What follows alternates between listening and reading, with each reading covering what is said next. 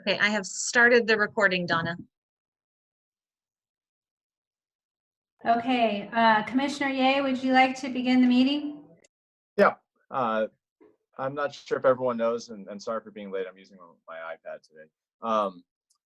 Tanya is unable to attend, and so I'll be acting as the chair in her stead today, pulling up the agenda.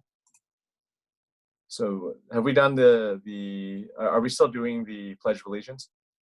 Yes, We are. please. Give Okay, me just and one we moment. established quorum? I have established quorum. Would you like me to call roll? Yeah, sure. Okay. Chair Lindemeyer is absent. Vice Chair Spielman? Here. Commissioner Daly? Here. Commissioner Ye? Present.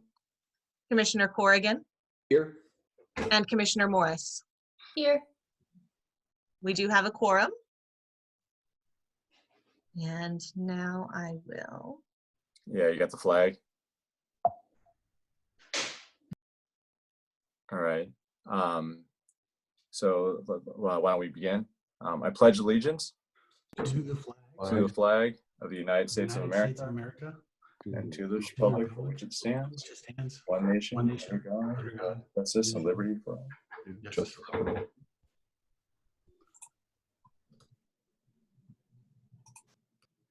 Okay, so first, before we get to the action items for the day, are there any public comments on items that are not on the agenda?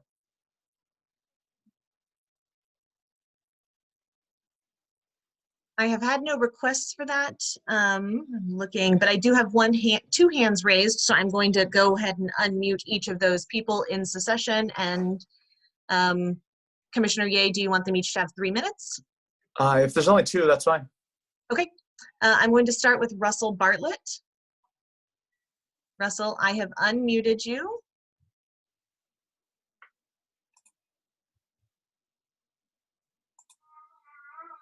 Are you able to speak?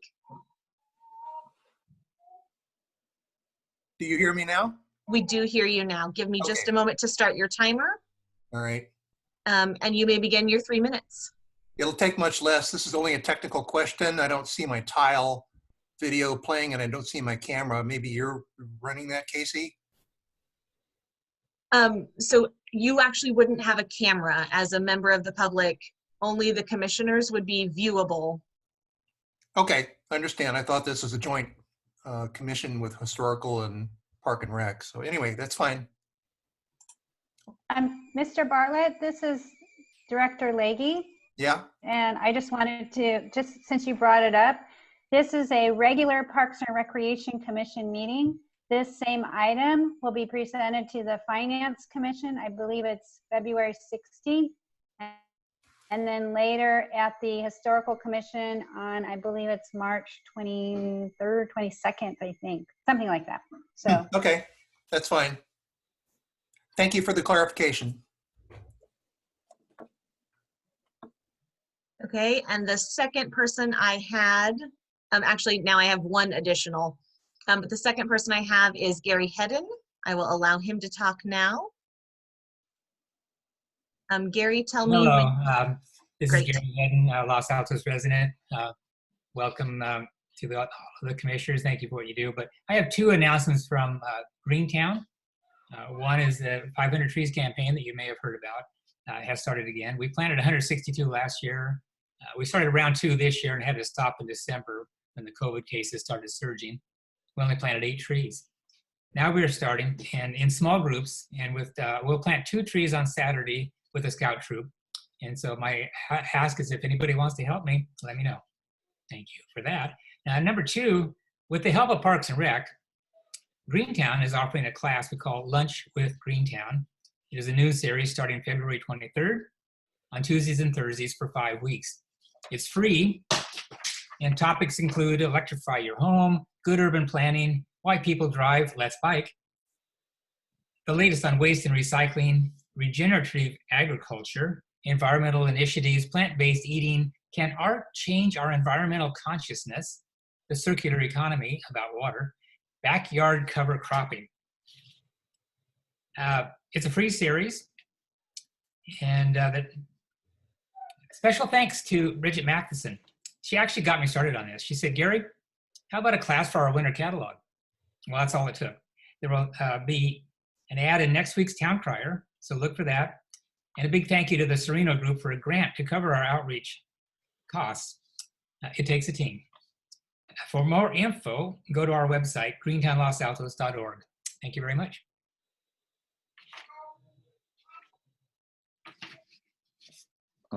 Perfect. Yes. Please, Scott. Gary, may I ask you two questions? As you know, we love people that are improving our parks and our public lands.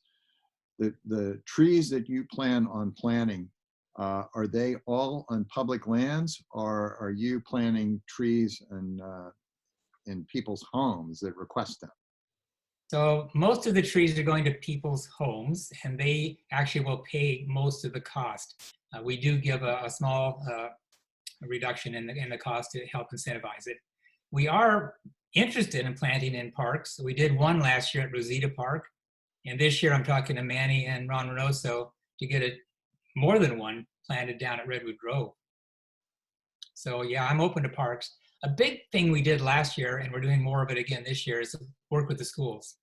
We planted a tree at each of the elementary schools and the middle schools. And that was a lot of fun because you get the kids out. And I'll be doing more of that this year as well, although we're getting an awfully late start and schools aren't really open that much.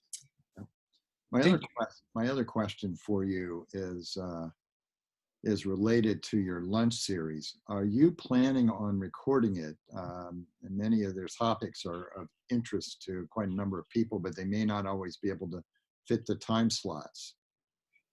Yes, we are. Most of the lectures, speakers have consented to allow us to record. I think maybe just two said they would prefer us not to. And we will post these either through the Green High website or on YouTube. Excellent. Thanks. You're welcome. Perfect. Hey, thanks a lot again, Gary, for all the work you're doing. And Casey, no one else has raised their hand?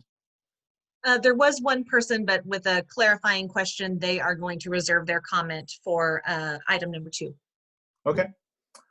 So we can move on to our action items today. It's pretty much going to be about Halsey House, but the first thing we got to do is approve the minutes of our regular meeting on January 13th, 2021.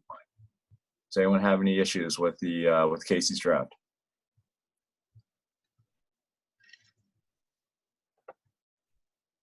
Nope.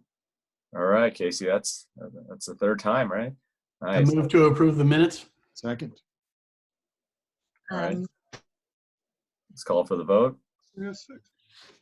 Aye. All those in favor, look, if you guys raise your hand so I can figure it out. Aye. All right, that would be Unanimous. all 5 unanimous. Thank you. Thank you. Next item will be, and there's going to be a format to this. So the next item is going to be the Halsey House structure recommendation. This is where we are going to review options and forward a recommendation to the City Council on the future of Halsey House structure in Redwood Grove. And the first item will be city staff will present the Halsey House Commission memo, which will be followed by Halsey House subcommittee recommendations. There's some further details that I would like to provide for everyone. So following staff's presentations, Commissioners Daly and Vice Chair Spielman will each have 20 minutes to present their recommendations. Next will be questions of staff and the subcommittee from the internal commissioners. Then we'll follow that up with public comment. So all the people who are waiting online to ask questions, that will be your turn to present your questions. Casey, how many people are waiting currently? I've seen 2 hands go up that were not on my list, and there were 2 previous requests. So at this time, I think there are 4 participants who would like to speak. So for those who are waiting, there are not that many people waiting, so we can allot 3 minutes. And it's so for, oh, sorry, please, Commissioner Daly. I think we'll end up with more than 3 based on the amount of feedback that I've already gotten. I Okay. could be surprised, I could be wrong, but I do think this is going to be a popular subject for residents to chime in on. Okay, so if the waiting list does become quite long, we could change that up.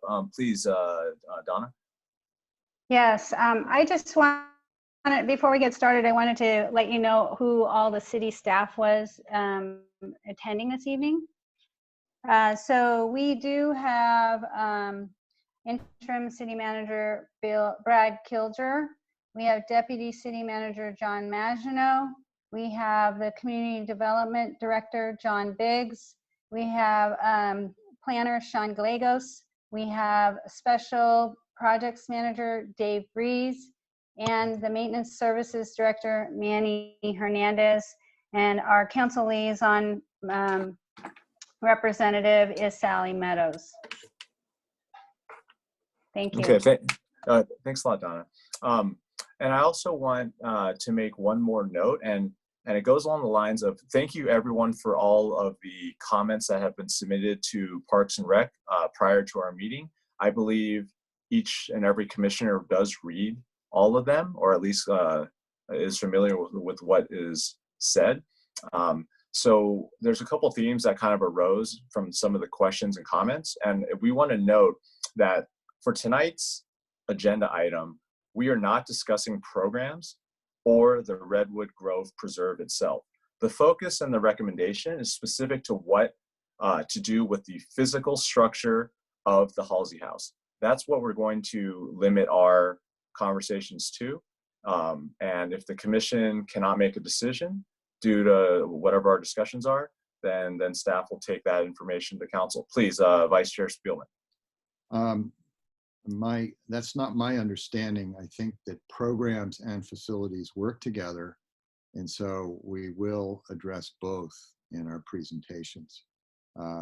As Parks and Rec Commission, both programs and facilities really can join. They work together. So we will talk about both. At least I will in my presentation. I have submitted that previously to staff and the commission, so that should be no surprise. Yeah, Donna or any of the staff online, can you guys clarify for us just so I understand what's going on? Sure. So Vice Chair Spielman is part of the subcommittee, and he is presenting his recommendation related to the Halsey House. But in terms of the city council direction, we're specifically looking at the Halsey House structure itself. Okay. All right, thank you. So I believe Manager Dave Breeze, you are first up. Thank you again for coming and spending your time with us. Absolutely. Thank you. It's good to be back before you. It's been a while since I've been before the Parks and Recreation Commission, so I'm grateful to be here. Tonight we are here to seek the Commission's recommendation on which of 4 options to pursue relating to the Halsey House structure in Redwood Grove. As a brief background, last month staff requested funding for a consultant to provide additional information to the city relating to 4 possible options and the administrative process we would have to go through for each option. The council declined the request due to the extensive amount of information already collected on the Halsey House. Council requested staff to provide the commission with all the previous reports and studies and directed the commission to forward a recommendation on one of the options presented, or if unable to, identify what additional information you may need to be able to make such a recommendation to the council.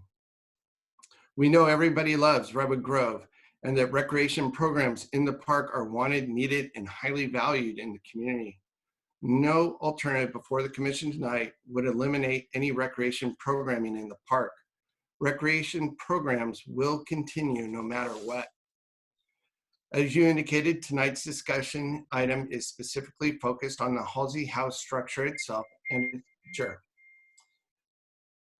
4 options have been identified as future possibilities for the structure. They are 1, the renovation of the entire house, 2, partial renovation and demolition for adaptive reuse of the structure, 3, removal of the house itself. And 4, take preventative measures to preserve the house structure as it is today. This option is also referred to as mothballing. We know much about the history, the structure itself, its condition, its history, its past uses, and more as identified in our report. Each of the 4 options outlined and related information are summarized in the matrix provided in the discussion section of staff's report tonight. We also know each of the options will require further development and refinement as they proceed through the next steps of the process.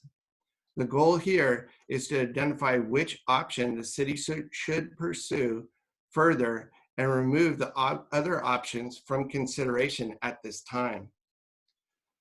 As much as we do know about the Halsey House and the options from the reports, studies, and previous public meetings, there's still more information we do not know. These unknowns include specific agency approvals, steps in the process, current cost estimates, timelines, etc. The key question before the commission tonight is whether or not the commission can come to enough of a consensus to make a recommendation to council, or do you need additional information to do so? As Director Legge indicated, many staff are with us tonight to assist the commission in their efforts to come to a consensus. And with that, I'd like to turn it over to Commissioner Spielman, who will begin the commission's subcommittee report on the Halsey House. Thank you, Mr. Breeze. Donna or Casey, could you unmute Elizabeth Ward, who may contribute to the discussions that we're going to have about Halsey House, if you would. I will take care of that, Vice Chair Spielman. Thank you. And so I have just to acknowledge that Elizabeth Ward, Marie Bax, the Los Altos History Museum, and Keith Gutierrez have contributed to the information that I have collected in this presentation. I believe that the decision that is before our city is a very important, complicated, and urgent one, and it is time for the city to decide.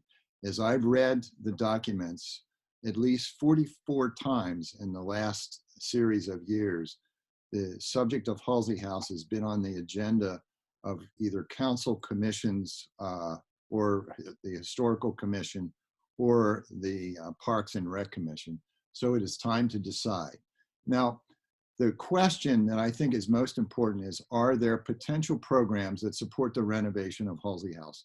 I don't believe that we can separate the structure from programs. And I'll tell you why as I go through this presentation. So could you advance the slide to the thank you, Donna or Casey. And so what are the programs? And so the questions that I think we should consider are these, if you would, if you could advance the slide again, please. Are there needs for programs at Redwood Grove? And are there needs for a building that would house programs at Redwood Grove? And thirdly, is there uniqueness to Halsey House that supports its renovation in part or in total? And so the best things to do are to look at the previous programs, the current programs, and the potential future programs. So thank you. What previous programs occurred at Redwood Grove? And here's a partial list that was largely inspired by Marie Bax. And I won't read all of them, but I want to point out to you that there was indeed a nature center, nature programs. There were all kinds of creative things that were done, including blacksmithing, archery, children's birthday parties, and many of those were inside and used the facility. And so I neglected to star the children's birthday parties, but they had an indoor element. So many different activities occurred within the old scope of the Halsey House as it existed. And I even had yoga, but there were fossil displays and lectures, and I haven't, and I really need to highlight the Eloni history and lectures. If you could go to the next slide, you could see the layout of Halsey House.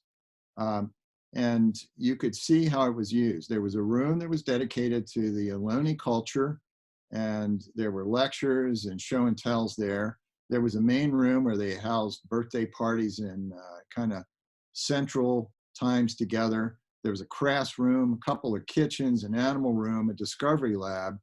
And from my understanding, these rooms were used virtually every day, from 1 to 4 hours, perhaps even more. So there was extensive use of Halsey House in its history. Now, if you could go ahead to the next slide, please. I want to talk about the success of these programs. Thousands of children participated in the classes and camps up until 2008. Roughly 900 children participated in the summer camps alone, and there were waiting lists. I had 3 kids that were growing up in this era, and I had a hard time getting my kids in. They were so popular. In addition to the summer camps, there were school programs and other activities. Roughly 2,500 children activities were done at Halsey House per year. And in essence, there was a uniqueness to all of the programs. They were creatively done. They were often inspired by a person who was running the programs, and they were unique. They blended nature, culture, history, and hands-on activities, and they were brilliantly done. And I think at the end there were at least 12 different programs operating every summer. If you could go to the next slide, please. If you look at what has happened since pre-pandemic, because Halsey House was closed in 2008, there were no longer indoor activities, and the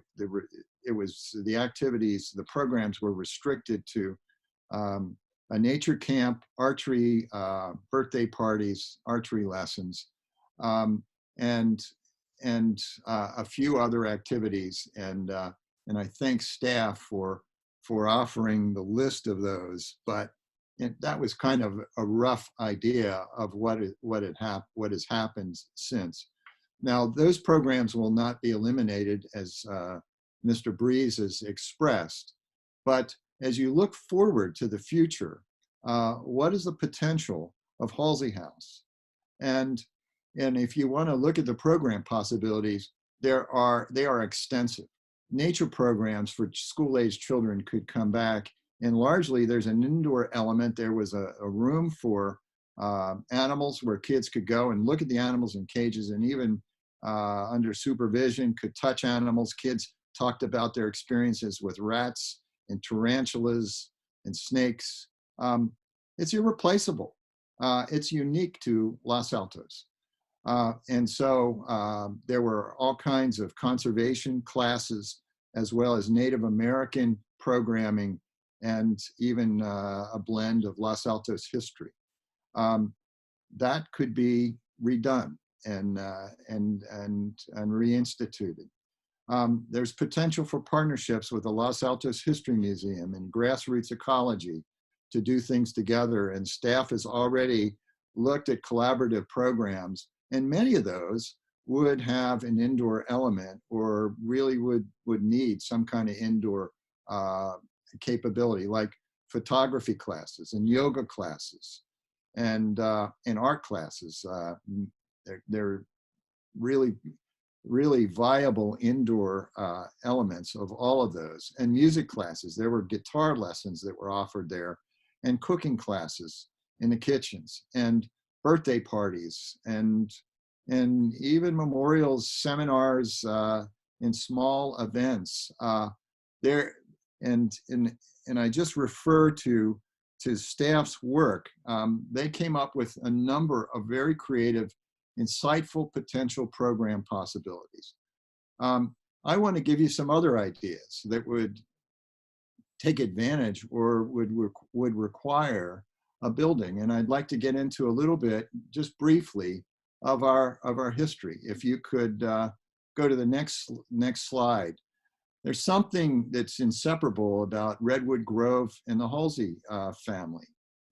They lived there. They had activities there. They had weddings. They had parties. They had drama.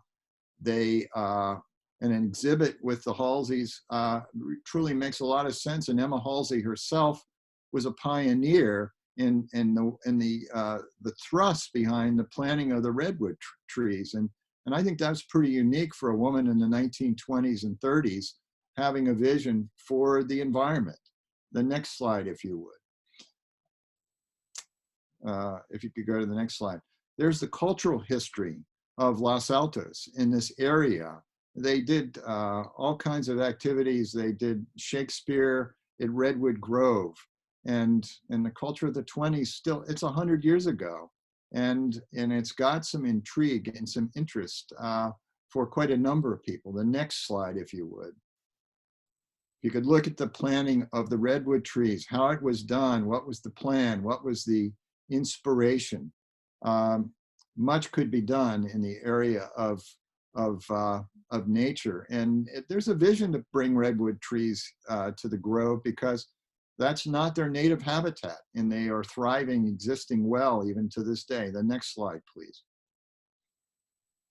There's the architecture of the building.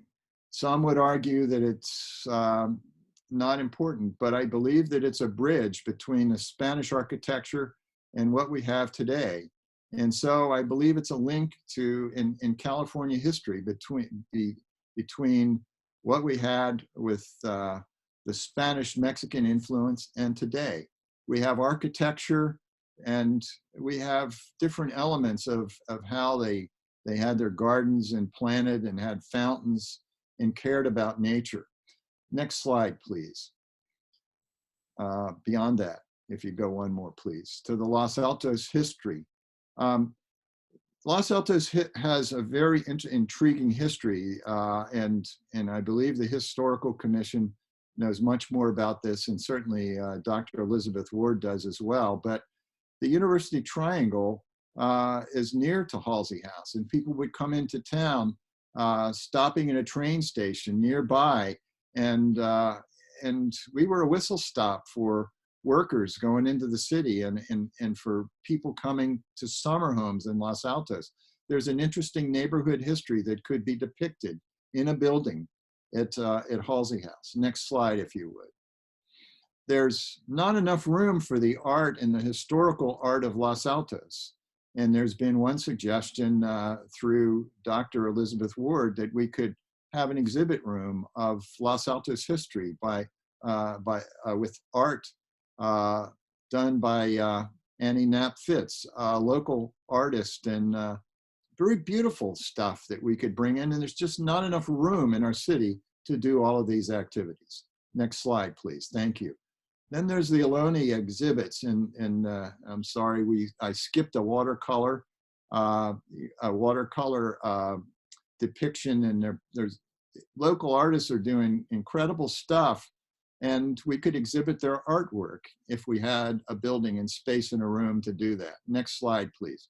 The Eloni Exhibit, much was done in the past, and I believe that there is much that could be reconstituted here. Even though the Elonis were not in the specific area of Redwood Grove, they weren't far away, and their story in Northern California is intriguing.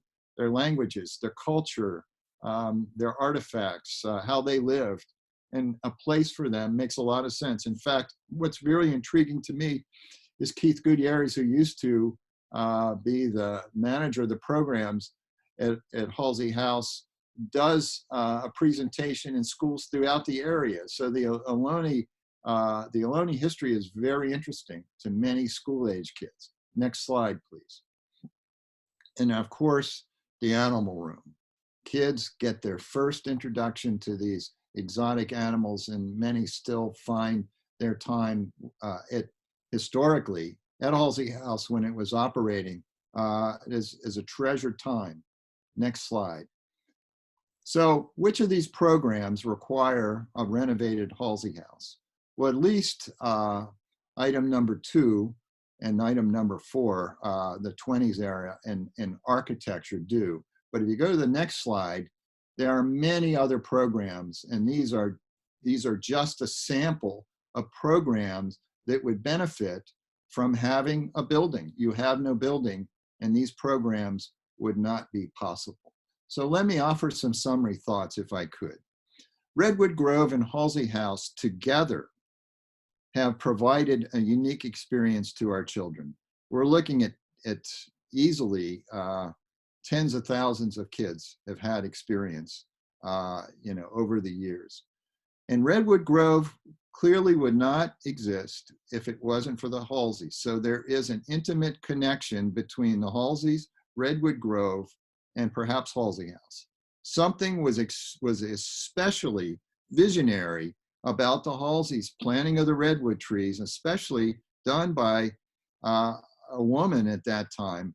And I think that story has merit and has a lot to offer.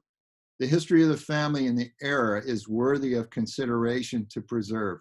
It will be lost if there is no building, and particularly if there's no Halsey House. The architecture of Halsey House is a transition point in California history and is worthy of consideration. Next slide, please. A room dedicated to the Eloni culture near where they had a settlement is also worthy of consideration. While not right at Redwood Grove, it was not far away. And there are numerous programs, and I've only scratched the surface, that would benefit from a building, and many of those would also benefit from a renewed or refurbished Halsey House. Historically, programs at Redwood Grove were beloved and well attended by not only parents and children. Even there was a grandparents camp with their grandkids that was done at Redwood Grove. So there, I guess I want to conclude in a summary remark and then offer some recommendations if I could. But Redwood Grove, together with Halsey House, is a unique asset to Los Altos. There is no other asset that offers the uniqueness, the history, and the variety that is offered there. And to eliminate Halsey House, I believe, would be a mistake. Vice Chair Spielman, I apologize for interrupting. You have about 5 minutes remaining. Yeah, well, I don't need more than that, but thank you, Casey. All right, if you would. You've come to the recommended actions that I offer. A community engagement program, I believe, is needed. I think we need to do more to reach out to our community.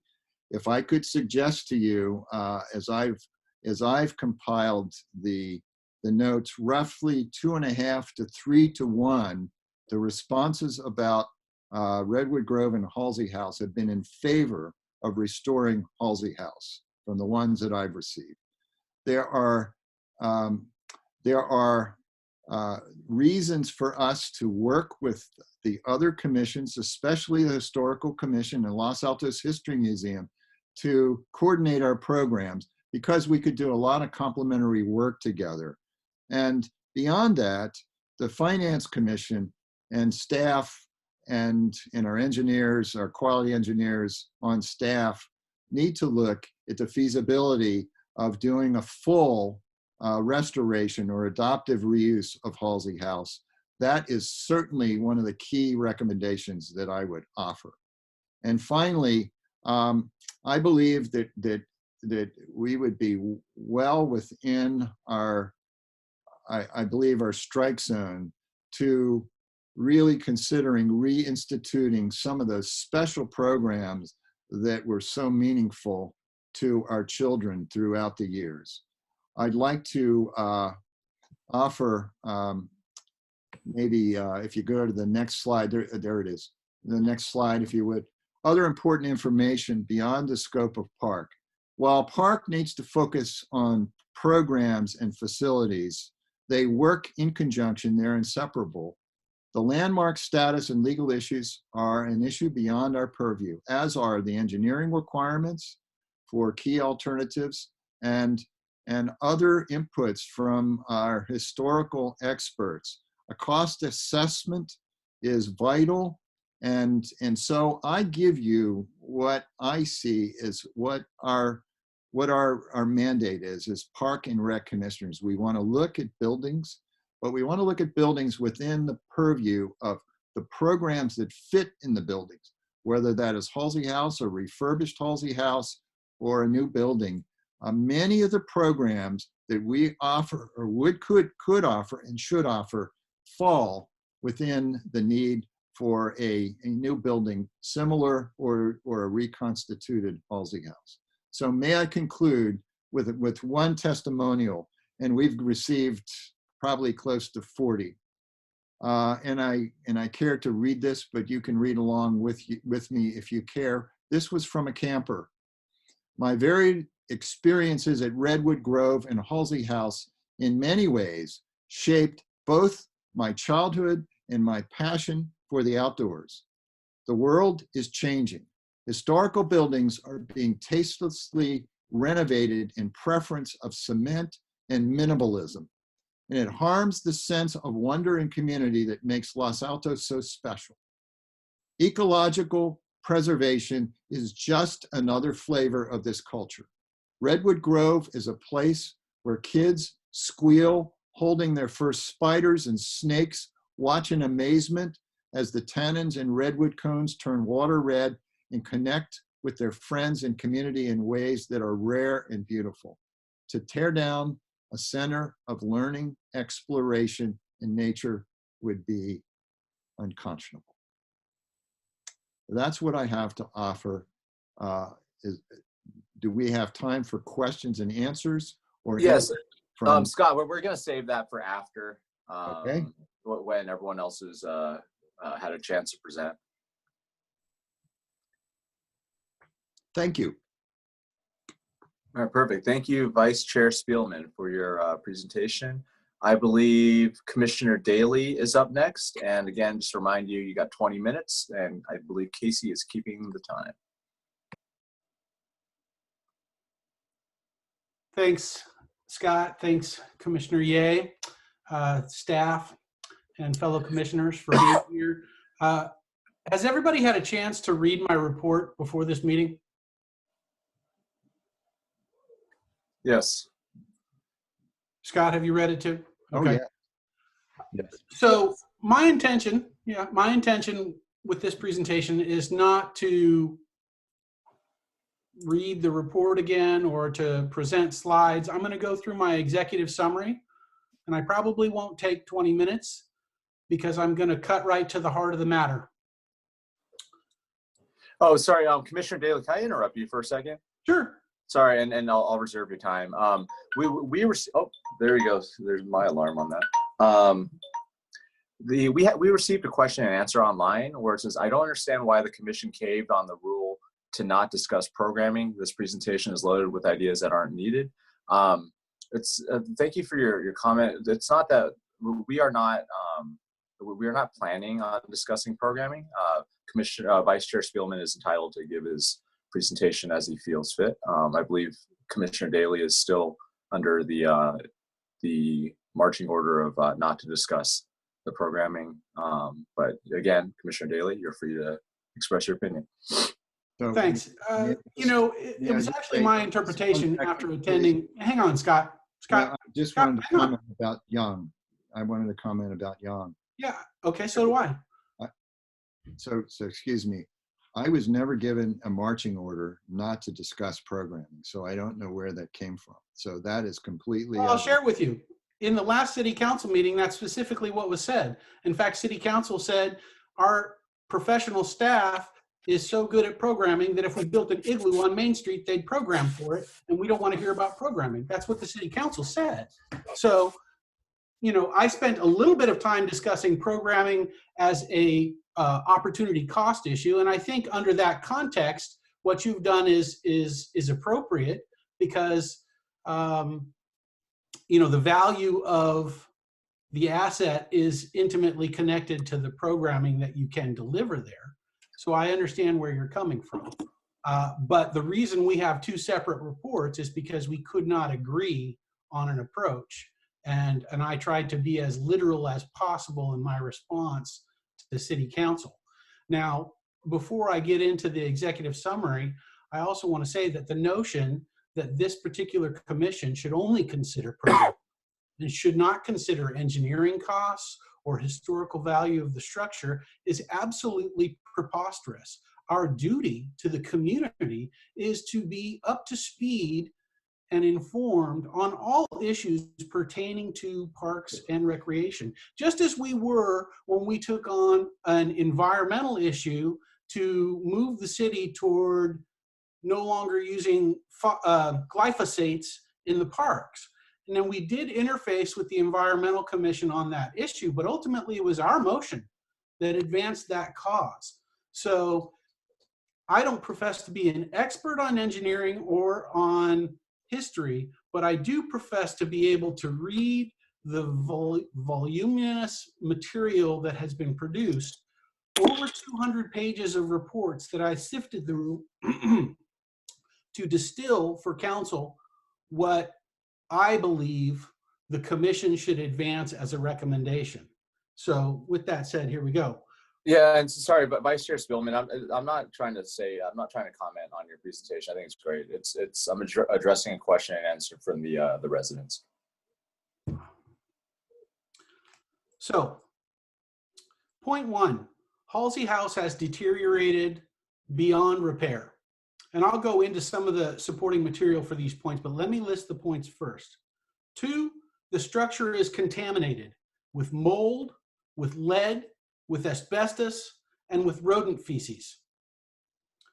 3, the location is prone to flooding. 4, the structure is a liability. It is a fire hazard, which was noted in all of the reports. And if that structure caught fire, we would not be able to get a large truck across the existing bridge to put down that fire. Now, if we go down the road of adaptive reuse, the new structure would require sprinklers and would allow a smaller fire truck to essentially serve that facility, and we would not need to replace the bridge. But without a new structure in place, we have a very substantial liability because we can't get a heavy pumper truck to it. Now, there is insufficient historical value to justify Halsey House continuing to be in our historic resources inventory. Yeah, Pete, do you have a presentation that you want us to share while you're speaking? Absolutely. Oh, okay. Gotcha. So we have a number of different options, and I think historical preservation would cost maybe $6 to $8 million. These are rough estimates, not appropriate for budgetary appropriation. We'd have to get professionals and get quotes and bids, but this is a ballpark that council can use and the commission can use to sort of frame the analysis. Adaptive reuse, reconstruction of a building with new materials and new processes is probably in the $5 million range. The cost of demolition is probably $500,000. So the bottom line is I'm recommending that we demolish the building. So first, let's talk about the dilapidated condition of the building. There is moisture intrusion from above and below. Because it's in a floodplain and because the basin that it sits in has silted up over the years, the ground is literally swallowing the building. And you can see that with any in-person inspection, and you can see it in the pictures in the ARG report. The ground is literally swallowing the building, and the foundation sill is below grade. And there is less than 12 inches of crawl space between the floor joists and the soil. So any structure that we end up with in that location would have to be raised substantially. So what does that mean for historic preservation? Well, when you look at the materials that the house is constructed out of, you probably can't save the tiles. They've suffered for 100 years of ultraviolet damage and they're not meant to last that long. The stucco on the exterior would be gone. The interior finishes are already destroyed from water intrusion, so you might be able to salvage some of the framing. Now, if we were able to strip the building and use the framing and reclad it with stucco and put a new roof on it, we might be able to preserve the building.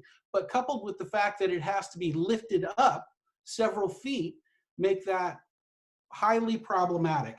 So ultimately, I'm saying that the best thing the city can do is tear it down so that we don't have, you know, teenagers getting in there hurting themselves, or a fire starting that goes all the way up into the Los Altos Hills and you know, not only destroys Halsey House, but the wonderful environment of Redwood Grove and the neighboring homes. Let me talk a little bit about the historical aspect of the house. In our historical resources inventory, there are 5 criteria, 5 contexts that are considered when determining whether or not a building is historic. And they include, for example, whether or not it's related to the prehistory of the region, which would be the Eloni period, and Halsey House is not related specifically to the Eloni period. They also include agriculture and architecture. If the architecture is an example of prevailing residential building types between the era of 1907 and 1940, that's considered a potential context. Interestingly, Halsey House is not listed with that context in the historical resources inventory. And the reason is it's a very poor exemplar of the Spanish Revival architecture. Most Spanish Revival architecture, which by the way is still popular today, exhibits grand arches, ironwork, inlaid tile, and artful flourishes that are completely lacking at Halsey House. In fact, many of the doorways and entryways are rectangular. There are a few arches, but they're certainly not grand, and the house doesn't exhibit any of the other flourishes that would mark it as a unique exemplar of that particular style. Now let's talk about the Halseys. So Theodore Vale Halsey was corrupt. He was indicted for bribery in San Francisco, and his historic legacy is most notable for being part of the great graft trials of the early part of the century when Boss Roof was convicted and sent to San Quentin. Now, let me talk about some of the specifics of Theodore Vale Halsey's corruption. He personally handed money to Boss Roof to the tune of $1,200 a month. And 11 of 17 city supervisors who admitted to taking bribes, 11 of those 17 who took bribes, said they took bribes specifically from Theodore Halsey, totaling $51,000. So this is not speculative. This is not interpretive. This is a matter of court record, and the documents are there for all to see. The other thing I would note about Theodore Halsey is after his career stalled at the telephone company in San Francisco that would ultimately become Pac Bell because of this bribery issue, he took up war profiteering, and he created a telephone company in the Philippines during what was a very dark period of American history as a colonial power. And that telephone company was owned by American interests until the 1960s. So he didn't do anything that would distinguish him for historical veneration. And in this era, when we are unnaming buildings, Stanford has unnamed Jordan Hall, Berkeley, for example, has unnamed Barrows. And by the way, Barrows Hall was unnamed because of the role that Barrows played in the Philippines during this dark period of American colonialism. During this time, when we're learning from our history and reevaluating what we want to venerate, I suggest that it is totally inappropriate for the city of Los Altos to hold the Halseys up as some sort of historical example of values that we support, because we don't. So at the end of the day, we should demolish Halsey House, and if we decide as a community that we want another facility there, then we should go through the process to plan that, fund it, and build it. But I would also note that for the last 12 years, we've done a fabulous job programming in Redwood Grove. And in fact, if we didn't have a 3,400 square foot condemned eyesore, we could use that open space and improve the programming. And my reading of most of the commentary by residents so far is that they loved the experience in Redwood Grove. And a few of them felt that Halsey House in particular was important to that.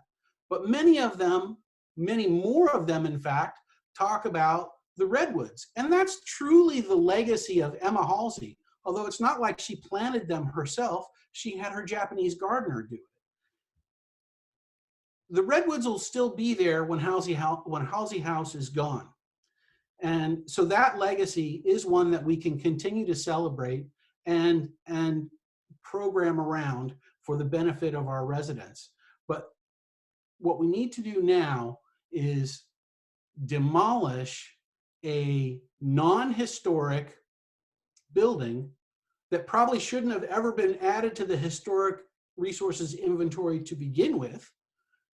And in fact, in 2009, when council took up this issue, they noted that by the original criteria and the original scoring, it had already declined below the threshold to consider something historic. So let's save our city the liability and the heartache of any injury that might occur. Let's elevate the grove and the trees and the natural life around it. And then let's take it upon ourselves as a community to determine whether or not and what to build in place of Halsey House. And that's what I have to say on this issue. Okay, thank you, Commissioner Daly. Let's talk amongst ourselves just for the commission, and then I'll open it up once we're done with that to the public comment.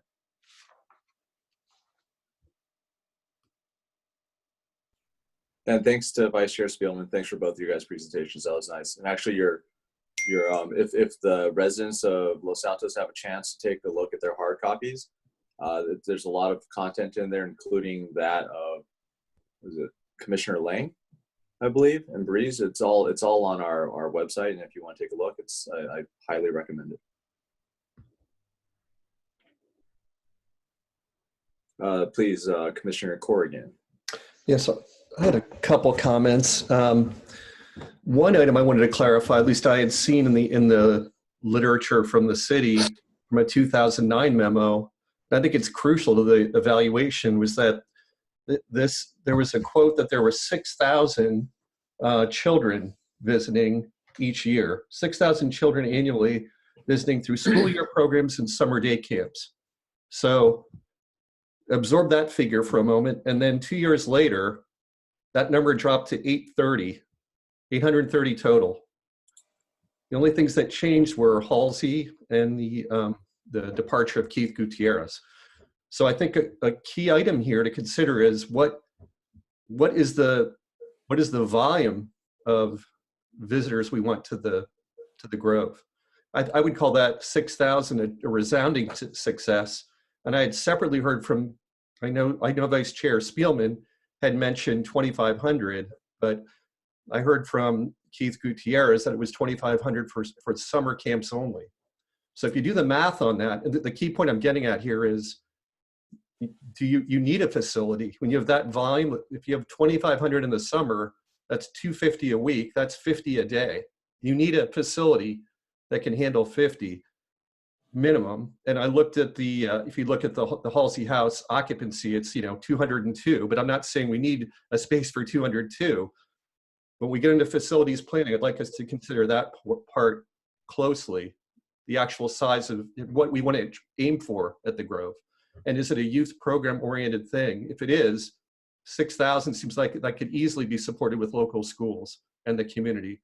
And then the other item I want to draw attention to in terms of the pairing of Halsey with the Grove and children's programs is, I think it's a key point that's lost in a lot of suggestions I've seen. And the fact that Halsey is actually a home. And I actually looked up what's the ideal environmental education for a K-8 child. I actually looked it up on Bing, a search term, and it came back with things like natural setting, bringing nature into the home, cozy cushions on the floor. It was all about a cozy educational environment. And I think that's where Vice Chair Spielman really got to the heart of the matter. That pairing of Halsey's hominess, home atmosphere with the Grove, I thought that struck me as very unique. And if we go to a minimalist structure, new designs, we end up with things like when any of us have gone camping, we go to the visitor center and we see the topographical map of the area, and it's just sort of like walking into a multi-purpose conference room. That's not what Halsey House is. That's not what that pairing is. So separate from that commentary, the one thing I did want to drill into is something Commissioner Daly mentioned, which was the fire hazard.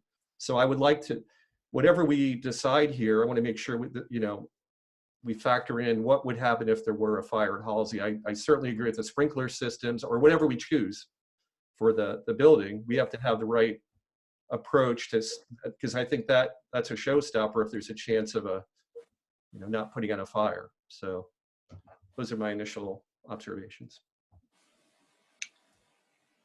Thank you. Commissioner Morris. AC, did you have something you wanted to say?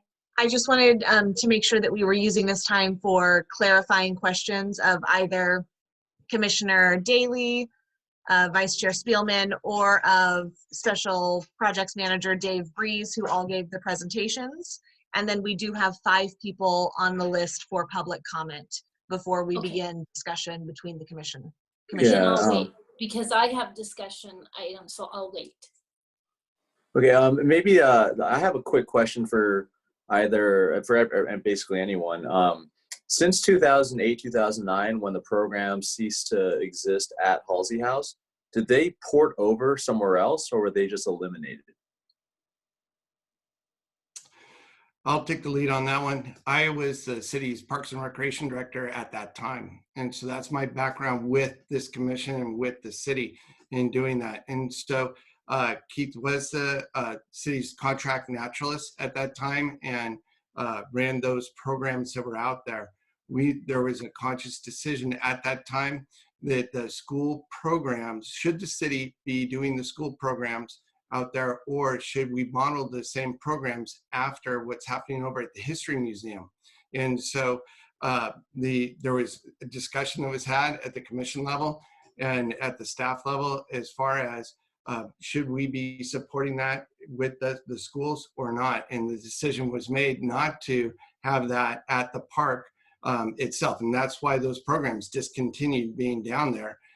But the History Museum is a great example of a public-private partnership where that facility and their association are able to bring in the interpretive programs and walk people through. And so that's a great example of it, as opposed to the city subsidizing that program. Okay. And also, just to follow up on that, Mr. Breeze, since you were there at that time, what was the response to those programs ceasing to exist at Halsey's House from the local community? They were concerned. There was there was a large concern as far as what was going to continue. Could it continue? How is it going to go? And that's because there was it was already established. And so when Keith left, then those programs ceased to be there. And so for us, he took with him his curriculum, all those different things that were associated with that. So for the city to recreate that, there was not another contractor we can just pick up and plug in there. So the schools have that curriculum currently on their school sites, and they're making use of their own curriculums for that. The city's not involved with that at this time. Okay, so would it be safe to say that the residents of Los Altos have the same access to the programs today that existed at the time when they shut down at Halsey House? Well, I know they're not the exact same ones because they're not at Redwood Grove. And so how they're being actually implemented in the schools, I don't know that. Okay, thank you. I saw some hands. Pete and Scott, I'm not sure which one went up first. So first, let me just say that many of the residents that I've interacted with remember Ranger Keith so fondly. And he was a really critical part of the wonderful experience at Redwood Grove. But second, let me say that since 2008, we've continued to operate the camp. And we did make some decisions as a community about what we wanted to continue to host at Redwood Grove.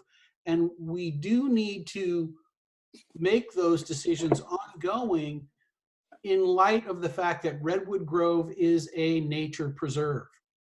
It has a document which outlines the guiding principles for the use of Redwood Grove, which stress not overburdening that nature preserve.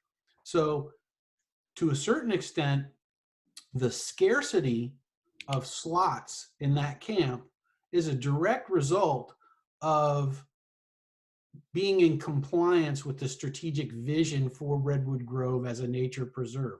We simply can't overrun it with feet on the ground, destroying the habitat that we're trying to cultivate. We need to make it open and available for everybody to enjoy, but we have to balance preservation with access. Thanks, Pete. Let's we can talk about some of this type of these topics when we have our internal discussion. But just for the clarifications of your presentations, Scott, please. Yes. Let me offer a couple comments about subsidies or success, and then about kind of facts. Donna Legge provided to me figures on the Redwood Grove camps, and as far as income, did we subsidize or were they successful?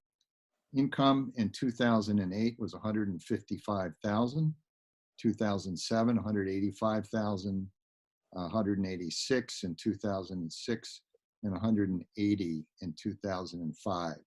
I am confident that Redwood Grove Halsey House programs were a net positive to the city's budget, and that we weren't subsidizing, but we were actually bringing income into our city. Second, and I appreciate all the work that Pete did. A phenomenal amount of work went into his document. I just may disagree with some of the fundamental facts in his document. For example, I don't agree with the flooding concept. I spoke with Keith Gutierrez, who was there for 15 years, and during his 15 years, he said that the house was not flooded once. His predecessor had been there for another decade and had said to Keith that the house had not been flooded. I know that the creek overflows, but not the Halsey house. To make a statement that it's beyond repair, I think is inaccurate. Every house of any kind of age has lead paint and has issues of asbestos, and they can be mitigated. There are ways to do that. The comment about insufficient historical value, I believe, should be left to the experts. My understanding is it does have historical value, but I'm not an expert, and that's why we want to reserve that for people that know more than I do. Pete suggested costs of 6 to 8 million to repair the building. According to the Sandoval report in 2015, cost to repair the building was 3.2 million, and the cost to do a new structure would be even more at 4.5 if I remember the numbers correctly. So I know the numbers are different today. We've got 5 more years, right? But I think we need to get some agreement on the numbers, and I don't believe that the numbers would have doubled in that period of time. And the concept that adaptive reuse, or that is building a new building, would be cheaper, I think is something that I can't agree with. I don't know, let me finish if I could, Pete, and then you can respond. The building has to be lifted up several feet. I don't know that that is absolutely a requirement. I'd like to get an engineering comment about that. And as far as the programming that's been done in the last 12 years, it's been substantially cut back from what it was in 2008. So let me just say, I think we got to come to some agreement on the facts. And I don't think that we have that quite yet. Thanks. Great, thanks. I think does anyone else have any? Chair, please. Hey, Pete, are these clarifying questions, or is this Yeah. something we can? Yeah, no, I Okay. need to respond. You know, Okay. the facts are being called into question. All right. If you had read the entire Sandoval report, Scott, you would know that the engineering firm explicitly said that the building would need to be raised up if it were reconstructed. Now, the repair quote didn't have money for foundation work to that extent. It had about $10,000 for rebar, it had about $75,000 for paving pathways, and it had, you know, maybe $60,000 for some repair work to a portion of the foundation. But keep in mind that amongst all of the construction costs, concrete has probably gone up more than just about anything else. So concrete work is very, very expensive. And here's the point about costs. It doesn't really matter if it's 8 million or 5 million or 4 million or 2 million. We need to tear it down, and then we can build whatever we want, because no matter what we do, it does need to be raised up. You were there in person. I talked with you about this issue when we inspected the facility, and you agreed that you could see plainly that the foundation sill was below grade. Now, let's talk about what's happening in that basin. The removal of the willow trees. This is John Biggs at the Community Planting of Development redwood. Hey guys, hey Pete, John Biggs is on and wants to kind of I just want to remind the commission that you have quite a few staff members present this evening to answer questions, and we understood that this was the question and answer period for this portion of the meeting. It sounds like you're getting into a little bit of a debate right now, and if you have any questions, we're available to answer questions for you. I think you're ready probably to move on to public comment if questions. Yeah, I was waiting for Commissioners Daly and Spielman to finish. It's like kind of viewing as follow-ups to their presentation. But yeah, does anyone else have any clarifying questions? I need to finish clarifying this point. It'll take me 30 seconds and then we can move on. Okay, please? Yeah, sure. The basin the house is sitting in is silting in because when the house was originally built, that basin was not populated with mature redwood trees. It was populated with willow trees, and that changes the riparian nature of that basin. Because the trees are not native to that area and they're accustomed to growing in coastal regions where they draw water from ambient fog that they can't get in Redwood Grove, the root systems end up surfacing and essentially spider webbing across the surface. And that means that the debris that falls from the trees or erodes off the hillsides is trapped. And that's why the grade has been gradually rising over the years. And that's why the house now needs to probably be 2 feet, 3 feet, whatever it is, above the level that it sits right now. Okay. Thank you, Commissioner Daly. Casey, how many people do we have queued up for public comment? At this point, we have 7. 7. Okay, I think we can do 3 minutes. What do you guys think? All right. Okay. Yeah, please. I don't know who they are. My first speaker is Rory Van Tool, and my second speaker is Marie Bax. So if they can both get ready, I will unmute Rory right now. And then, Rory, tell me when you are. Okay, I believe I'm unmuted. You are. Give me just a second to start your time clock. You may begin your 3 minutes. I have lived right next to Redwood Grove for 25 years. I was there when Keith and his wife Susan ran the programs, and they were great. I was also there when the city government decided unilaterally and foolishly to red tag Halsey House and the Pine Tree Pottery and get rid of Keith Gutierrez. Keith was the guy who made things work. And believe me, not everything was in Halsey House. To a great extent, Susan, his wife, ran those programs. Keith built the Eloni exhibit outside. He was always doing stuff outside. It was great. And yes, I'm as nostalgic as the next person, but I think that Scott Spielman's presentation was naive and frankly, way off the mark. I strongly urge you to adopt Commissioner Daley's report as the report of your commission. It is the most thoughtful and I think correct assessment of the Halsey House situation I've ever seen. In this last year, Redwood Grove has seen actually a great increase in usage. People come there for the nature, not for any building. And I have to say that the notion that a building should even be there is something that I would like to argue against. Let's tear the thing down. Let's plant some nice trees, put some picnic tables in there. If necessary for programming, bring in a tent or whatever needs to be done at the time. But until you have the money to pay someone of Keith's caliber to run the program, and by the way, he lived there and guarded the place, you would avoid the kind of things that I have to live with year after year. Within the last year, we've had one fire at Halsey House. We've had drug overdoses on 2 occasions. We have had multiple cases of vandalism at Halsey House. I live in fear of fire first and foremost, and believe me, it's not just I'm so sorry. You have 30 seconds remaining.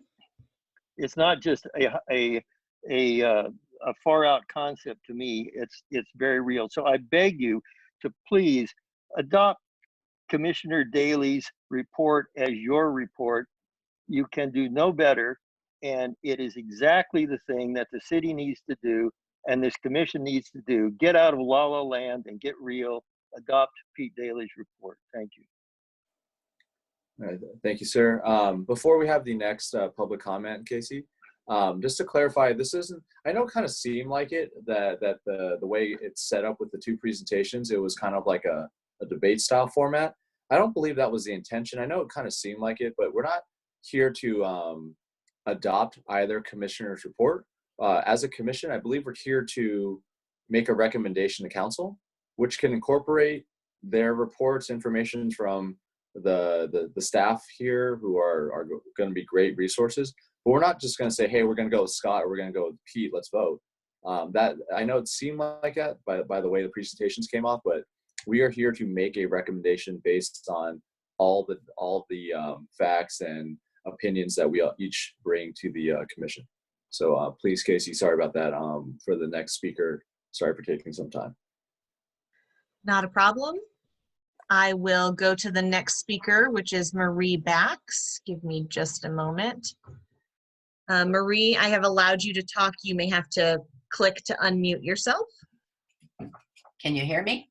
We can. Give me one moment to start your time clock. You may begin. My name's Marie Bax, and I'm a 50-plus year resident of Los Altos, a neighbor of Redwood Grove, and the president of the Friends of Historic Redwood Grove. We are a designated fund of the Los Altos Community Foundation, and we advocate for the adaptive reuse of Halsey House.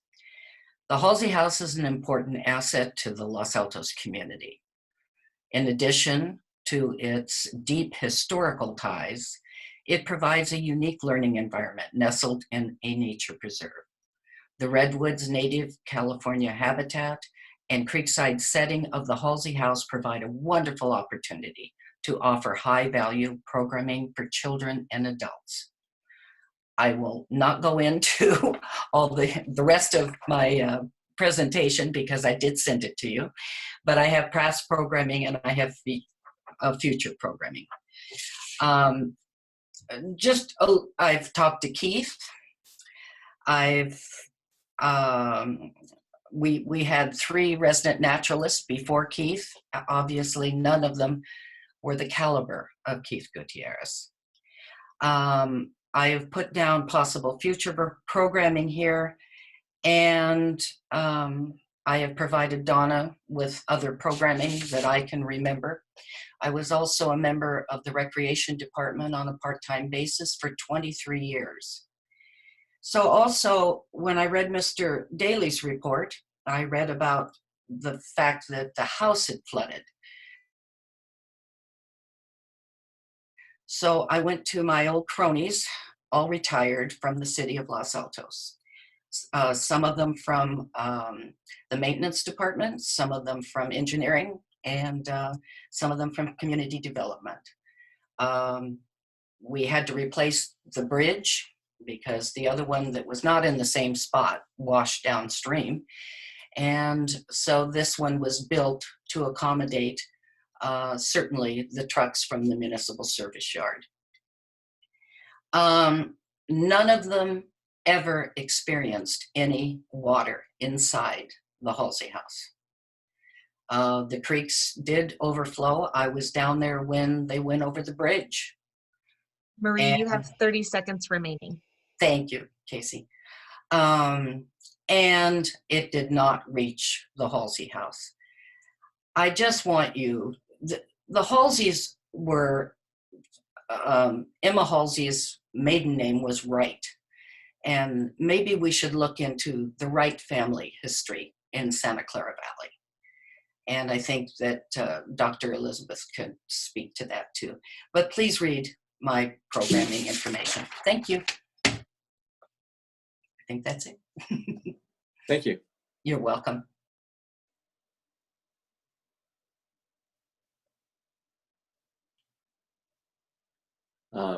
Casey, you got who's next? I do. The next person is Larry Barron. And then following Larry, we have Lois. And I don't have a last name, but we have communicated via text and email. So I assume that Lois is ready. Larry, I think I hit the wrong button. So Larry may join with a video link momentarily, but I only meant to allow him to speak. So I apologize for that. Is my audio on? Your audio is on. If you could Okay. not turn your video on, I will remove you momentarily. Thank you, Larry. Okay, I can do that, but I can't see the timer, so. Okay, I will give you a 30-second warning, but I will start your 3-minute time right now. Oh, I can see the timer, so you don't need to tell me when it's 30 seconds. You've seen my correspondence. Hopefully you've read that. There are a few other things I'd like to discuss in my 3 minutes. You know, I think Commissioner Spielman completely missed the assignment that deals with the Halsey House as a structure. It's really important to separate programming from the Halsey House. The programming can be done outside. It could be done in the underground. It could be done in another structure. It could be done in a refurbished caretaker cottage. So the fact that everybody is tying programming to the Halsey House is really a false notion. I really want to commend Pete on his thorough presentation. It reminds me of the joke, you know, what happened to the axe that George Washington used to chop down the cherry tree? The head's been replaced twice and the handle 4 times. If you rebuilt the Halsey House, it would be a replica of the Halsey House. And if you need a building for programming, you know, consider something that's, you know, appropriate, not a home with bedrooms, narrow hallways. You know, it was built in the 20s, you know, probably a lot of us wouldn't even want to live there. You know, getting back to programming, it looks like the gold nugget in programming wasn't the Halsey House, it was Ranger Keith. So as Marie said, it's hard to duplicate. the Park and Rec staff know how to program. And so, you know, given the facilities, you know, I'm comfortable that they could, you know, that they could program it. And in terms of the historic nature of the Halsey House, as Pete mentioned, things change over time. You know, we don't revere Christopher Columbus.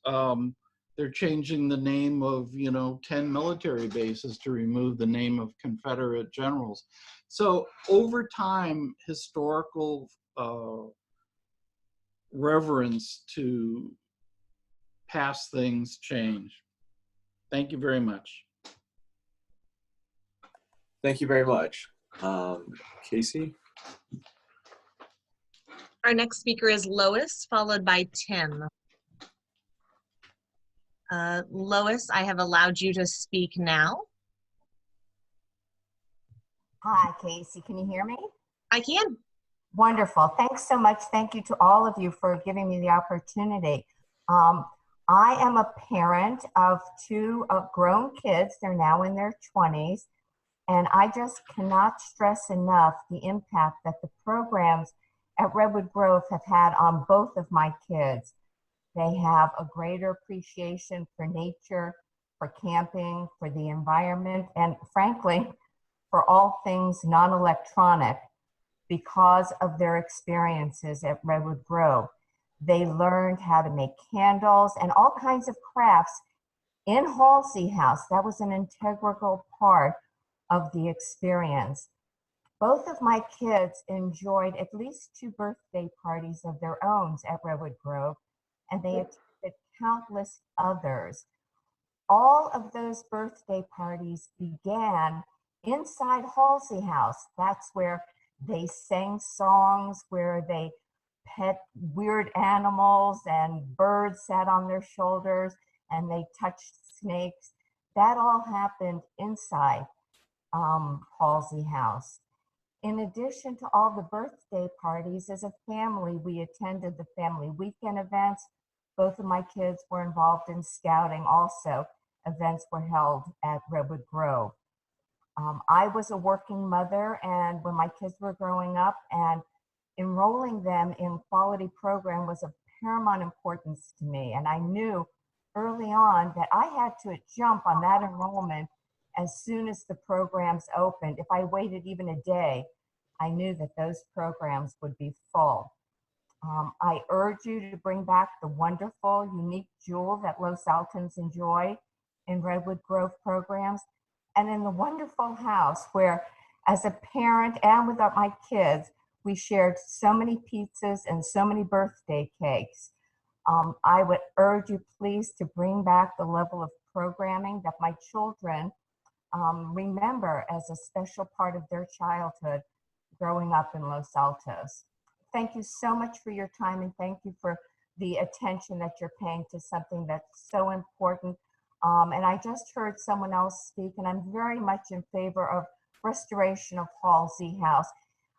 Even in its rundown form, it needs restoration, it needs care, it doesn't need to be trashed. It provides warmth. And you have 30 seconds remaining. Thank you. And it is an integral part of the Grove. Thank you to all of you so much. All right. Thank you, Lois.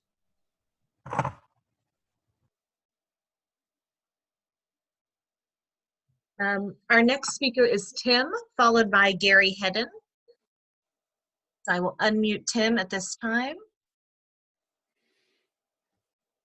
Oh, you know, I'm so sorry. I think I unmuted Gary first.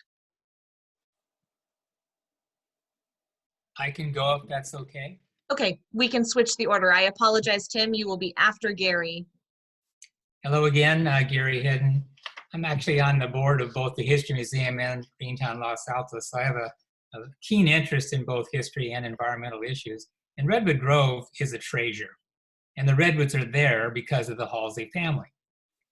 So I appreciate both the history and the peaceful environment of the preserve, and I think we should continue to combine the two. I would love to see the Halsey House restored, at least to some level. Even if it's largely becomes a replica because of the deterioration, it still shows an old house, something that people will find fascinating. Bring back the environmental center and some of the park and rec activities. Clearly, we've heard that they're very popular. So, and that's for that part of it. I think the programming that Scott Spielman was talking about is very important and relevant. Of course, we need to get the cost. As far as the historical context goes, I would say largely leave that to the historical commission. But I have to say, I find the corruption of Halsey interesting. This could open up a very good discussion of moral values. So I don't shy away from that at all.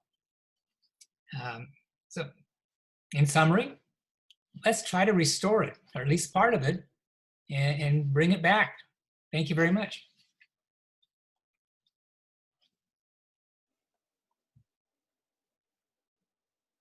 Thank you. Give me just a moment and I will allow Tim to speak next.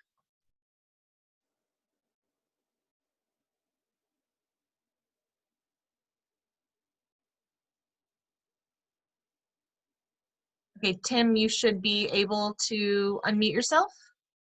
I'm all set, thank you. Okay, I apologize for that. I will start your 3 minutes right now. Great. I'm a Los Altos resident and a frequent visitor to the Redwood Grove. I live adjacent to it. The Redwood Grove is a great asset to the city, and I think we should do everything we can to continue the natural feeling of the Grove. That said, I appreciated Commissioner Daley's summary. It is thorough and accurate, I believe, and one of the best reports I've actually seen come out of city government. I was quite impressed in reading it. The Halsey House needs to be demolished. It's a huge liability for the city. The risk of fire, as Roy pointed out, there have been fires in there. Personal injury risk for the teens that break into it is absolutely huge. The city has allowed it to fall into just terrible, terrible disrepair and neglect.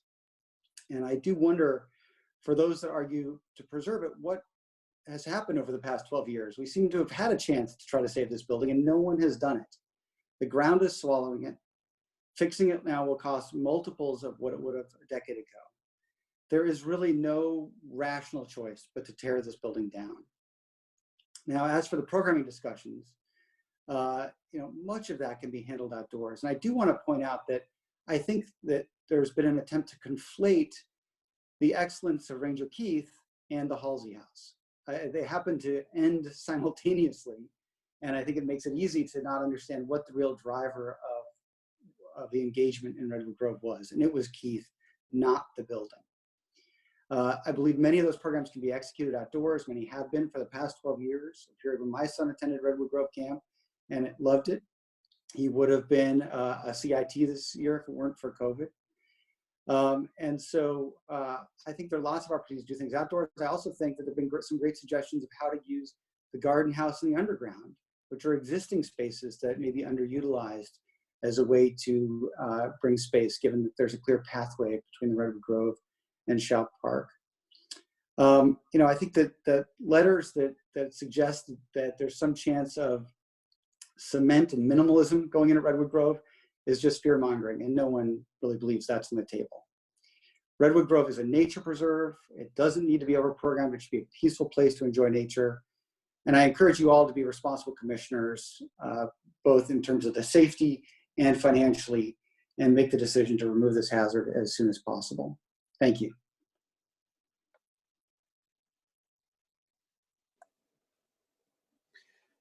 Thank you, Jim. We have several other speakers. There have been 2 additions since I last updated you, but we are moving through the list. The next speaker will be Joe Beninato, I believe, followed by John Bayer, followed by Janet Corrigan. I'm going to unmute Joe at this time.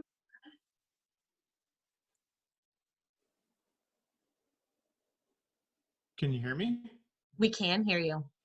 Great. I will begin your time now. Thank you. And thank you all for the time you've invested in the analysis. I read through the reports from both commissioners and thought the information was great. I'm a 20-year resident of Los Altos. Both of my kids, one who is now in college and one who is a senior in high school, spent many wonderful years at Redwood Grove and really enjoyed the programs. And I thought, since I did not partake, I thought I'd ask them what their experiences were like. And just another data point, just like Lois's, but they had a great time. They loved being outdoors in nature, eating lunch on the picnic tables and being with their friends and running around.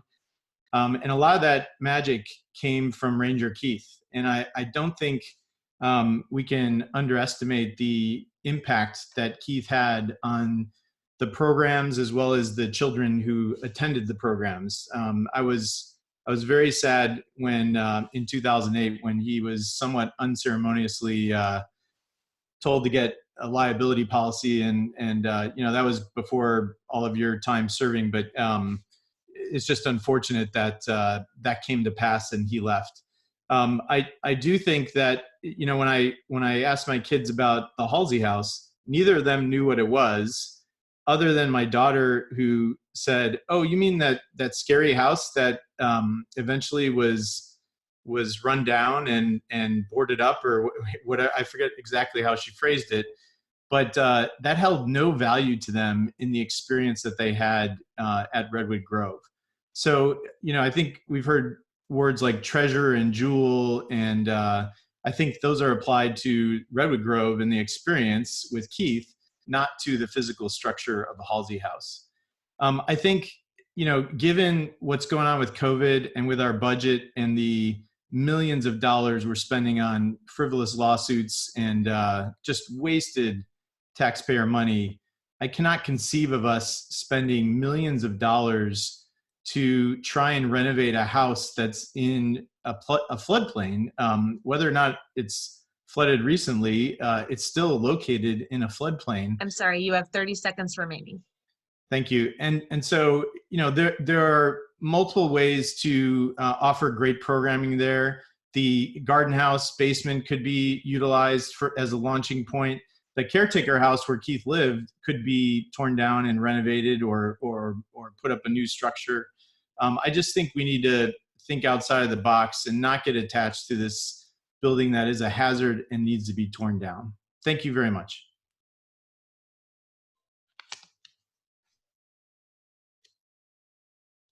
Thank you. Okay. Commissioner Ye, our next speaker is John Bayer, followed by Janet Corrigan, and then we have 2 remaining after that. Okay, thank you. John, I'm going to allow you to speak now.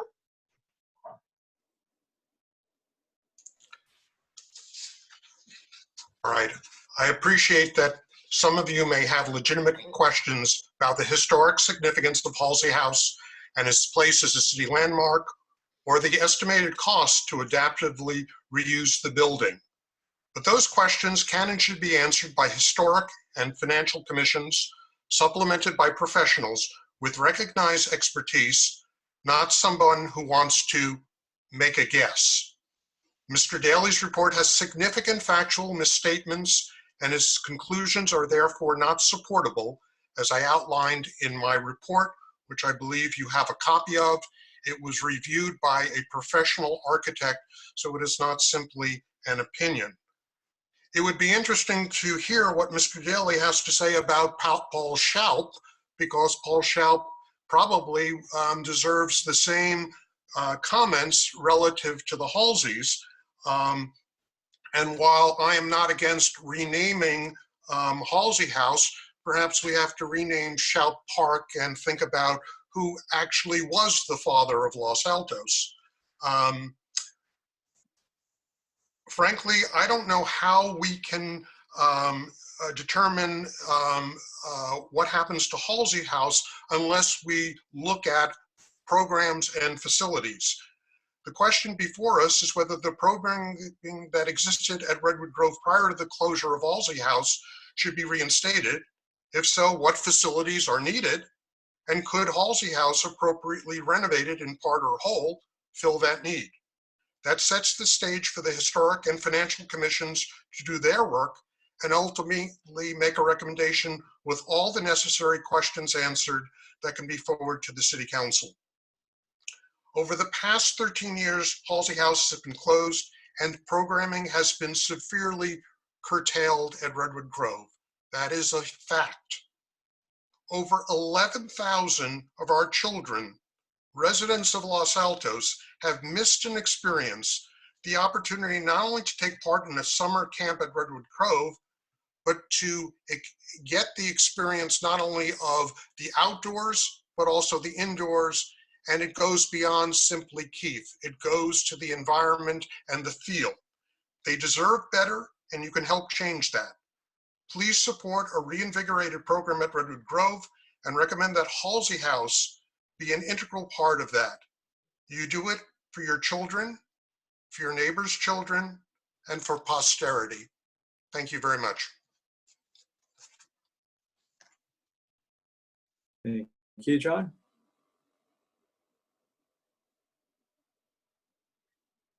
Our next speaker is Janet Corrigan, followed by Roberta Phillips, and our final speaker that I have at this time is Nancy Bremow, I believe is how that's pronounced. I could be, but I will unmute Janet now. Janet, are you there? Yes, I am. Okay, I will start your timer. Great, thank you. My name is Janet, and I'm a 20-year resident, actually more than 20 years, of Los Altos, and I support preserving Halsey House based on my personal direct experience with Halsey House. Halsey House is where I had birthday parties for my child growing up. As he was born in the winter, the existence and availability of Halsey House with its living room, its kitchen, its bathrooms for the purpose of birthday parties was one of the best things about raising a child in Los Altos. And that had nothing to do with Mr. Gutierrez, although I acknowledge that Mr. Gutierrez was a wonderful resource. Like hundreds of other children, he attended summer programs that were held in Halsey House. And I think one of the best things about Los Altos is that Halsey House brought together children from all over the Bay Area, children who might not otherwise be able to experience Redwoods in the way that this very wonderful resource provides us. Like it or not, it has been declared a historic landmark by those empowered to make that decision. And I agree with the previous speaker that that's not really the call for this commission to make. I did want to make one comment though, since I was a history major in college, and that is I noticed that the discussion about the history completely dismissed the role of the woman, Emma Wright Halsey, and the role she had in establishing Halsey House as a resource for Los Altos and our surrounding communities. I really don't think we should dismiss, ignore, or minimize her history. I'm concerned that destroying it also will, with the idea that one day we'll build a new structure, that's never going to happen. It's much better to preserve and renovate. One other thing I want to make about history, because I've heard a couple of people talk about this, is, oh, it doesn't, the history is bad, we should tear it down. Imagine a world when people ask, do you remember America? Maybe they won't. History is a source of all life's lessons, good or bad. And those who are interested in just destroying things just because they want to place judgment on people who lived before us might want to think about the Taliban leader who blew up the two massive 4th and 5th century Buddhist statues in Afghanistan that were UNESCO World Heritage Sites. And his reason was, well, it's blasphemous and they were not Islamic enough. Well, I think the rest of the world obviously disagreed with him. In any event, I think Halsey House represents an incredible opportunity for community engagement, a place where our children and families can come together. And that could not be more important than today, when in our times when we need to promote unity. Janet, you have 30 seconds remaining. More than ever before, yes. Thank you so much. I appreciate all the work that you've put into this, the consideration and time that everyone is putting into this. And I want to thank Commissioner Spielman for all the work that he put into this. So thank you all.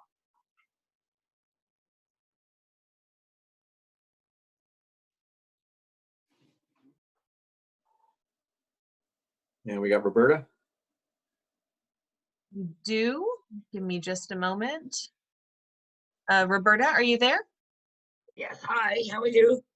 Hi, Roberta. I will start your No, I will start your 3-minute timer now because no one wants to talk for 30 minutes. I apologize.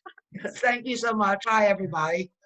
So I do have a question, and I hope that John Biggs or Manny or somebody can answer this question. Has anybody checked with Santa Clara County Fire in relationship to the fire danger over near Halsey House? Because I think that we obviously have the expertise. We have people who we can ask, and I just do not know if, and I hope we can get an answer. Has anybody checked with Santa Clara Fire, and what are the fire dangers? Is it severe? Is it minimal? What is it? And the second thing also in relationship to, the history of the house, I happen to agree with Gary Hedden in that sometimes history is good, sometimes history is bad, but we just can't bury it. We need to learn lessons from what happened in the past. And it is part of the evolution and the progression of us becoming better citizens in a better community.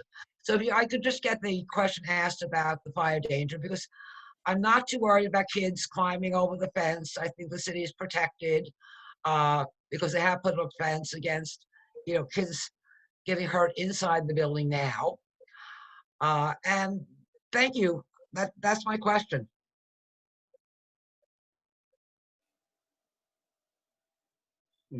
Thanks, Roberta. Does anybody from staff want to answer that question? Because I know we also have portions of the reports that cover that as well. I can answer that. We have met, both our police and fire have met out on site. There is a fire hydrant located over by the naturalist house. If they were going to attack a fire over in the Halsey House area, they would bring in a Type 3 engine that can make it across the bridge. One of the large Type 2 engines cannot make it across the bridge, but they'll pull hose and lay down hose to be able to do any type of fire suppression there. Or off of Manresa Court, off the backside, there's a hammerhead turnaround on the backside there where they can bring in a fire truck to allow for if there was a larger structure fire there. And then off Fremont Road in Los Altos Hills, at the top of the hillside there above, they'd be able to run fire hose down from there also. Dave, would you characterize the difference between attacking a fire in a modern structure with a sprinkler system, fire suppression system, versus attacking a fire in the existing structure, and the implications for what kind of pump truck you would use based on the feedback from the fire department? I'm not the fire expert. I can only go through what the current fire marshal has indicated that's out there and how they would attack, how they would approach in the existing conditions today. If there's a new structure out there, it turns out it was in the ARG report. It's in the fall 2019 ARG report. And so with the current structure, they would not be able to sufficiently put down a structure fire. However, we would avoid the need of replacing the bridge as long as we have a modern fire suppression system and whatever new structure is there, according to the ARG report and their conversations with the fire professionals. All right. Thanks, Pete. Casey, do we have anyone left? We do. We have one additional person. Give me just one moment.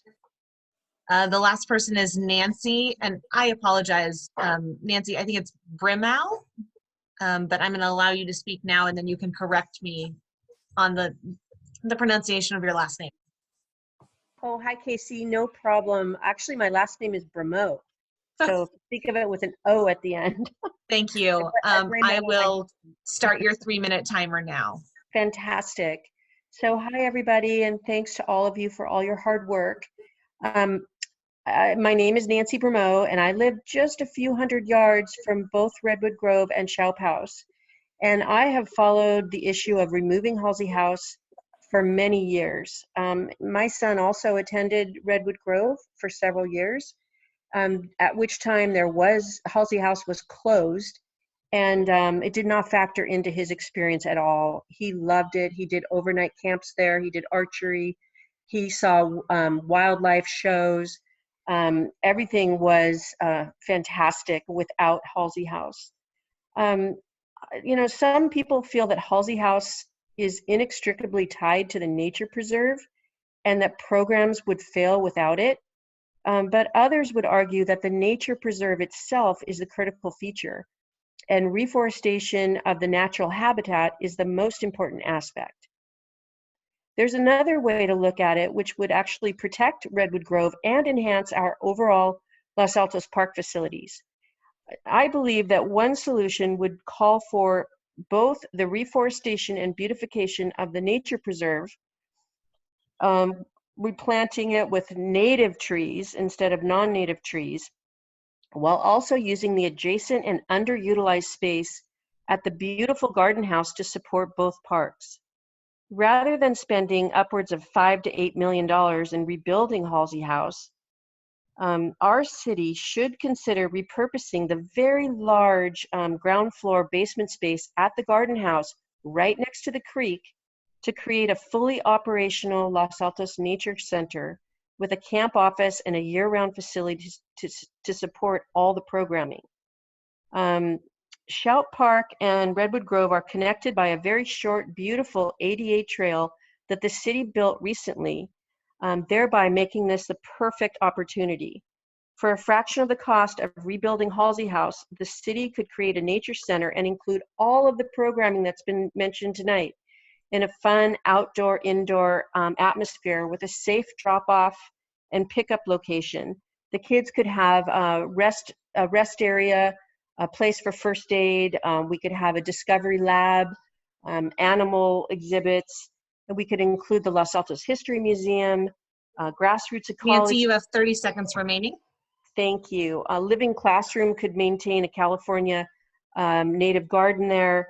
It's really a phenomenal way to use a space that's completely underutilized right now and is about to be vacated when the Parks and Rec staff move up to the community center. So thank you so much, and let's preserve Redwood Grove for what it is, a natural native preserve. Thank you.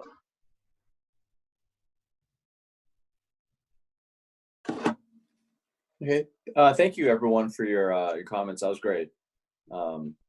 So now we're going into the discussion point part of this, and just for some housekeeping measures, when we're voting on whatever we're going to recommend to council, I need to confirm whether anyone lives within 500 feet of Halsey House on the commission. No one? No. Okay, that's great. So I'll open the floor to the commissioners. Are you raising your hand, Teresa? Oh, okay.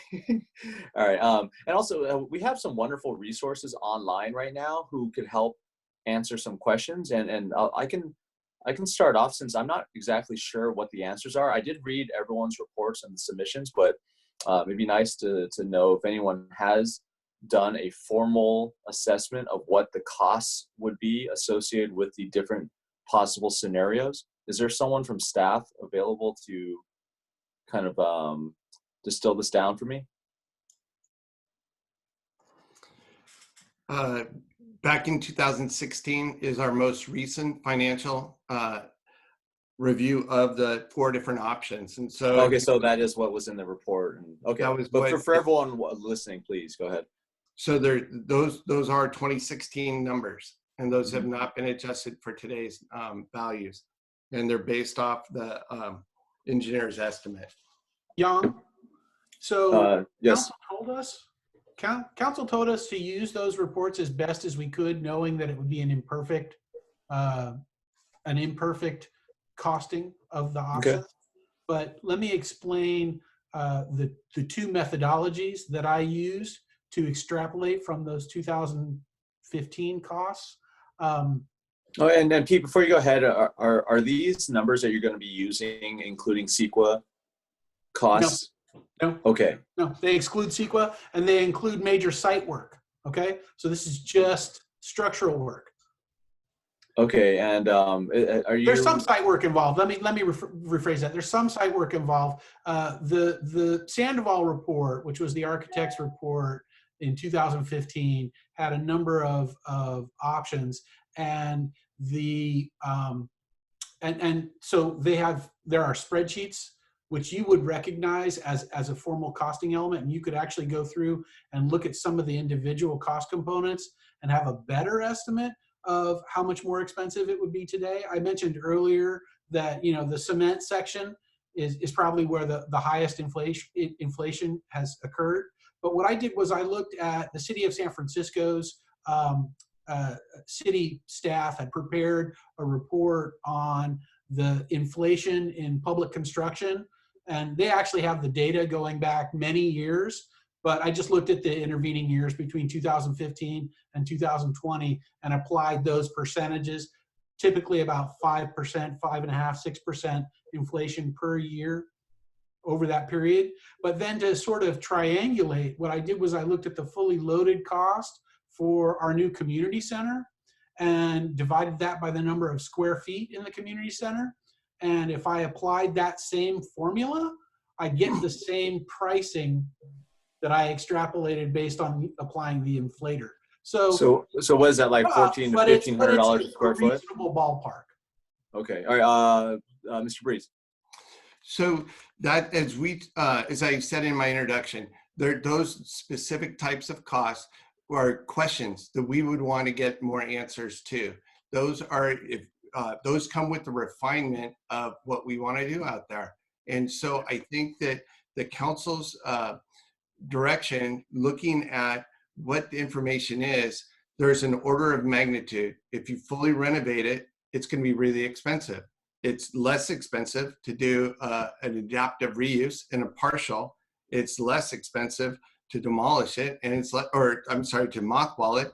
And the least expensive option is to demolish it. And so we know there's many different questions that still need to be answered, specifically on cost, process, which agencies are involved. Those would be, if cost is a factor that for your recommendation that if you have to have that information before you can make a recommendation, that's what the city council would like to know. Those are the types of questions that in the discussion tonight, if you can reach consensus on one of these and make a recommendation on it, that's great, we'll forward that on.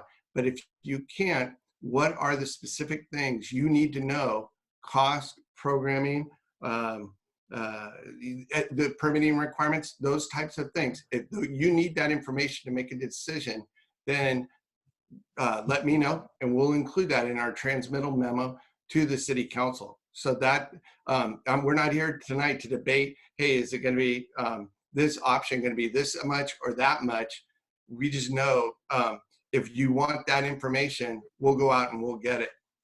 Yeah, understood. It's not like we're asking for your present value of your that information, right? The council had an ask from staff for $25,000 to go get that information, and what council said instead was, no, we're not spending more money on consulting reports. You've had enough consulting reports.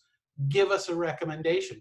So failure to give them a recommendation is failure to do the assignment. Commissioner Corrigan? Oh, sorry. Sorry, Director Legge, maybe she can clarify this right away.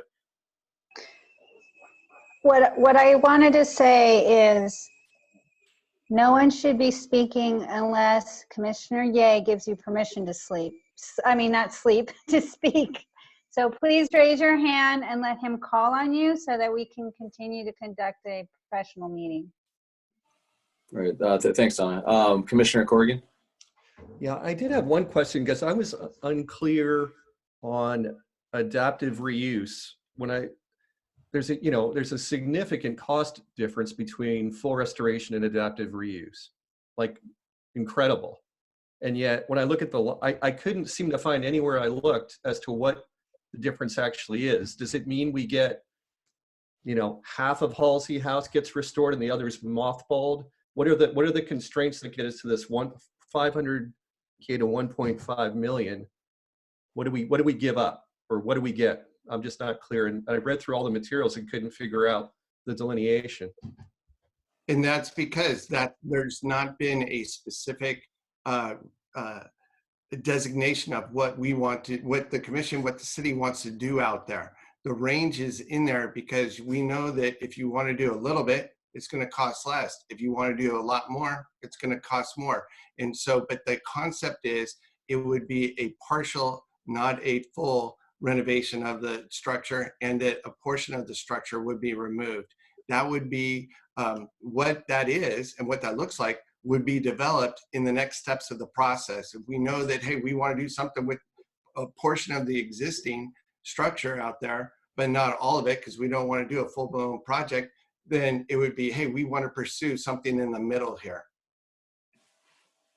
Yeah, I mean, adaptive reuse, John, to me always sounds like how many change orders can the GC stack on the project? But okay, so sorry, Commissioner Morse. I have a number of comments, but I wanted to just start with a couple things. One, I wanted to ask Mr. Breeze, did you say that it was less expensive to tear it down? So we, according to the Sandoval report that was done in 15 and updated in 16, yes, it was the demolition was 115K that they quoted on, but that did not include any of the CEQA process or any of the other agency review process. And I have representatives from planning as well as community development director here that can speak to that a little bit more if that's what you'd like. But we know to mothball it would be required to substantially mothball it and put it off. We're going to have to do something about the water coming down the side of the hill. You know, it's been pointed out the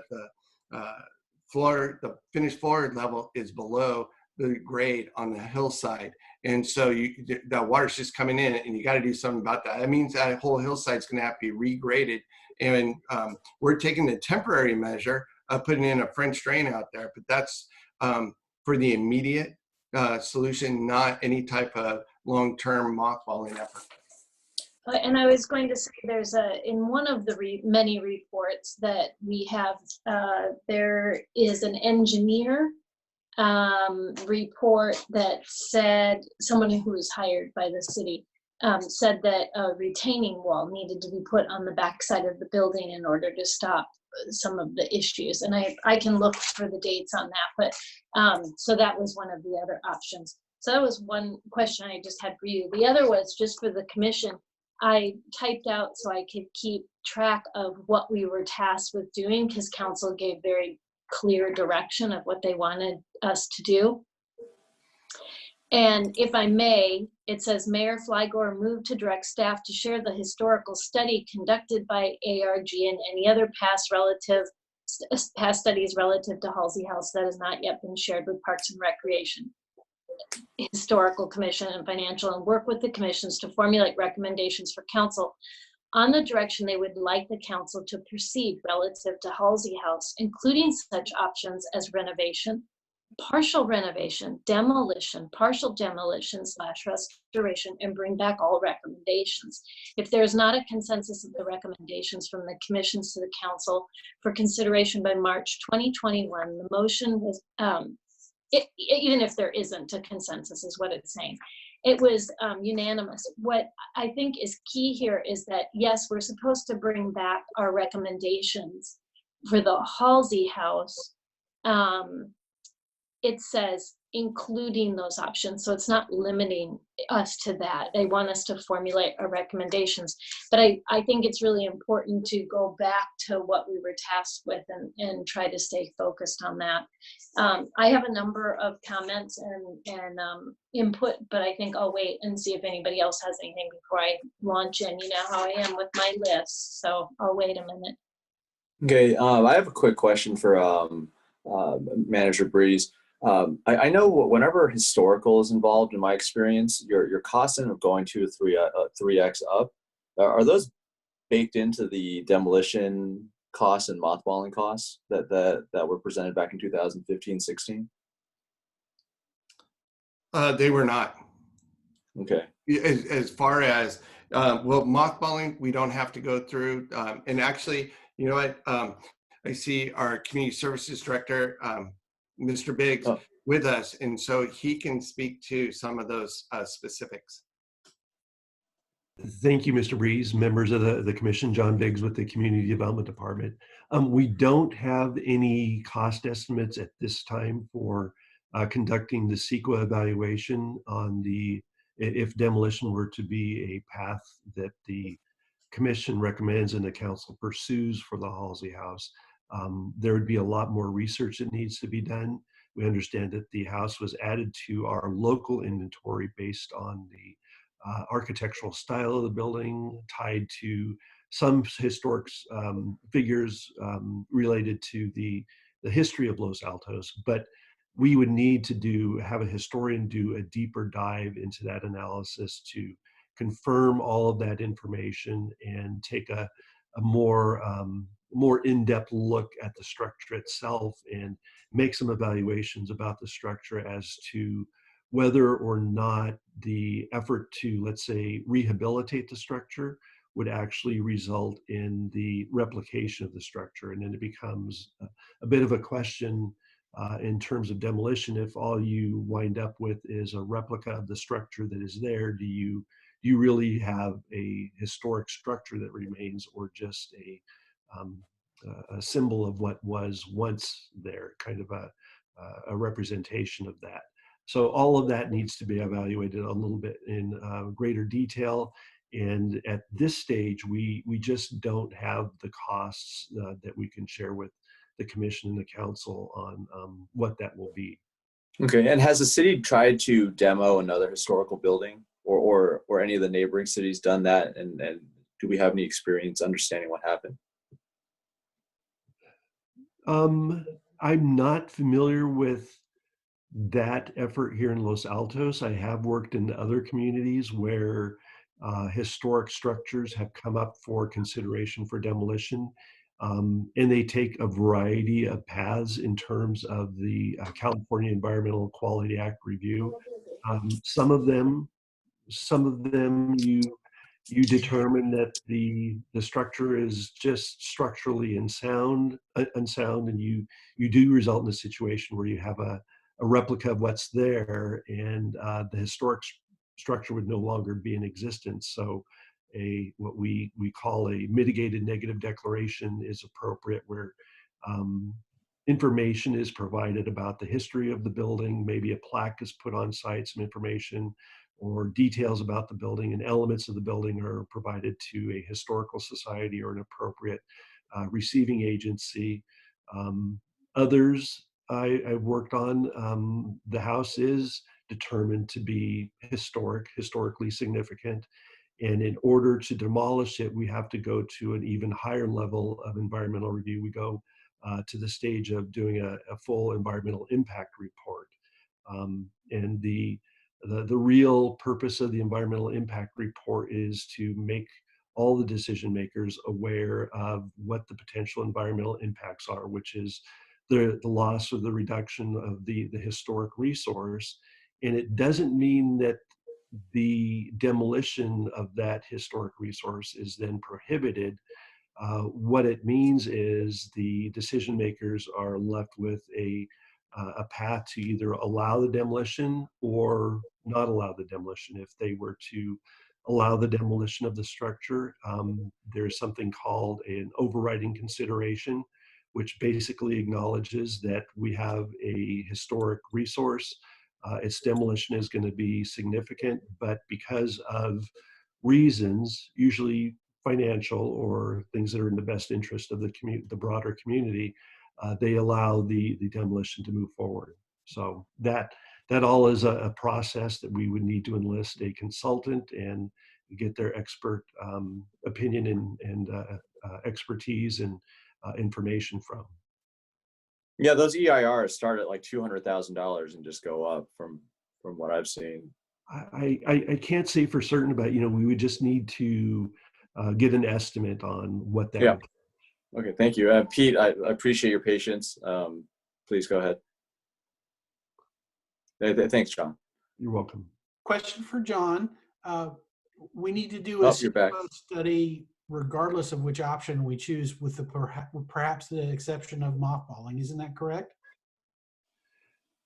Well,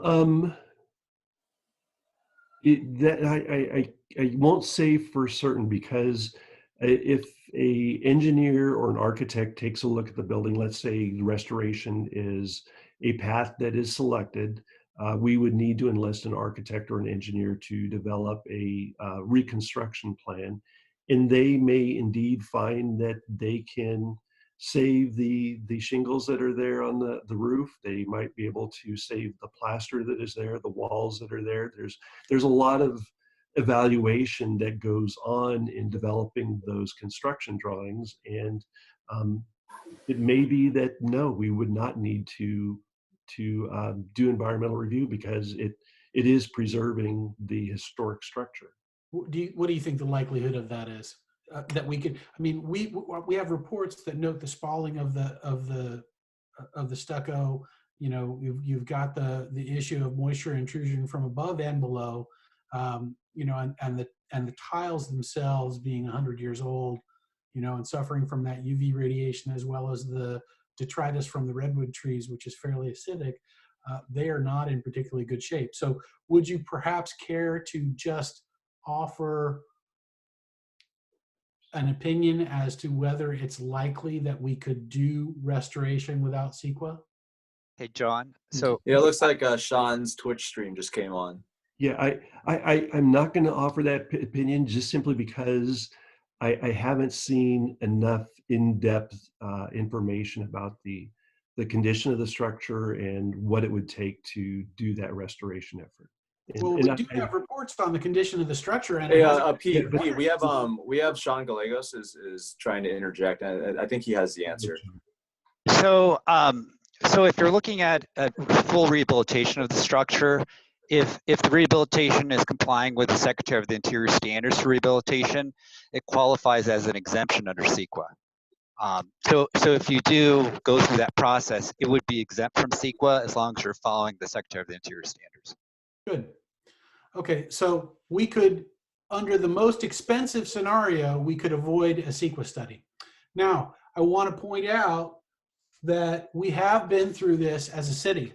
We have 233 West Edith, 175 Sylvia Court, 1050 Portland Avenue, 1475 Oakhurst, 1473 Miramonte, which used to be the Holly Village, 1330 Concord Avenue, 210 Alta Vista, and 170 Almond, which was the Formway machine shop, all of which have been removed for one reason or another from our historical inventory over the last few years, many of which have been demolished. So there is a precedent that we can look at if we want to answer the question of what's involved with taking it off the historical inventory and demolishing it. And we have, those cost figures too for the studies that were involved. I don't know how much they'll really matter if it's 20 years ago, but if there was something that was more recent, maybe it might be germane. Please, Commissioner Morris. Scott, I see you. You'll go next. Commissioner Morris, go ahead. You've held back after you. I have some comments, but I really would like you to make your comments first. Okay. Well, my comments are going to wait a minute. I have a question now. So I'm wondering if there are fines that are leveled at cities for not having, doing their upkeep on their historic locations and buildings. I didn't see that anywhere, but I wondered if anybody knows the answer to that for whether or not we're going to be held responsible. And then so that's for staff, if they know.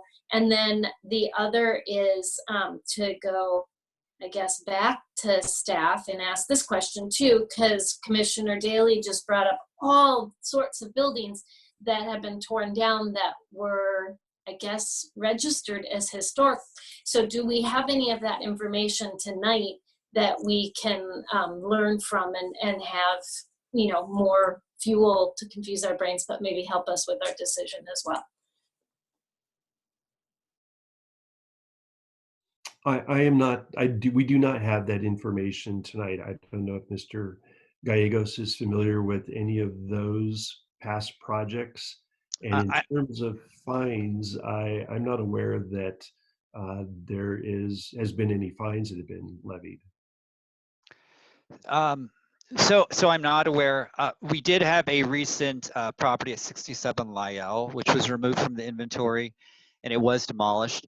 The qualifying factor regarding that property was that a full historic resource evaluation was completed on the property, and it did not qualify to be a historic property. And so it was actually removed from the inventory. And so as a result of it not qualifying, it was able to be demolished and then rebuilt. In regards to fines, the state, you know, the city has a contract with the state as a certified local government city. So there aren't particular fines, but there is a requirement that we're supposed to comply with our historic preservation regulations. And so it may call to question if someone was to challenge our non-compliance, what the outcome would be potentially with OHP, Office of Historic Preservation. There are no fines regarding that. I don't know if they would potentially have a particular issue with our non-compliance or not. I know we've received calls from the director there, but usually those are resolved without any types of fines.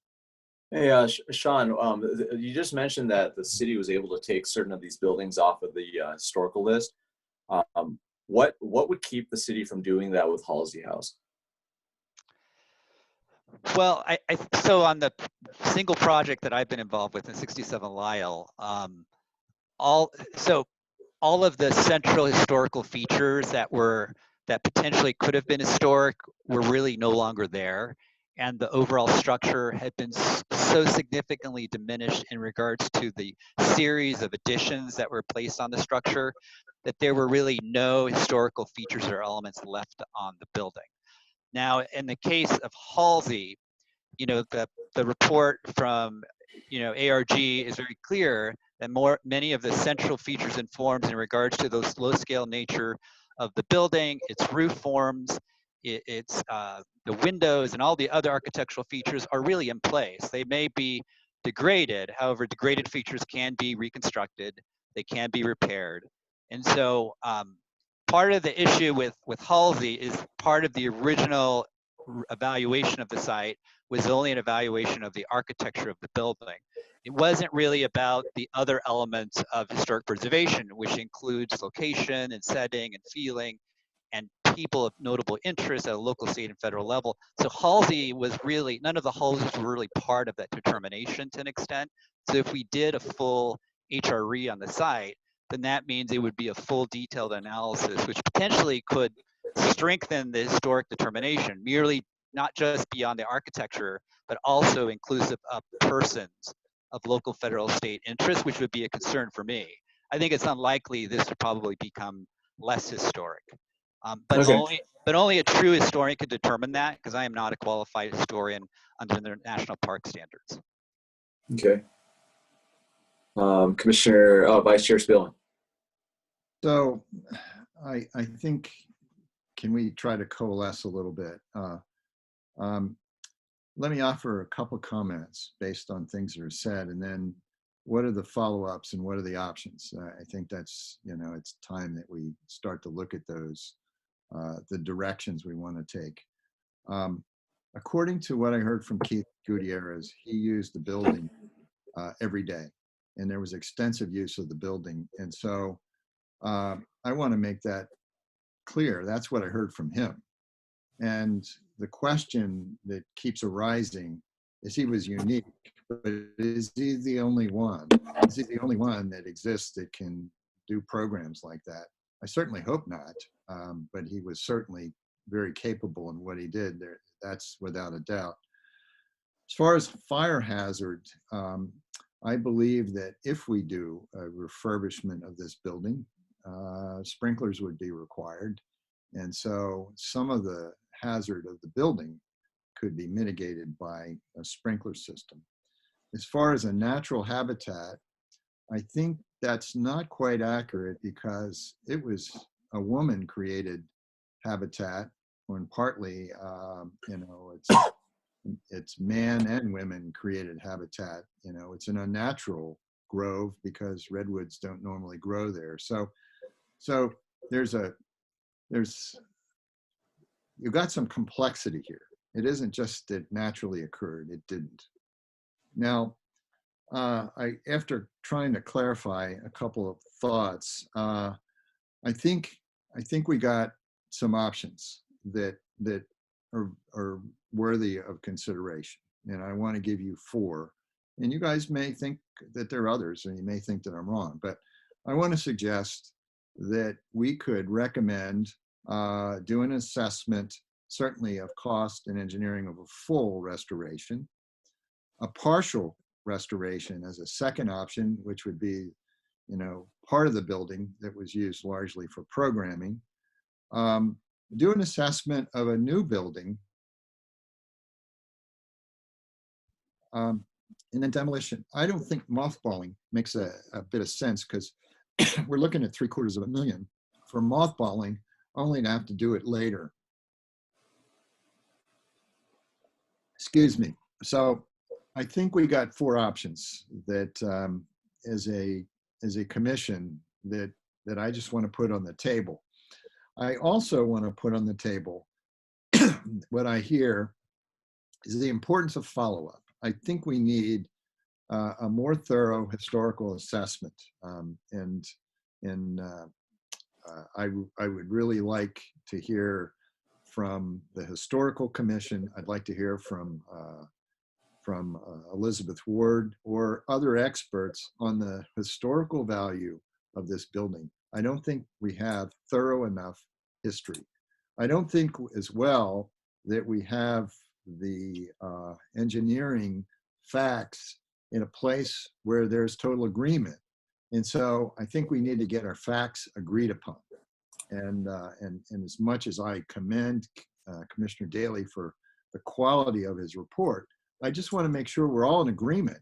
And that includes our staff with the engineering facts in the building. And if we have to go outside, that's fine too. But I don't know that we're in agreement on some salient facts. So some extra engineering work needs to be done. The cost of the 4 options, I believe, really needs to be updated. It's 5 years old. And we have a fair bit of legal questions that are outstanding. You know, what are the costs of doing what we're mandated to do? Do we need an environmental impact? What would the cost of that be? What would the cost of fighting a lawsuit be? What would the cost of doing a CEQA report? I think the cost assessments are valuable. And so it's very hard to make a decision, or for me to make a singular recommendation without having more data. And I think council will be in the same place. So I believe that we have options to consider and follow-up information to gather. And so that's what I want to offer you. I think that's, if I could summarize where we are tonight. I am not locked into any particular option, but I want us to do diligence to the ones that are viable. Yeah, and so thanks, Scott, for that. I generally kind of understand where Commissioner Daley is coming from and where Vice Chair Spielman is leaning, but there's only 5 commissioners here because Tanya may not come back next month, or she may not be able to make it next month. Sorry. Right now, I understand that we need to gather additional facts. Okay, so does the Historical Commission, so does staff, so does the City Council. All of us want additional facts, but at this time, it doesn't sound like we're going to get some of those. I'm just trying to figure out where the other 2 commissioners are leaning, so we can kind of start to come to a consensus as a commission what we want to do with this place. Like, do Commissioners Corrigan and Morris, do you guys are you guys leaning towards a certain direction? And Pete, please go ahead. You got to unmute yourself. Sorry. Actually, I just have a question for John. Which John? John Corrigan. The chair asked if anybody lived within 500 feet of Redwood Grove. Do you live at 591 University? Yes, I do. And I was going to actually answer or give more details when I didn't want to interrupt, but do you want me to, I can explain. Yeah, because it looks from Google Maps like you're about, I don't know, what does it say here? I don't know, 397 feet is what it looks like on Google Maps. Well, it's actually not, and I actually, because you may recall, like I think it was September, October, I accused myself from participating when I think there was a presentation with the Historical Commission. So I did apply for a Fair Political Practices Commission ruling as to whether there's a conflict, because I live between 500 and 1,000 feet. And I just got the ruling last week that there is no conflict, so I'm cleared to participate. Okay, thanks for that. So John and, sorry, please, Commissioner Morris, where are you leaning on this? Or what are your thoughts on this? Okay, so I am not 100, well, I kind of know where I'm leaning, but I'm not 100%. I think one of the things that's most important to me and won't surprise any of you when I say it is, well, what is most important to me is what the residents want.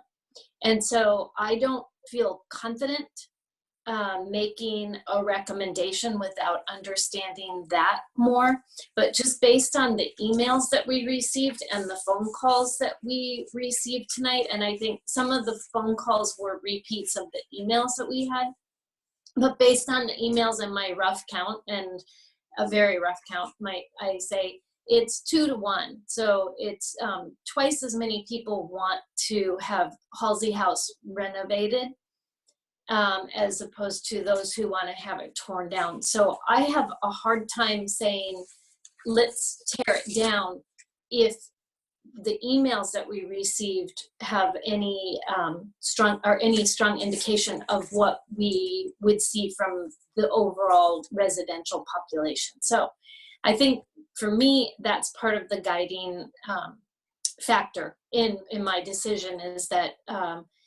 I think it's important that we consider what all of the residents want. So whatever our recommendation might be to City Council, if we actually are able to get a recommendation to them tonight regarding keep it, reno, halfway, whatever, I would also like it to include that we absolutely must make an assessment of what the residents really want to have happen with that. If we don't do a good job of that, one of my worries is that there will be lawsuits that will come up. And there was at Foothill College, there's the Griffin House, and boy, was that a stink when they were going to take that down, and it ended up remaining. And so I think we don't want to get into a situation like that with it. There are a few comments I'm going to make.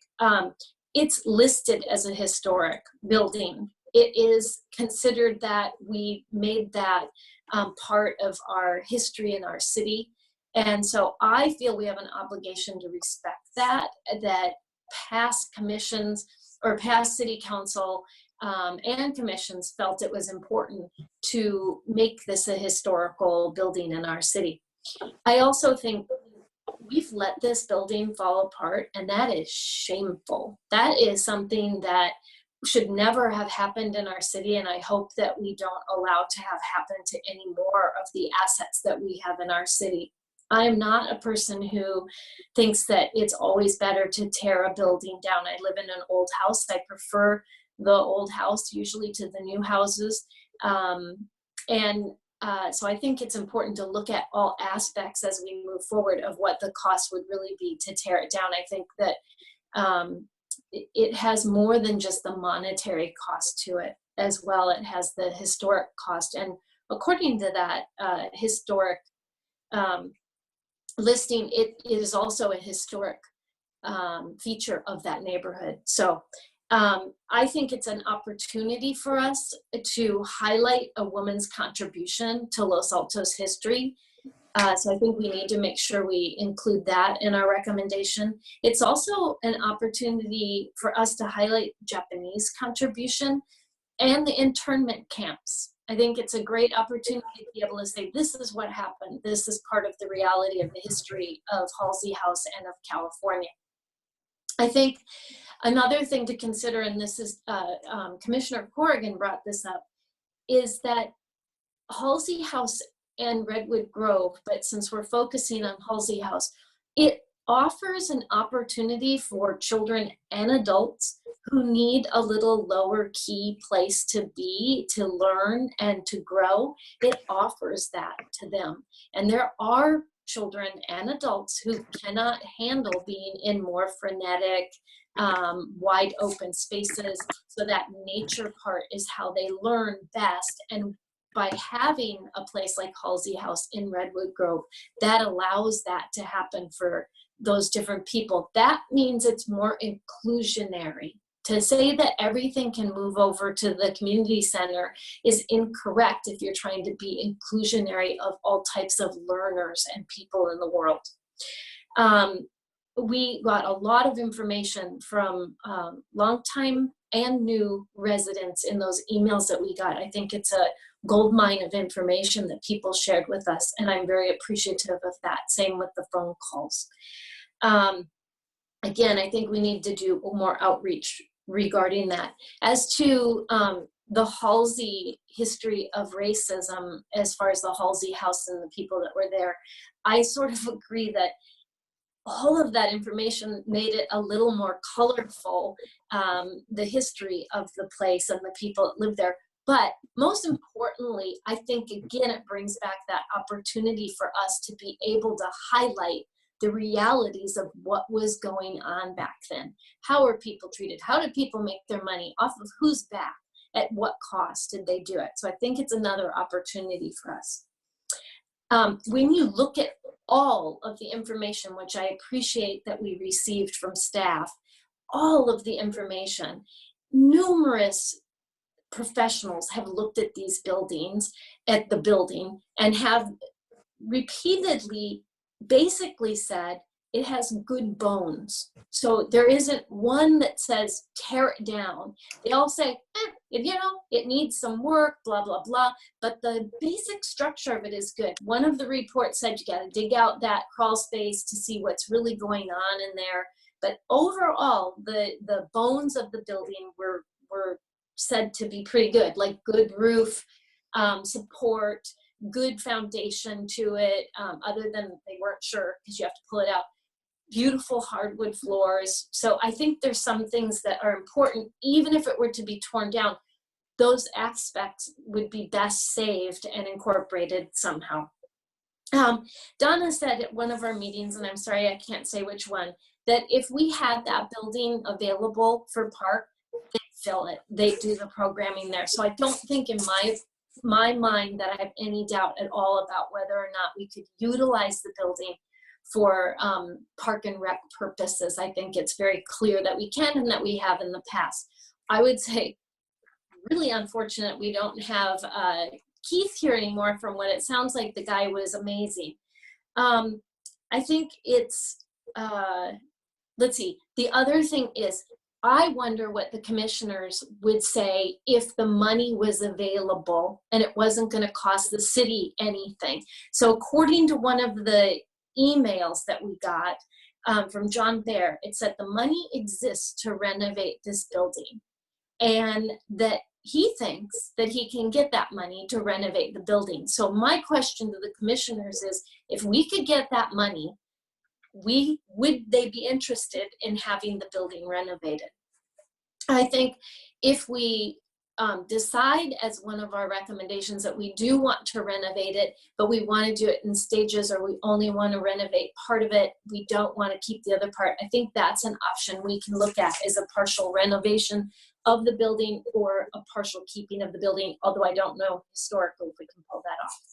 So here are my asks, basically. I ask that we get all documents in order so we can actually see what was recommended over the years. We have so much history to this building and it keeps coming back up, but no one has ever gotten to tear it down. So there seems to be some desire to keep the building. So I'd like to see the timeline, the history of all of the documentation. I know it's a big ask of staff, but I think it would be great. And to have a timeline that says, you know, all the dates and years that different things were done to just help us organize all of this. I'd like to see more outreach to the public, as I mentioned. I'd like to see if we can find the money to renovate it. If there really is this little pot of money to be able to do the Halsey House, I'd like to know about it. And I'd like that to be something that we discuss and figure out if we even want to tap into that, if it's available. I'd like to determine if for us to make a decision on a recommendation, I'd like to determine all costs for the renovations, the tear down, the delisting, and what it might cost to fight a lawsuit, because I think we might have a lawsuit if we try to take it down if we haven't done our due diligence on this. I think it would be great to review all the public comments and letters that we've gotten over the years regarding this, how people feel about it. Why waste people's time? They sent us the information, they've shared it with us, let's look at it and use it as some of our data to figure out what we're doing. I don't think we're fair a lot of times to residents that take time to call in or write in, and I think we need to be a little more mindful of the effort that takes.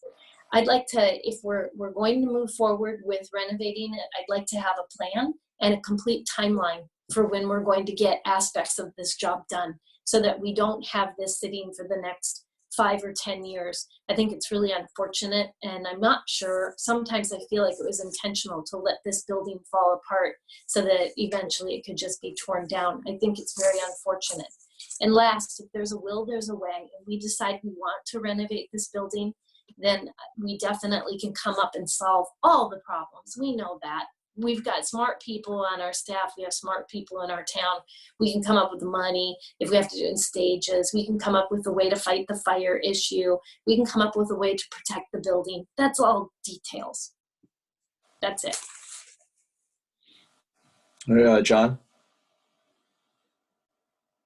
I just want to commend Commissioner Morris. That was just an amazing summation. And I haven't said it enough, though, but Commissioner Daly and Commissioner Spielman did a prodigious amount of work. So I mean, I really appreciate this. This is professional work. The only thing I'll add on this is coming back to Commissioner Morris's point, which I'm glad she raised. Like I think when you look at a decision like this, you start looking at the ideal state, and you say, would we keep Halsey in some form if cost were not an issue, if that were not even in the equation, would we do it? And so I think we should look at it that way, particularly in light of John Bear's offer. That sounds like that actually might be a real opportunity. And the other thing I was going to mention, 2 other things, just with reference to Keith Gutierrez, because we did have our son go through programs with him, and he was outstanding. The flip side is, for any of us who've worked in youth organizations, I mean, I worked as a den leader for 8-year-olds in Cub Scouts. I didn't know the first thing about what to do. And I got trained within 2 months to run a bunch of 10 8-year-olds and manage them somehow. And there's all levels of training that people can get. I think there's definitely another Keith Gutierrez out there. So we shouldn't say that the success of Redwood Grove was Keith Gutierrez. I think that's a false assumption in terms of Redwood Grove summer camp programs in Halsey. The other thing that we, again, reiterating Vice Chair Spielman's note, that Keith Gutierrez said he used the facility at Halsey 1 to 4 hours a day. And I know some residents had said, well, we can go over to the garden house or, walk through the pathway. Well, I thought, again, from experience working at least with very young children, you really want to go to an adjacent facility. Trying to just corral people to walk a 1/4 mile along a creek, that alone will take an hour. And by the time you get to the destination, it's chaos. So I'm just saying there's a lot of benefit to an adjacent facility right there. So those are kind of my high level thoughts. I think, again, let's look at what's the size of the programming we would want there. And if you're getting to the size we used to have, I don't see an option except to have at least a building that can accommodate 50. given what the historical data we actually have that proves the demand. Thanks, Sean.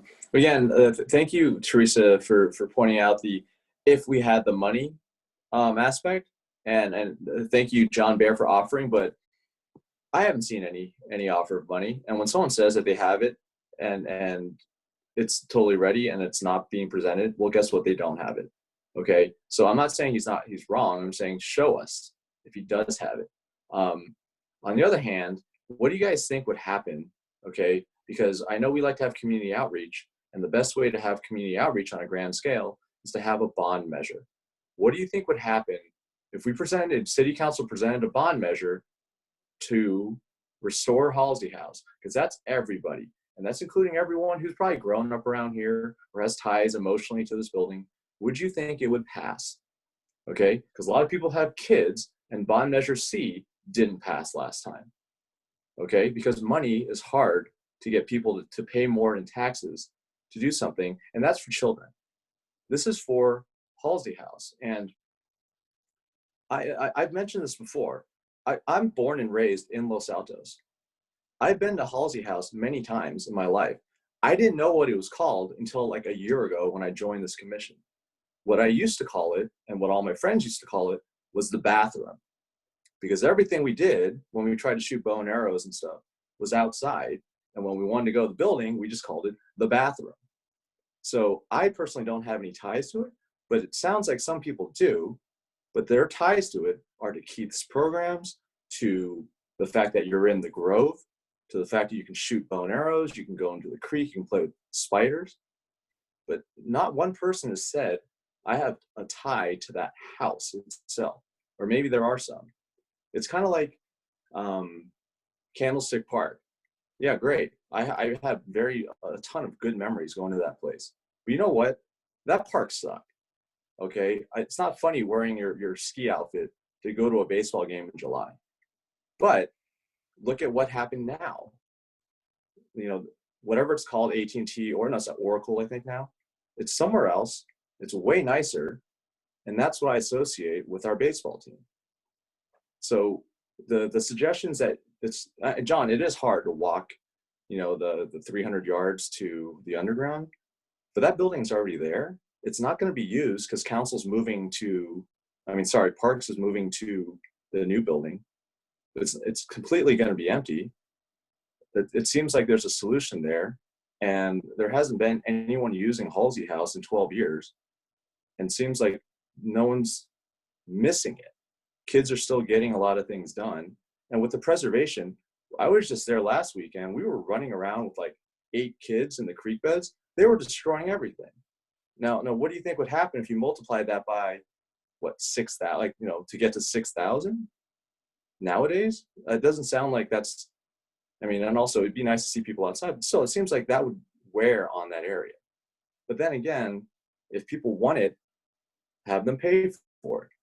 Throw a bond measure and see who wants to do it. If they don't, then the city has voted. But that's just my view. I want what people want. Vice Chair Spielman. So I'd like to put a motion on the table,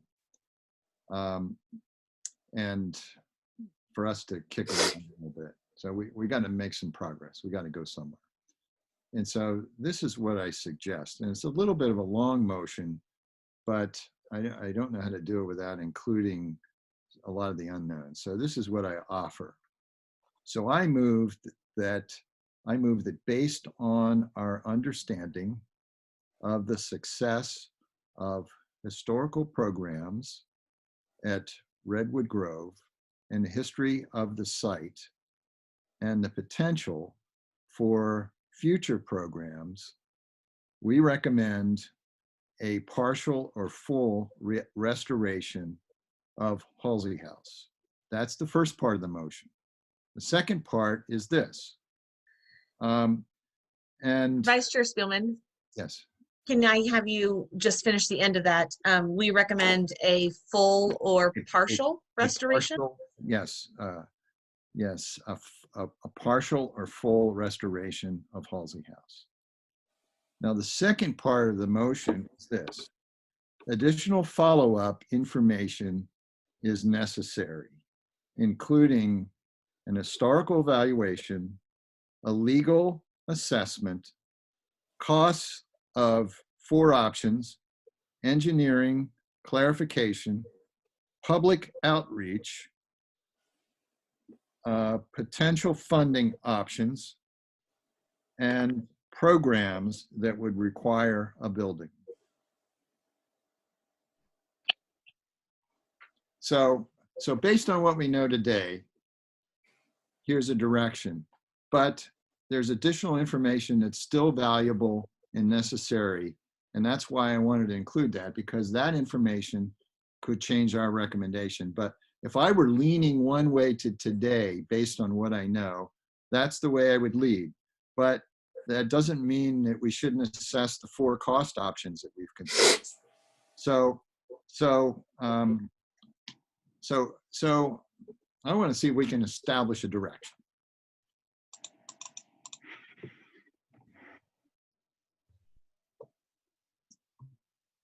Commissioner Martins.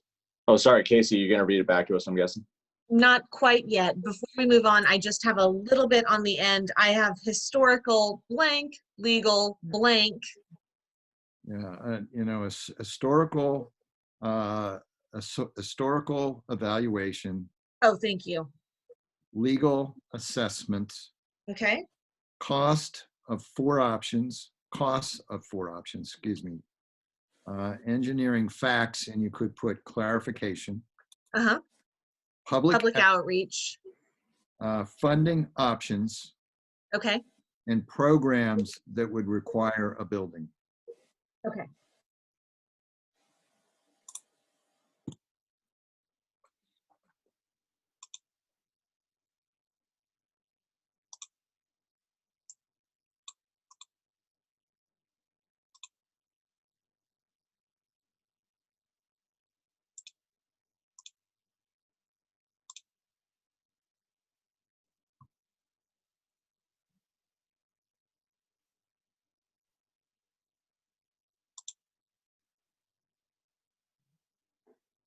I think I have that, Vice Chair Spielman.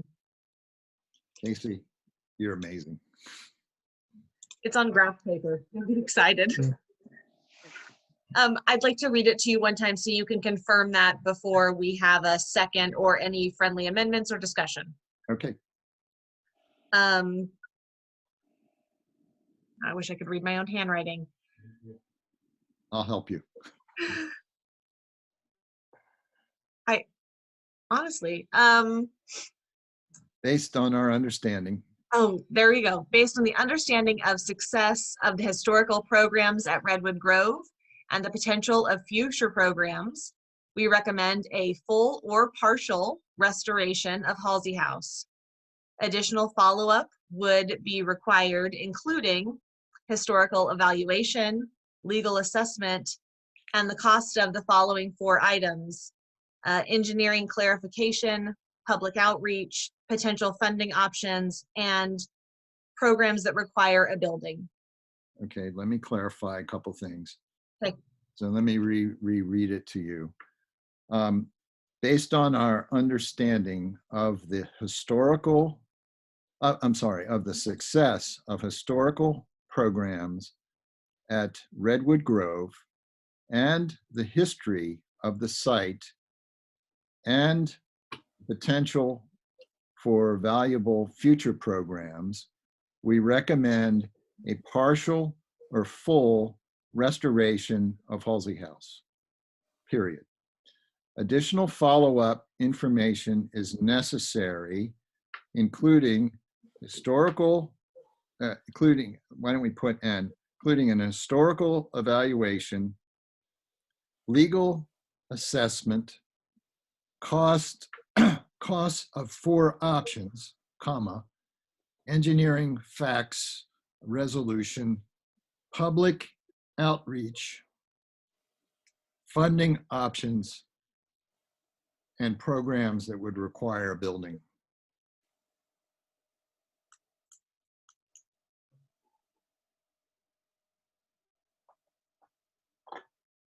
Okay, just on that last clause, I just want to make sure that I have that. The cost of 4 options, engineering facts. The cost of the 4 options, and I could spell that out. Parentheses, full restoration, partial restoration, new building, or demolition. Those are Okay. the 4 cost options. So I should have spelled that out. Thank you for asking, Casey.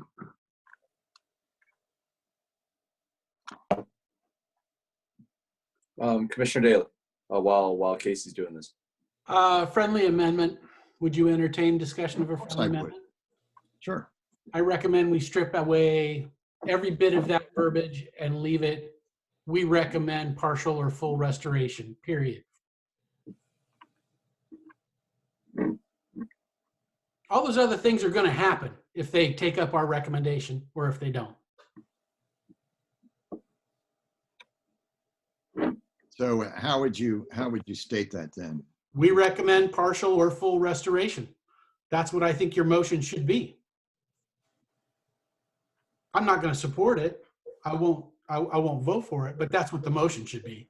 The rest I agree with Pete on that. A lot of the stuff after it, whatever occurs after, it needs the beginning to happen. All the other stuff, you can say with 45 yoga classes 8 times a day, but it doesn't really make a difference if the building isn't refurbished or put back. So I'm trying to understand what you're saying, Commissioner Young. Well, the way Pete had it, the way he just cut out all the stuff after his statement, it encompasses everything that Casey's writing down.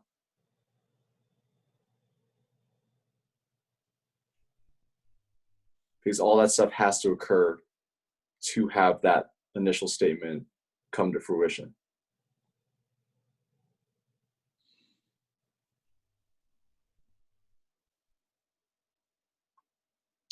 Commissioner Corrigan. You need to unmute. Shoot. Yeah. So yeah, I was confused by that too. So what I thought Vice Chair Spielman was trying to get the other parts into this to do some of the initial analysis requested by Commissioner Morris, and you're saying that this additional work after that initial phrase would be done anyway. In other words, we say, the full or partial restoration implies that all the other work would be done. No, it would come with the initial recommendation. So if I was to tell my wife, let's remodel the house, that's all I need to start with. Because if she says yes, then we have to figure out what color is the wall, what sink, whatever appliances, all that's going to come. What permitting we have to get done with the city, check on all that stuff. That's all coming from, are we remodeling the house? Yes, no. If it's no, everything afterwards, you can put whatever you want. It's not happening. Yeah, you're saying the other steps would clarify the initial proposal, the scope of the work to be done, let's say. Yeah, it's like what we were talking about last week with whatever the social, or last month with the social justice. If you just lead off, be a good person, all the other stuff afterwards kind of just follows. But in that discussion, I can understand there's some historical stuff that we need to point out. In this case, whatever Commissioner Daly just said, I think he said like recommend partial or full refurbishment. That's what Historical Commission could run with. That's what I forgot what the other commission is going to look at this. That's our recommendation. All the other stuff, staff is going to have to take care of. There's no reason for us to tell staff what they're going to need to do if that is what City Council decides. They already know that they're going to have to do this. Like, Planner Gallegos, Mr. Biggs, everyone, they all have stuff that they're going to have to do. We don't need to tell them. They already know that. Well, I hear your point of view. I'm certainly willing to amend it to a simple first part, but I like having the list of other information that we care to know about included. Maybe staff will tell us that we don't need that, or maybe others will tell us that we don't need it, or maybe others will say that we have it. But I think it gives some direction, and it also reminds us of information that we need to take into account, because downstream we may change our recommendation. But for me to be totally 100% confident in one option or another, I need more information. But where I am today, I'm willing to recommend partial or full restoration pending additional information. And I think it's, you know, I think it's fair to ask for it. There's more work that needs to be done. But what I'm hearing though is that you don't have the necessary information to make that decision whether you would like to refurbish it fully or partially yet. So instead of making a motion to recommend that, what I'm hearing is you would need the other items first before making a decision on whether to refurbish it or not. Not quite, but I thank you for that clarifying question. You know, where I am leaning today, this is where I'm leaning. This is what I think we should do. But there may be information that we don't have yet. And so I want others to chime in. I am not certain of the historical validity of the building and of the home and of the history of the Halseys. I want to hear from experts.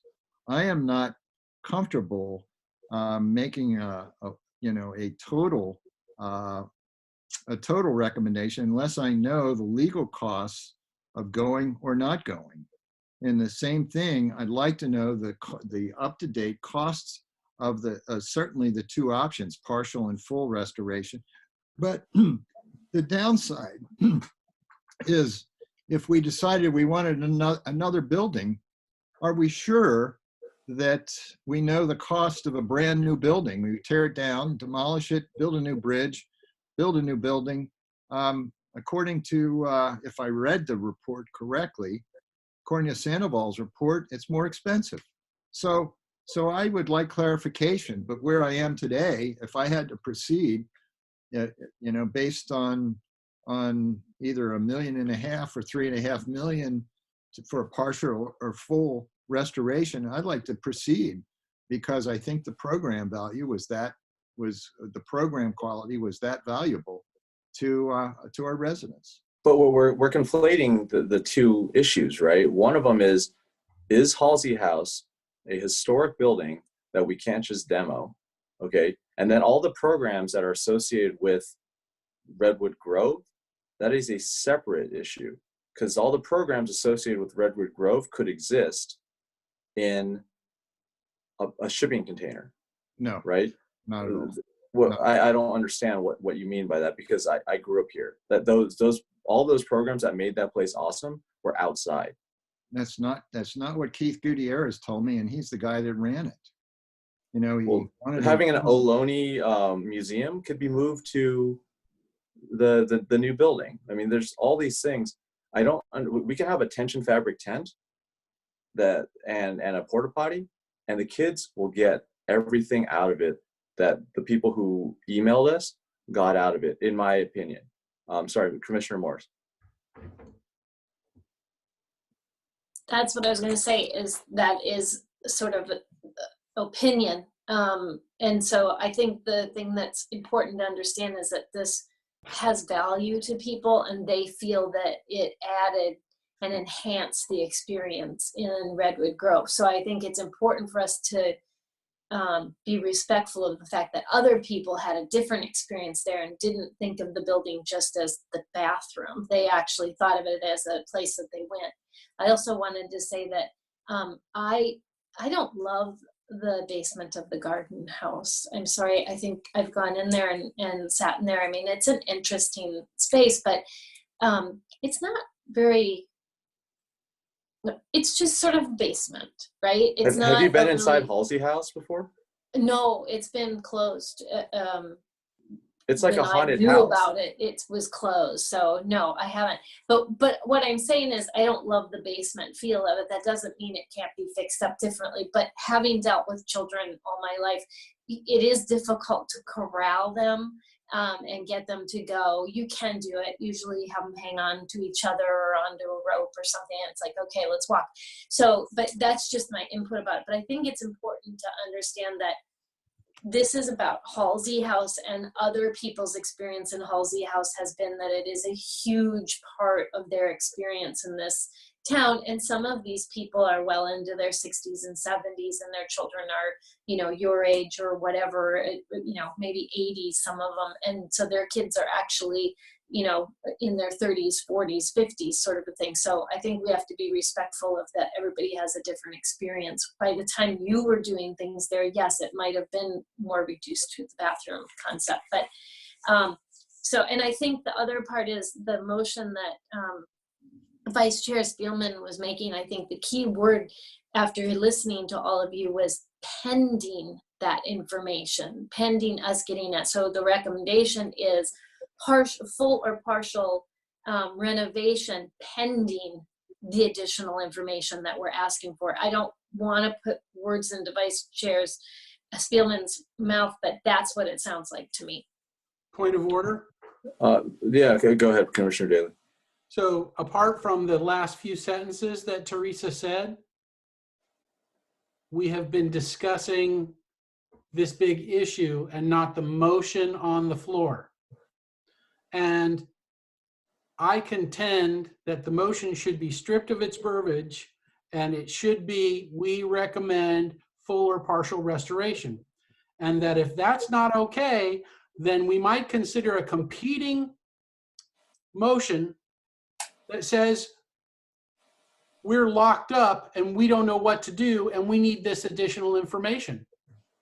And frankly, if we're trying to say, well, we support full or partial restoration, but we still don't know what we need to know to make that recommendation, then we shouldn't be making that recommendation. It's ridiculous. So do one of the other, right? Yeah, I understand what you're saying, Pete. Do one of the other. Pete, I get it. It's, again, it's whether it's feasible or not. Everyone, like, we could recommend putting a miniature Apple headquarters there, because that would be awesome. Okay, kids would love it. But it's not necessarily all that feasible. So right now, what City Council has tasked us to do is to give them a recommendation, but we don't want to give them a recommendation that is impossible. Okay, so if we can't pay for it or even suggest a means, and money is just not really an object, why don't we make it really awesome and make it Halsey House that's like 5 times bigger and has a roller coaster and an airport, okay? Because that would be great for the children too. So that's what I'm trying to get the commissioners is to see that if we're going to make a recommendation, if City Council is going to dismiss it out of hand as impossible to accomplish, we're not really helping City Council. And that's what we're tasked to do, is to help them, okay? And I haven't heard anybody mention how we're going to pay for this. Commissioner Daley. So we have some cost estimates, but let's just take a ballpark figure of $5 or $6 million. You're talking about a $500 assessment per household in the city of Los Altos, or a bond that, of that amount that people eventually pay for, to the tune of $500 per house, because that's what happens when you incur debt. You pay for it. It costs more over time. We have other obligations as a city. We have a dilapidated police station that's falling. Yeah, I know. I was going to bring that up. You know, we have, and within the Parks Department, for gosh sakes, we have Grant Park, where a senior facility that is in use on a regular basis from our neighbors, the residents in South Los Altos, that has a kitchen that has been red tagged. Okay, so money is a serious issue. And if you are really dedicated to having a facility in Redwood Grove, there is a possibility where you can accommodate that objective to include a facility that meets the Department of the Interior standards for restoration, or we delist the structure and we do an adaptive reuse and design a facility that is more open to the exterior environment and even better than Halsey House, But in every scenario, with the exception of taking the existing structure and bringing it up to those historical codes, which is going to be boo-boo bucks. That is the most expensive option. With the exception of that, you can still accomplish those other objectives by tearing the existing structure down, preventing a catastrophic fire or physical injury to kids who are currently getting in there. The fence doesn't stop them. That's why we have an ongoing graffiti problem. That's why residents have reported drug overdoses on the premises, okay? So I'm gonna suggest that, you know, tearing it down isn't necessary, it isn't the end of the story, but it is getting something done. And everything else that's going on right now is a reason why we're here 12 years after it was condemned, and it's just been slowly turning into a, you know, soup. Yeah, Somebody I know called it soup. When you put a lid on it, like throwing a tarp over it, it doesn't do anything. Yeah, but Pete, I think that from a practical point of view, whoever's not keeping it up, I don't know who's responsible for the upkeep. By letting it go into disarray is basically like pocket vetoing it anyways. Yes. So it is like they want to demo it, but not. Yes. Okay.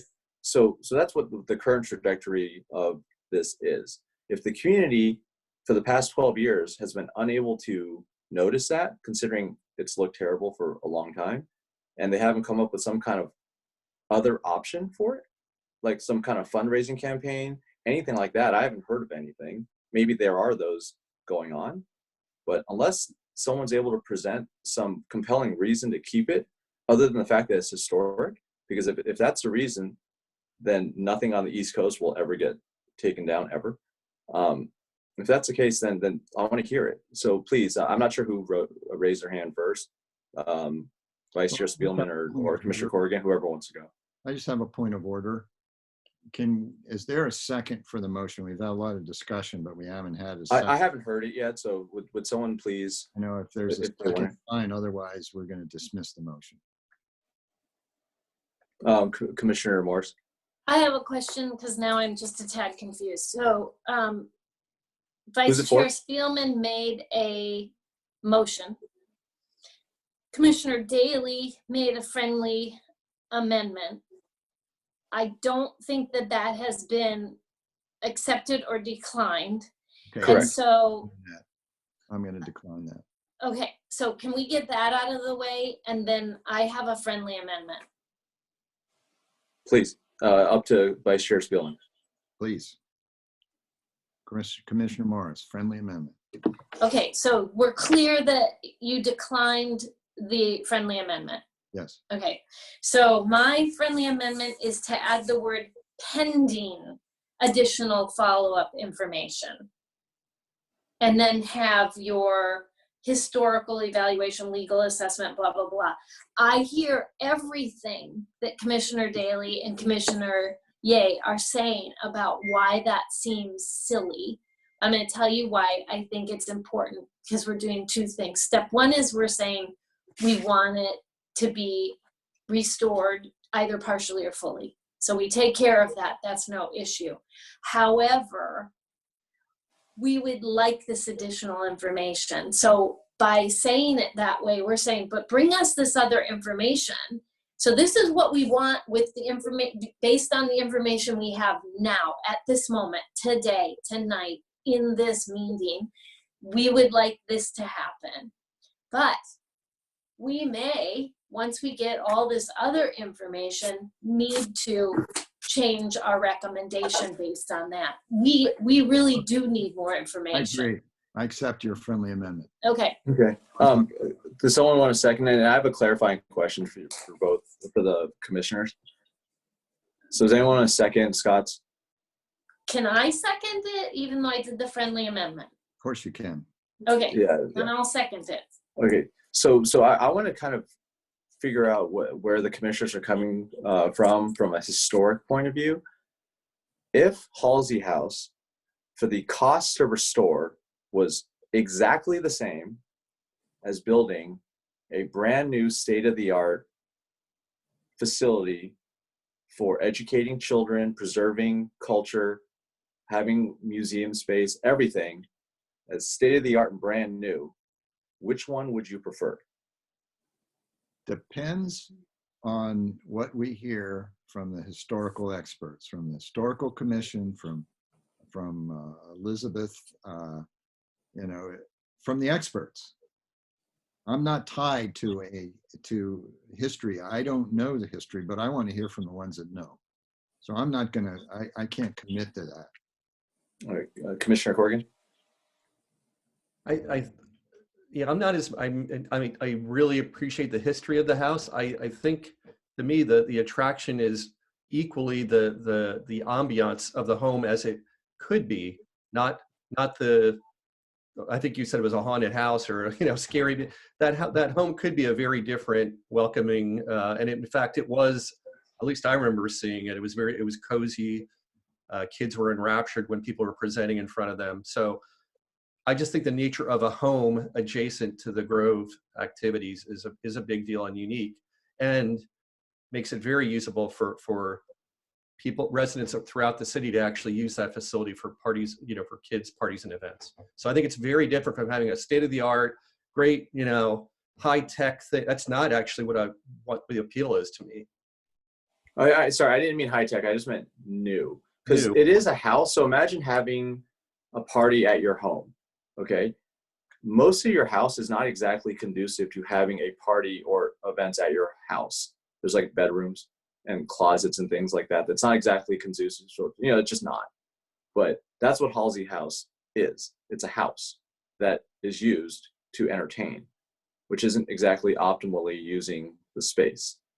But if the historic component is very compelling, which I personally don't know. I just don't know it. You know, as Scott says, we just don't know that, and certain people in our community may. I just don't know it. But I'm trying to figure out where you guys are coming from on whether that's actually the important thing, or educating kids and providing the community aspect of that. And Commissioner Corrigan, you're right there. You know that if people enjoy going there, you can kind of see it, right? And so, sorry, Commissioner Morse, you had your hand up. So to answer your question, I have no interest in having a high-tech, state-of-the-art. I didn't say high-tech. I just meant not Halsey House. I have no interest in that. So we have a new community center going in. I think that takes care of that sort of a feeling for us. I think we're stepping outside of what we don't know. We still, again, we come back to, we don't know, would this even be allowed? It's historic. So would we even be allowed to take it down? What would be the repercussions of taking it down? How much would that cost? But based on the information that we have gotten via email and calls tonight, we have more people asking us to preserve it than not preserve it. So I think that without more public outreach, we would have we can't, you know, say this is what the people want. And Commissioner Daly brought up, you know, it'd be like $500 a household. I think some people, when they hear that number, would go like, well, that's not that bad. I mean, I kind of went, that's not that bad for a lot of us. Not everybody in Los Altos has money to spend, though. We do have people who are house rich at this point, but don't have money in the bank to spend. So I think we have to be cognizant of that. So, but no, I think for me personally, I've thought about this. I'm not 100% locked into it, but if Halsey House weren't there, I would think that I would rather not have a new building put up, because why would we take down a building that we already have? This is how I think, that has probably amazing, you know, wood to it, things that you can't get anymore. You just can't build things the way they were built back then. So why would we tear down a resource and resources that have already been used? We've already taken from the planet and used them to then rebuild and use a whole bunch more of planetary resources. So I just really think you don't just waste things like that. You look at it and you figure out, how do we do the best thing for the planet? And the best thing for the planet usually isn't tearing everything down and starting over again. So no, I would not want a new building there. It looks like the planet is reclaiming Halsey House as we speak. Well, that's So- that's one idea. But again, if you go back and read all of those reports that, I did a few times, when I read them, each time there was an engineer or an architect or somebody made a comment about it, the basic comment was, no, you don't need to tear it down. They're basically good bones. And they're not saying that in the reports, like using the words good bones, but that's what they were saying. Yes, there's some water encroachment in the caretaker's house, and there's water encroachment in Halsey House. Yeah, okay, so that happens. You have to figure out how to deal with it. But the idea is, if it's not Halsey House, if we can't save Halsey House, well then, why do we want to go and spend a whole bunch of money to put in a new building when all of the concerns that everybody has is, oh, it's too impactful for the Grove? We're contradicting ourselves then by saying we want to keep it small, keep the impact low, and yet, it's like, yeah, but let's build something brand new so it'll draw more people in. And one of the things I like about Halsey House is it's low profile. There's nothing fancy schmancy about it. And it doesn't draw a whole bunch of people in because of it. It might, if we do it well, get it on the preservation,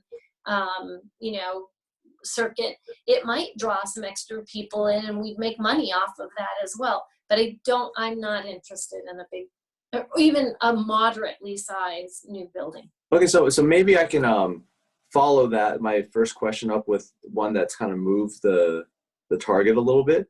What do the fellow commissioners feel if after the whatever historical studies of Halsey House it's not all that compelling, other than anything that's old will have history associated with it. If the historical aspects aren't as compelling as spending whatever it is to refurbish it, are you okay with just having nothing there?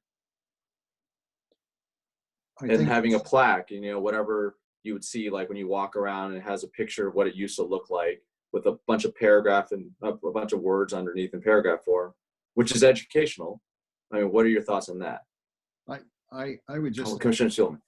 I would like to offer, there are all kinds of different variations and combinations that we can speculate upon. I don't know that we're going to accomplish much more because we could find all kinds of things that we don't know yet. But given what we know, can we vote on this motion, because we've got a second, and decide whether it's any good or not? If we vote it down, then we can move on to something else. But but we can over speculate on all kinds of combinations, and we really don't know what's going to come down the pike. Yeah, and also I just want to point out that Chair Lindemeyer, she's not here today, not because she doesn't care, it's just she's unable to, and so I don't know what her feelings on this are either. But that would create, it's a different dynamic when you can hang the commission. Sorry, Commissioner Daley. Another point of order, Scott's right, we do need to vote on this, but not until everybody has been heard, because it's proper once a motion has been seconded to have discussion. And I haven't been heard yet since the motion was seconded. Yeah, sorry, Pete, go ahead. My survey of the lay of the land right now is that there are 3 commissioners that will vote for this motion, that will say aye for this motion, and maybe 2 of us that won't. So let's just get it over with. I mean, I'm not surprised that Commissioner Morris and Spielman and Corrigan are on the same page. At least that's the way it appears. So let's just vote and get it over with. Has anybody else yet been heard? Chair, make sure everybody's been heard, and then let's just give it a up or down. Yeah, you guys, are there any more are any of the remaining commissioners wanting to discuss further, or would you like to have an up-down vote? Oh, sorry, Commissioner Morris. I have a concern of something that Commissioner Daly just said about that he thinks that, you know, he's not surprised that there are three of us that are similarly aligned. I'm not sure why he would think that, other than I did second the motion. But I haven't changed my mind from the beginning a whole lot about my stance on this building being, it's already a historic building. We already are locked into doing something with it. So if we don't get more information regarding that, then there's no discussion, period. We have the options in front of us. So without more information, so I think this motion is good in that we will get more information regarding the building. Can I answer Teresa's Yeah, question? yeah, please, Commissioner Daly. So, Commissioner Morris, I am not making an inference based on anything other than your comments tonight. All three of you have expressed support for this in one way or another. And that's I'm okay with it too. Yeah. I mean, I'm not leaning either way on this. I don't really care what happens in that building. Well, then let's vote. Let's have a vote. But also, before we vote, first I'm going to have Casey reread it. But prior to her rereading the motion, this is going to council as a recommendation. Put yourselves in the shoes of council and ask yourself, is this helping them, what they've tasked us to do? Is this helping? Because what we're telling them, from my reading, is we want to do something unless but we don't know whether we want to do it or not, because we don't know everything yet. So we have to get all that stuff first. So that's our recommendation, run with it. Is that helpful for council? I think it is, if I could offer. Oh, sorry. We have some, sorry, Mr. Breeze. Just in Vice Chair Spielman maybe saying the same thing, but that is, the City Council has specifically said, either give us a recommendation, or if not, let us know what questions you have. And that's what is in the motion that's before you. It's, it's not as clean as, hey, just do this and move on. It's, we can't get we have a couple different decision points. And so as a result, these are the specific things we need. And that is what staff needs from the council. We asked that, and then council's turned around and said, okay, well, make sure you ask the commissions that. Because as indicated, we've had lots of different studies, lots of different experts look at this building and these different things. And so we need to know specifically, what is it that you need that we should bring back to you, what that is. So,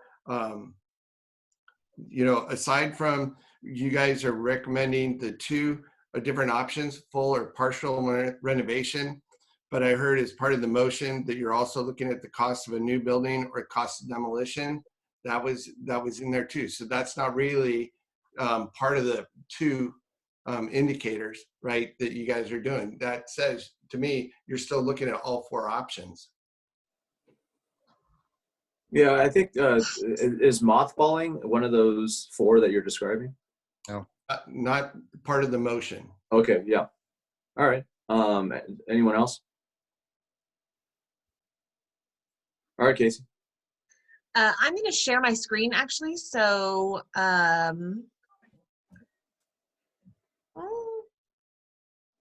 nope. I would if I could find it. Give me just a second. Okay. So that Vice Chair Spielman can take a look and tell us if this is exactly what he was wanting. Okay. And while you're doing that, I just want to, this is kind of what my view on this is, because I haven't really given it, is if Halsey House can be refurbished without cost to anybody, or if they can figure out the financing, I'm all for it, because it doesn't change my life either way, or either way. And if it makes everyone happy, that'd be great. But I haven't seen that presented as an option yet, because what I'm seeing is I would love to have it brought back to its glory, but no support on how that's going to be done. So Vice Chair Spielman, this is what I think that I got down from you. If there is something that you would like me to add. Yeah, I want to clarify it if I may. Absolutely. Thank you, Casey. I know it was a long motion, so I appreciate your patience with me. Based on our understanding, so that should be understanding of the success of historical programming at Redwood Grove. Yes, the history of the site and the potential of future programs. Yes, the Parks and Rec Commission recommends a full or partial restoration of Halsey House, comma, pending additional follow-up information, and I would put a colon after including, and historical evaluation,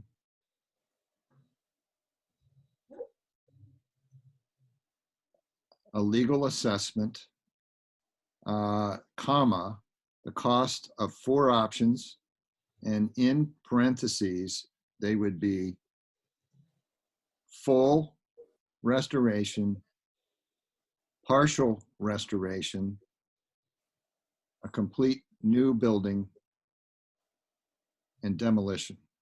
I will list those in. Okay. Comma, so we don't need the second. Okay, get rid of the parens. Get rid of including. So you could delete that word. Engineering facts resolution. Public outreach, funding options, and programs that require building, and get rid of the last paren right before the period. Thank you. Okay. Hey, we have council member Meadows would like to speak. If I have your permission, Commissioner Ye? Please. And thank you for attending. Yes, and thank you all, staff and commissioners, for all the work and the discussion. I just looked at this finely tuned motion that was projected on the screen. I'm going to give you my impression. It's just mine, but many of commissioners have been sharing their own impressions about the motion. You're making a recommendation, but saying that you need a lot of additional information. So how can you recommend a course of action when it's contingent on all this information you're asking for? In my opinion, if you're asking for the information, ask for it, but don't make a recommendation because you do not have the basis. Yeah, that's kind of where I was coming from too. Thank you, council member. Me too. I agree with the council member. I have a question for council member Meadows. Yeah, that was Commissioner Morris. Commissioner Yes. Meadows. Hi, Teresa. So, hi. So based on what you just said, would council, do you think, based on your limited time on council, would council accept us coming back to them and saying, we need all of this additional information, since council said they wanted everybody to weigh in by March? That was very clear at that meeting. It was very emphatically said, we want these decisions back and we want them in March. And it was also said that if you need additional information to make those decisions, let us know. So to me, you cannot make a recommendation if you're requesting a bunch of additional information. You don't have it's pretty clear from this discussion that you feel you need a lot of additional information to make a recommendation. I won't even comment on the information. You can, generate whatever list you want, but you cannot it doesn't make any sense to me to make a recommendation for partial or complete renovation but we need to see X, Y, Z. Yeah, it's so like what Commissioner Daly and I were saying. It kind of follows that. So I could vote for this resolution or easily because it contains so many poison pills that it doesn't actually go ahead. Does that make sense? I mean, the point is, how can we efficiently and effectively derive the information to enable a decision? This commission is one part of at least 3 parts of a decision towards what do we do with this building? How do we preserve the preserve? And you know, so it's a multi-layered decision. If you can't make your piece of the decision with the information that we currently have, then say so. Don't make a decision that says, except we need. That's not a decision. You buy a house and say, I'm going to buy this house, except I need the earthquake report, I need structural repair, you know. But sorry, it's been a long meeting and I know you've been working hard on this, but that's my input. Commissioner Ye, can I be heard very quickly on this? Yeah, please. So I absolutely agree with what council member is saying. And I think all we have done is more of the same that has been done for the last 12 years. And what the 3 members who are pushing this motion are doing is effectively demonstrating really poor government. Really poor government. Yeah, I don't like. We shouldn't be like personally attacking them, but yes, Commissioner Vice Chair Spielman. Yes, the decorum of that statement I think is inappropriate. So Commissioner Daly, I'm not comfortable with what you just said. We're not pushing. We're giving a recommendation. Excuse me, if you actually make the motion. May I finish, please? So council's asked for a recommendation, and this is as close as I think we should legitimately go tonight.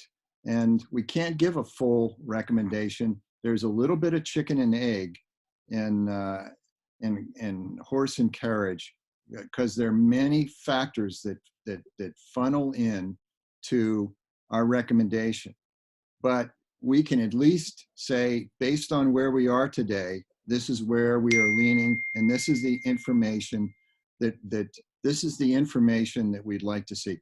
We need to iterate at this. It needs to be an ongoing process, and we're pushing this forward.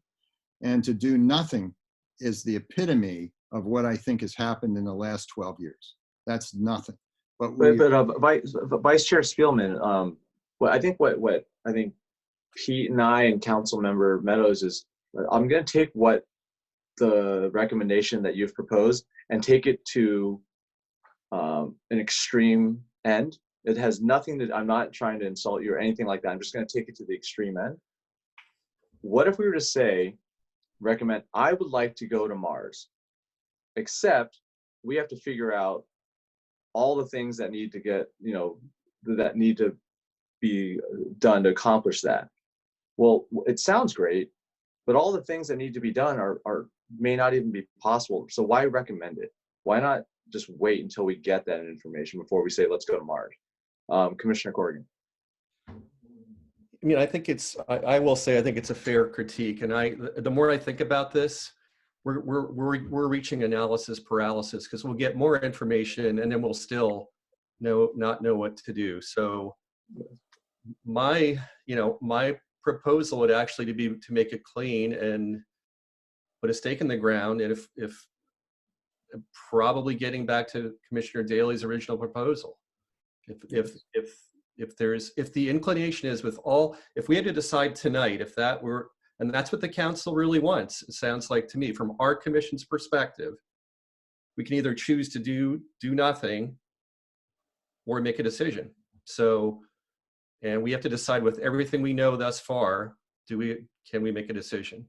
Yeah, and the way it actually works out pretty well, given the facts, is if our commission recommends to do something in a positive manner for Halsey House, the opposite vote, which is to go on the current course, that place is going to fall down soon anyway. So it's kind of, we are making a recommendation, right?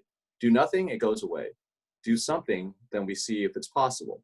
That would be a recommendation, and I'm okay with that. All the stuff after what Commissioner Daly said, again, which echoing Council Member Meadows, what's the point of adding all that? It has to be done anyways. And we just don't know that stuff. I'm willing to modify the motion to,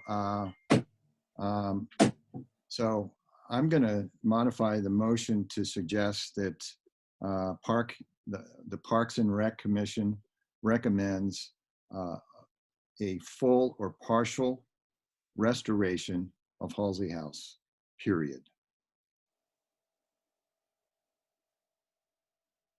Okay, and just to clarify what you're saying, Scott, just to be devil's advocate here, a partial restoration could be leaving like a 12-inch post, correct? So do you want to say substantial?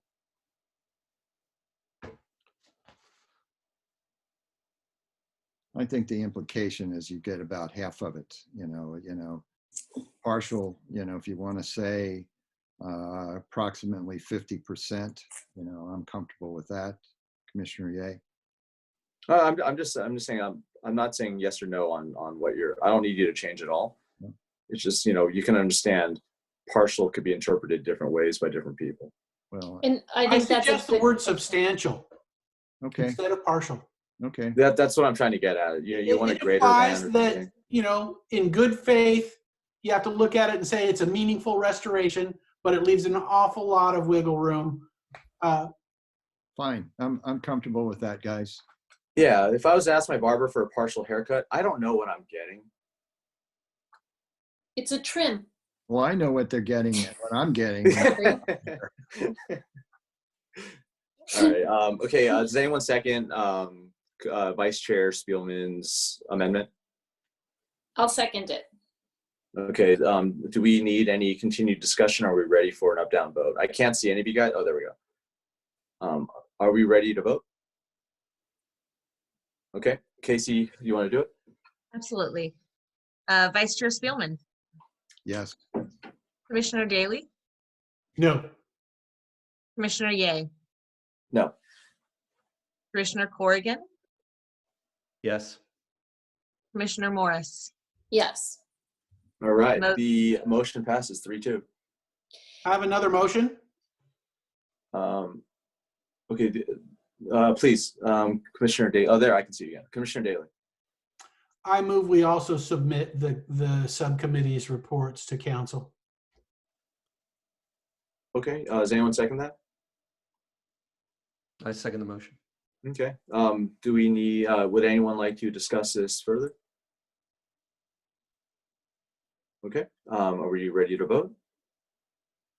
All right. Casey, it's all you again. Vice Chair Spielman, Yes. Commissioner Daly, Yes. Commissioner Ye, Yes. Commissioner Corrigan, Yes. and Commissioner Morris. Yes. That one passes unanimously. Then I'd like to make one more motion then, if I may. Please, Vice Chair Spielman. Commission recommends that we submit all public comments regarding Redwood Grove and Halsey House to City Council. Can I ask a clarifying question? Sure. Would you like those redacted or non-redacted? I don't know what you mean by redacted. They have to be redacted, Casey. If they're given just to council, Donna, do they have to be redacted? Because we Well, give they them have to our commissioners.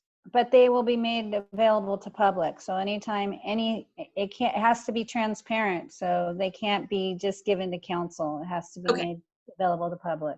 Okay. Therefore, I withdraw my redacted. question. I'm sorry. Sorry for delaying everybody. I missed that. What did Scott say? I had like a lag on my internet. That I recommend that all public comments be submitted to City Council, and according to Donna, they need to be redacted. That means removing public, private information. Oh, okay. Okay. I do have one more clarifying question. For public comments, do you mean comments submitted via email or comments submitted via email and spoken comments tonight? Both. Okay. Does anyone second that? I second it. Okay. Discussion. I want to kick this off. I'll have Quick, discussion. just by. Yeah. Yeah. So city council. Oh, go ahead, Donna. Thank you. I just want to let you know that normally we only do action minutes, so we don't normally type out every comment, but there will be access to the video. So it causes more work for staff to type up the vocal comments that were made tonight. Normally we just list their names that they spoke. So for the sake of staff workload, we can just reference the video of tonight's meeting. Okay, Pete, I see you. I just want to point out that again, we are here to make city council's life easier, and we are the gatekeeper on the necessary information for them to do the best job they can for our city. And we all know the sentiment of each of the comments that were given to us by the public, you know, either today or in written form. To go ahead and send that on to city council to read the 200 pages themselves is putting a burden on them that quite frankly, in my opinion, that's our job. Okay. We know what, like, we were able to kind of figure out there's like 3 categories of people want to do something. That's city council knows that we're looking at these. To tell them to do it is their job's hard enough. So that's just my feeling on it. Commissioner Daly. Our mission is to be the interlocutor between the community and the council. That's first and foremost our job, is to handle the communication with the community. Anybody in the community who wants to be heard again by council will have an opportunity to speak when this is agendized. And any council member who has an appetite to do a deeper dive will also be able to either watch the replay of our meeting or access the emailed comments. So they could, if they so choose, go ahead and dig deeper. But I do think, as Commissioner Ye said, that it's our job to be the interlocutor between the community and council. And so I therefore think that it would be redundant and a burden to forward all those comments to the council. Yeah, like that character in Office Space who runs between the engineers and that there's a reason he's in that. That person is meant to be worthless by just doing that. Commissioner Morris. Go ahead. I think the same could be said for the reports being forwarded to council then, that they are creating extra burden for them, that they need to read them, and that they could come to our meeting and they could look at those reports so that they were doing their due diligence. So I don't mean to be rude about this, but I think if one of you feels strongly that the reports need to go forward and the other of you feels strongly that the comments need to go forward, then I'd say let's just go ahead and let these 2 things go forward. If we think that one is a burden for council, then I'm going to, suggest that the other is a burden also. So I think there seems to be a little need for these 2 things to go forward in each of your minds. So I support the fact that you each feel that way. Yeah. Just before Commissioners Daly and Spielman's heads light on fire, the City Council selected Commissioner Daly and Vice Chair Spielman because they value their judgment and ability to look into issues. So if they're going to spend, if Commissioners Daley and Spielman spent time to generate the reports, that means City Council already is valuing what those reports contain because they picked Commissioners Daley and Spielman to be on the commission. It's different than having, you know, someone from the public sending us something where they don't know, the City Council doesn't know who they are. We may know them because we interact, but that's because that's our role. But given that Commissioners Daley and Spielman spent, I don't know how many hours, I learned a ton in those reports. I really did. And usually I kind of like gloss over stuff, but I started reading, I just kept reading. And I think City Council would greatly benefit from those reports, especially since they're from people that they personally selected. Sorry, Commissioner Morris. So I wasn't trying to be offensive to the No, reports. I'm I not think saying they're excellent, and I am grateful for both of the reports. And yes, I learned a lot from both of the reports.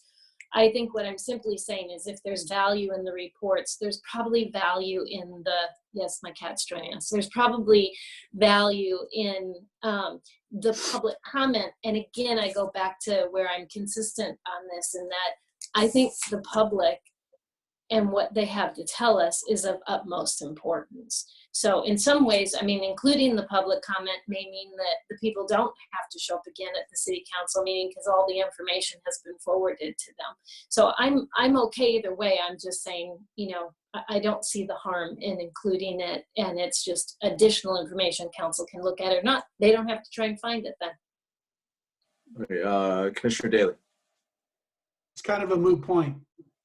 We've already voted to forward the reports. So unless we're going to make a motion to undo what we've already unanimously chosen to do, then let's handle the issue of the comments. Do we have a motion? I moved. You moved? Okay. Yeah, there was a I'm motion just trying and to a figure out second. where we are on that part. Nice second. Yeah, we still have to, I mean, Commissioner Morris is entitled to the discussion point of this. Yeah, totally. Yeah. So we're at discussion. We have a motion to include comments. Yeah, no, we're at discussion. And we have a second. Yeah. Now we've had some discussion. I've been heard. I don't need to say anything more. I'm sorry. I'll be quiet now. Yeah, I'm interested in what Commissioner Morris has to say about this. It's fine. If you don't have anything else, we can do a vote. It's a good logical point. She has a valid point. Whether it's dispositive to any one of us or not is up to us individually. Yeah, that's fine. Okay, so are you guys ready to vote on this third motion? Yes. All right, Casey. Okay. Vice Chair Spielman. Yes. Commissioner Daley. No. Commissioner Ye. Okay, now that confused me. Is this forwarding along the reports? This is forwarding along the public comments. Oh, no. Commissioner Corrigan. Yes. Commissioner Morris. Yes. Motion passes 3-2. Okay. Anyone else have any motions or anything to talk about on this action item? I have something to talk about for the reports and what we had for reports. Is that something that I can do now or not?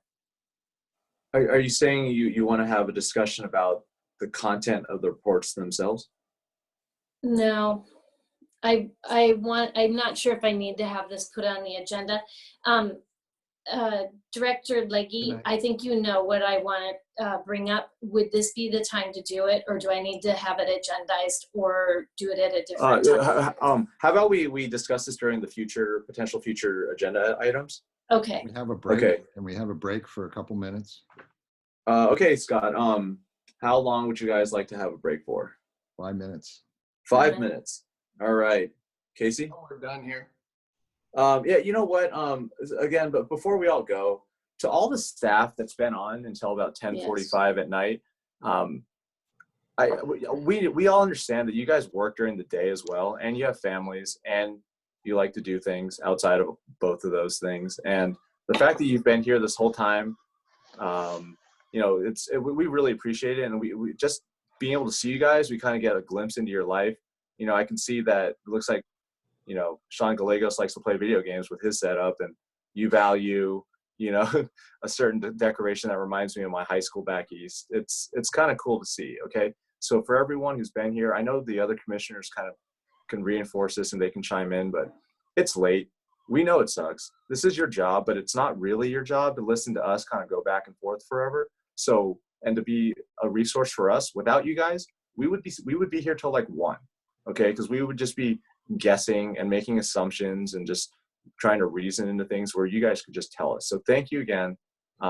Enjoy the rest of your night. You know, Letterman or whoever, not whatever the guy is now is coming on. Go enjoy that. Enjoy your families. So thank you very much. Yes, thank you. Yeah. All of our staff members can leave at this point. I will put a 5-minute countdown on the clock, and when we come back, it will just be informational items delivered by Donna, and then reports from subcommittees. Good night. Thank you. Thank you, Dave. Thank you, Dave. Thank you, Dave Breeze, John Biggs, and all staff. Thank you very much. Thank you all. I'm going to log off too.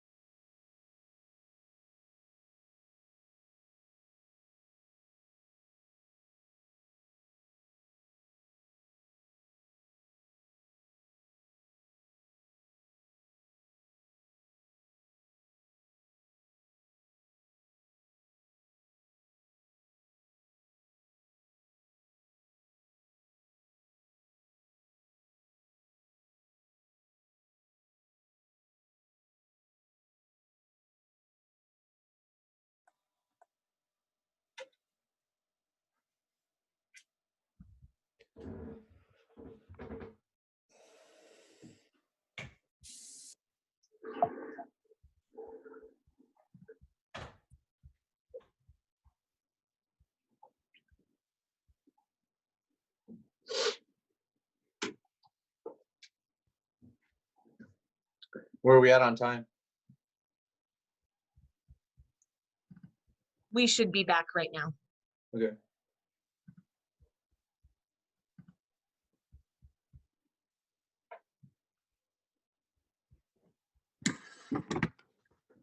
Hey, Casey, have we gotten new commissioners? No, I'm going to go over that right now. Oh, okay. For some reason, I gotta have to, sorry, I have to undo my video first before I share. Oh, hey, everyone's back. So Casey, you wanna flag the time? Yes, I will. I All will right. begin the meeting at 10:55. Okay. So we are now on informational items. We are going to receive information and announcement from city staff. Thank you, Commissioner Ye. So you just asked the question about new commissioners. So we are currently still recruiting and accepting applications for our Parks and Recreation Commission as well as our Senior Commission and our volunteer.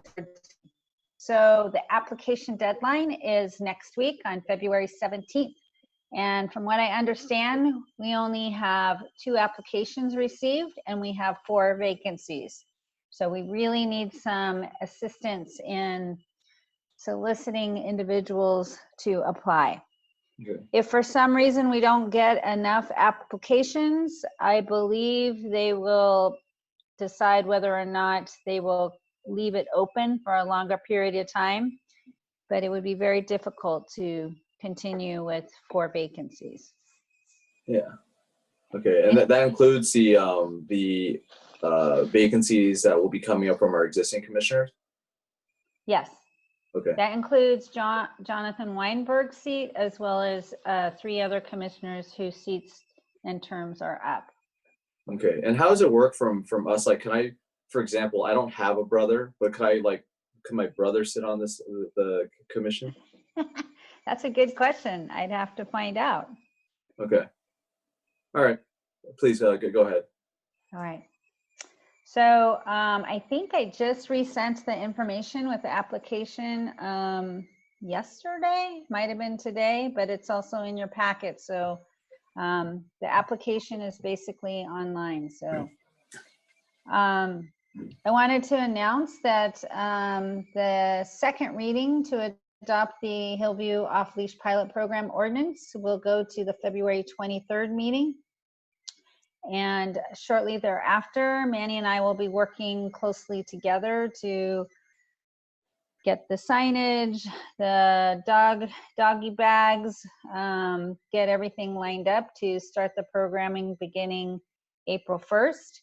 It'll run for 6 months, and council last night gave some specific recommendations related to the rules and also the ordinance and the measurement of success and the evaluation of the process over 6 months. And within 60 days after the pilot program has been completed, they want us to return back to them with recommendations and a report on how it went.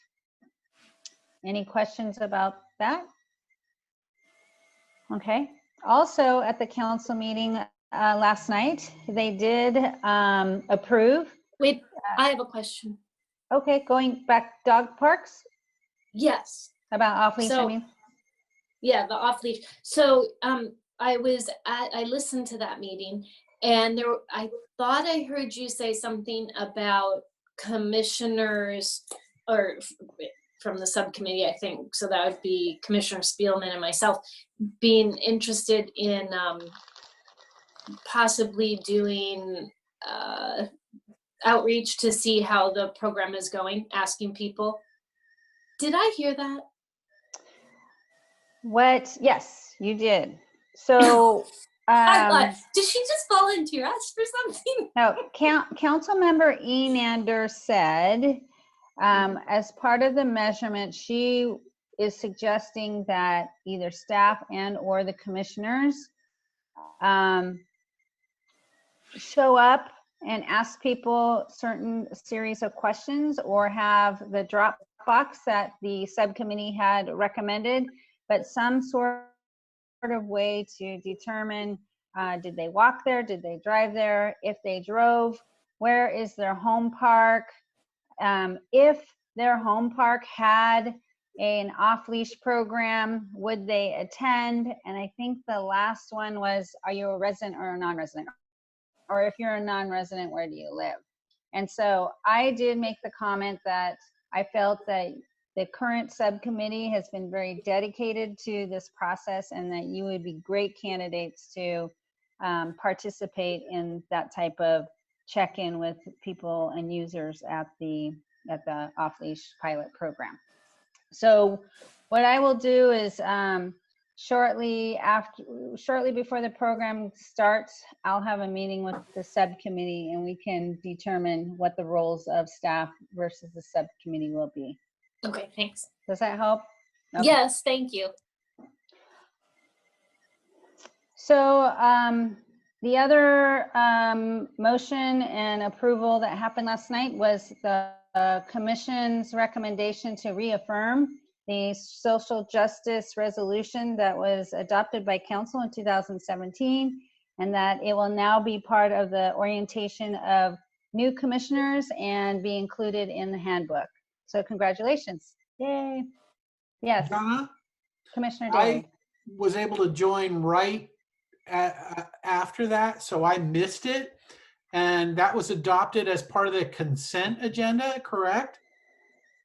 Yes, that's correct. Was it a unanimous vote for the consent agenda? Yes. I'm sorry, what is this again? So the reaffirmation of the resolution that this commission recommended to City Council, it was on the consent calendar and was adopted. So good job. The rest of this information is pretty much similar each month. We continue to provide services virtually for seniors in the community at large. There's a few new special events. There's been a lot of question about COVID vaccines. And again, the advice is for individuals to contact their care providers and to also check the Santa Clara County website. One item that came up since I published the agenda is Mayor Feiger is going to be hosting a senior town hall to talk about questions and answers that seniors might have in our community. And I believe that is on February 16th. So that's all I have to report. Okay. And if anyone has parents who are looking for the vaccine, Stanford seems to have them. Okay. So just go to their website. Because my doctor told me I'm last in line. I should get it in the fall. And also, if I could add, the Mountain View Recreation Center on Ringsdorf is giving vaccines, and their schedule is a little bit more flexible than Stanford's. I think you can get in sooner. So you can find out about them through Santa Clara County. They're sponsoring this program. They have vaccines at the fairgrounds, but they also have them at Ringsdorf, at the Ringsdorf Community Center. If anyone calls my direct line, my outgoing voicemail has the phone numbers and the email addresses, or I'm sorry, the web addresses for the county for vaccinations and COVID testing sites. So I don't normally just throw it out, but my direct line is 650-947-2726. And all of the information, including our city's website, is listed on my outgoing voicemail at this time.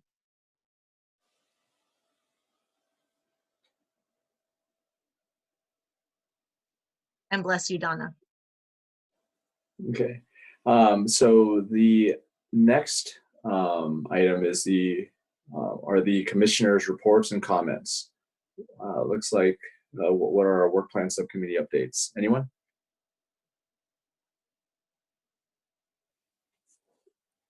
Commissioner Morse. I attended the first Complete Streets Task Force meeting today. And there will be. What is that? I attended the first Complete Streets. Oh, no, sorry. No. Well, what is that? Oh. no, I can hear you. Let me say it slowly. It is, they're working on a Complete Streets master plan. And they asked for commissioners from different. That's right. Okay, sorry, that's right. Okay. Yeah. But Commissioner Corrigan may not have been here for that, so. Yeah, I remember that. They were looking for someone from Parks and Rec to join. Okay, sorry. Yes. Okay. And so the first meeting was today, and I was just doggone it. I cannot remember. I think it's February 23rd that our the first public outreach, not the first, a public outreach will be taking place.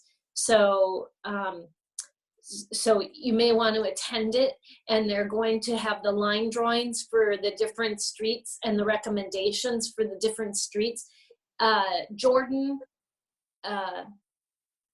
Marish, there's something for Fremont over in Loyola Corners area. There are a few places, so you may want to go see what they're offering. Some of it's speed bumps, some of it's speed tables, some of it's roundabouts, and they'll have all the diagrams, and you can go in and look at them and give your input about what you think of with their suggestions. Yeah. Is it okay for Commissioner Daly to speak, Commissioner Ye? Oh, sorry about that. Yeah, please, Commissioner Daly. Teresa, did they talk about the bike lane project on Almond? Yes, I believe, no, Almond wasn't discussed. Yeah, because that's the one with the posts, right? Yeah, the balustrades. The balustrades, yeah, no, they didn't Phillips discuss about that on Monday. So just curious. Commissioner Daly, they covered that in a previous Complete Streets Commission meeting. And my understanding is they've decided not to install the bollards. They're going to figure out whether they're needed after some time of evaluation. Great. That's exactly what I was curious about. Thank you so much. Yes. Yeah, so go to the meeting. I think it's important. Tell your friends about it. If you have an email list, please spread that information out, because they're asking for our help to get the word out to people. And I think they're going to do sandwich boards, but they're only doing the mailing, I think, 500 feet from each location. And if you don't know the difference between a speed bump and a speed table, drive down Cuesta and you will experience speed tables. They're very different than speed bumps. And I think that's mainly the main information that I have to report. Okay. Commissioner Morris, question for you regarding the speed tables. Yes. Do you have any plans to modify them? I don't think so. I think they're doing what they want them to do, which is getting the traffic speed down between 15 and 20 miles per hour. The overall goal is 20 miles per hour. And the residents seem to be happy with what effect they're having. But yes, if you do drive down Cuesta, you need to go very slow, because you will bottom out your car. You can even catch air and kind of float for half a second on them. Not that you should. Okay. Are there, thank you, Commissioner Morris. Any other reports, subcommittee reports? Okay. Oh, where's the agenda? Okay, so now we are on to the potential future agenda items. There are some listed here, but do you guys want me to go through each one of these, or do you want to go ahead, Teresa, with what you wanted to talk about earlier?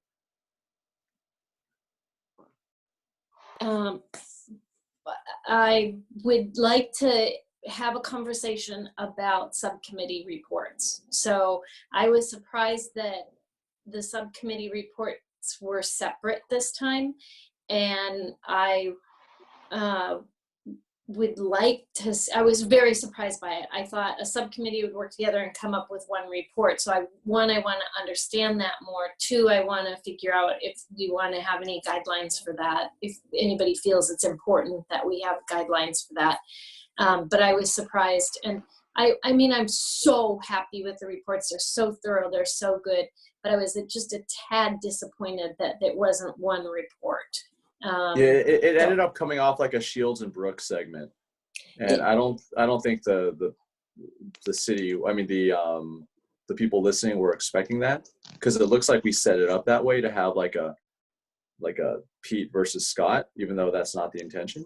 So yeah, I see where Commissioner Morse is coming from. There was an additional problem, if I may add. The additional problem was Commissioner Daley had his report in, before Vice Chair Spielman had his in. So we started getting emails based on Commissioner Daley's report, and people thought that was the subcommittee report. So when people responded, they were responding only to that information and didn't understand that that was only half of the report. So it felt a little misleading to me for the public. So I feel like it's important that we have a joint report, or that they both come out at the same time, so that we reduce that confusion or that potential, because they weren't confused. They saw the report, they went, that's the report. They weren't confused, but they didn't get a fair assessment of what was being recommended. Okay, thanks. And before I have an iPad, okay? So if anyone's raising their hand, all I can see is the person making noise. So I'm raising my hand. Okay, yeah, Commissioner Daley. So I just wanted to give my answer to Teresa, which it's just my answer. It's not Scott's answer. First, you asked earlier tonight for staff to put together a complete compendium of all the material that's been generated for Halsey House.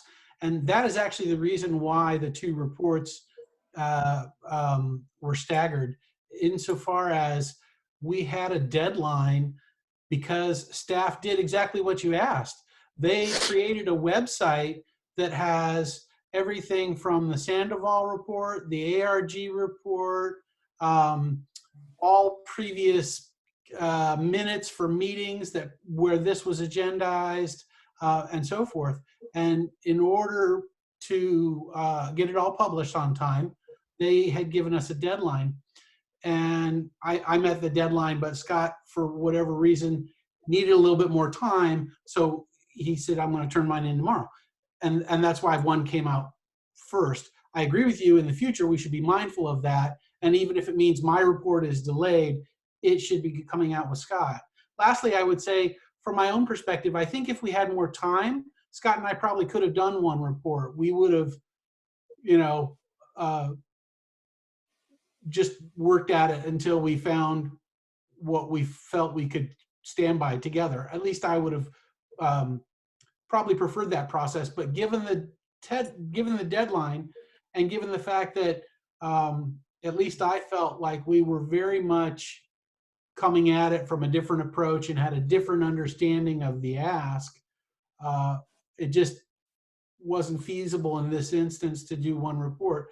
I would say we should always strive to have a unified committee report, recognizing that there might be times when there are irreconcilable differences, but that's certainly the preference. And as a commission, I want to ask the question to everybody. Do you want these reports to be, go ahead, Scott. So Pete and I talked in advance, and so we were at least in sync, knowing what each one was going to say. And the deadline that Donna had on Wednesday, I told her I wasn't going to be able to meet. I said, I will get it out by Thursday, which normally you want to get your report out 72 hours in advance. So I knew that was well within the framework. But I appreciate all of what Pete did, and I appreciate his tact, his approach, his work, and I appreciate, that he said we're coming at it from different angles, and And so at least we had that understanding. It wasn't like, you know, there was either a surprise to either one of us. And so I think the timing, you know, I think the lesson that we should learn from this is that we should have them out at the same time. If there's anything that we could do that we could have done better, that would have been it. But as far as the differences, you know, we could have had two sections, option A, option B. But I appreciate that Pete's work stands on its own. And so, so I think at times when you have a subcommittee that disagrees, you may not be able to resolve it every time, but the timing is the key element, that they should be at the same time. Thanks. Okay. Do we need to Thanks, Scott. agendize this? No, we For don't. conversation? This It's is okay, internal okay. housekeeping. Okay. Yeah, so this is something that's coming across in our subcommittee reports, and I just want to give you what would happen, okay, because there seems to be opinions in the subcommittee reports, and today they came out where there's kind of like recommendations that were kind of like on both sides. What do you guys think about these reports? Let's just say Scott or Pete didn't do their report, okay, just didn't have, like, it didn't exist. It would look like the Parks and Rec was recommending something that, let's say Pete's was the only one that existed. The whole running up to this meeting, it would have looked like that's what Park wanted to do, but obviously it didn't because we voted the other way. Do we want these subcommittee reports to have these conclusions in them?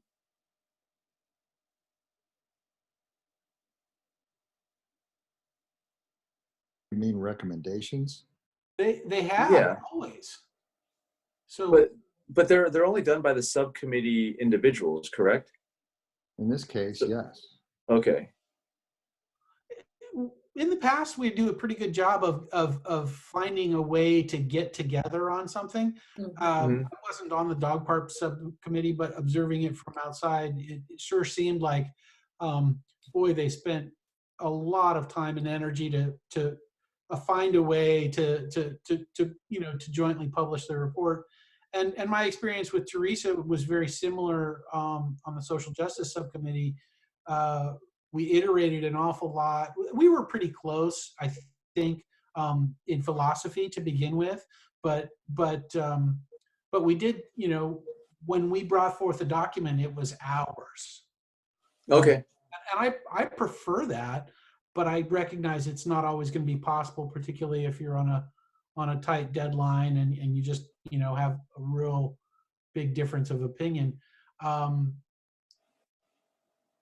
So, yeah, I mean, what are you going to do? The subcommittee reports are meant to have, some kind of recommended action for the commission. If they don't. Okay. Okay, gotcha. And you guys, but anyone who goes to a subcommittee most likely probably wants to be there. Okay. I mean, granted, I just get shoved into the committees that no one else wants because I'm okay with that. But if I was to present like a subcommittee report on something that I don't really care either way about, I'm just going to give you guys like the facts, like a lobbyist might do. Donna? This is not on the agenda, so if you want to have a dialogue, I suggest you agendize it or put on the next agenda to put together a subcommittee. Okay, because this is just like kind of housekeeping, isn't it? No, you're talking about decisions and recommendations, and it's not on the agenda. Okay, all right. Do you guys even want to put this on the agenda? I think we're okay with it right now. Oh, you do want to? Wait, I'm getting, okay, this is like up and down, left and right, all over. I would like it agendized to have the conversation because I think we need to have some guidelines for it. What would be, I think we need to, we can't discuss it. We're not supposed to be discussing it. So what I'd like to do is have the opportunity to discuss a couple points that I have and us to go yay or nay on it. Okay, so this is something that's discussing it. Yeah, this is a Tanya thing then. So I guess Commissioner Legge, Actually, Donna if you can just phrase it for me, as long as 2 commissioners agree to put it on a future agenda, it will be agendized. Okay. Commissioner Morris? That's correct. So agendize the discussion of procedures for Subcommittee norms. reports. Okay. Yeah. Someone want to second that? I have a Or- question before I yeah. support the agendizing of this. There are norms that have already been established. This might be one of them. I'm wondering if perhaps we should be familiar with any subcommittee norms that are already in practice. Or So if I can through Commissioner Ye. Yeah, please. So when I knew that there were going to be separate recommendations, I checked with John Maginot, our deputy city manager, and he said this was fine. There is, I think it's either in the council norms or in the commissioner handbook, excuse me, that there are guidelines, but it doesn't specify the detail or level that you guys want to discuss. So it's very high level. So I will bring whatever is in the document so you can be familiar with it, and you can further discuss it when it's on the agenda. I think that'll help. Okay. Do you want to bring back up your screen? Oh yeah.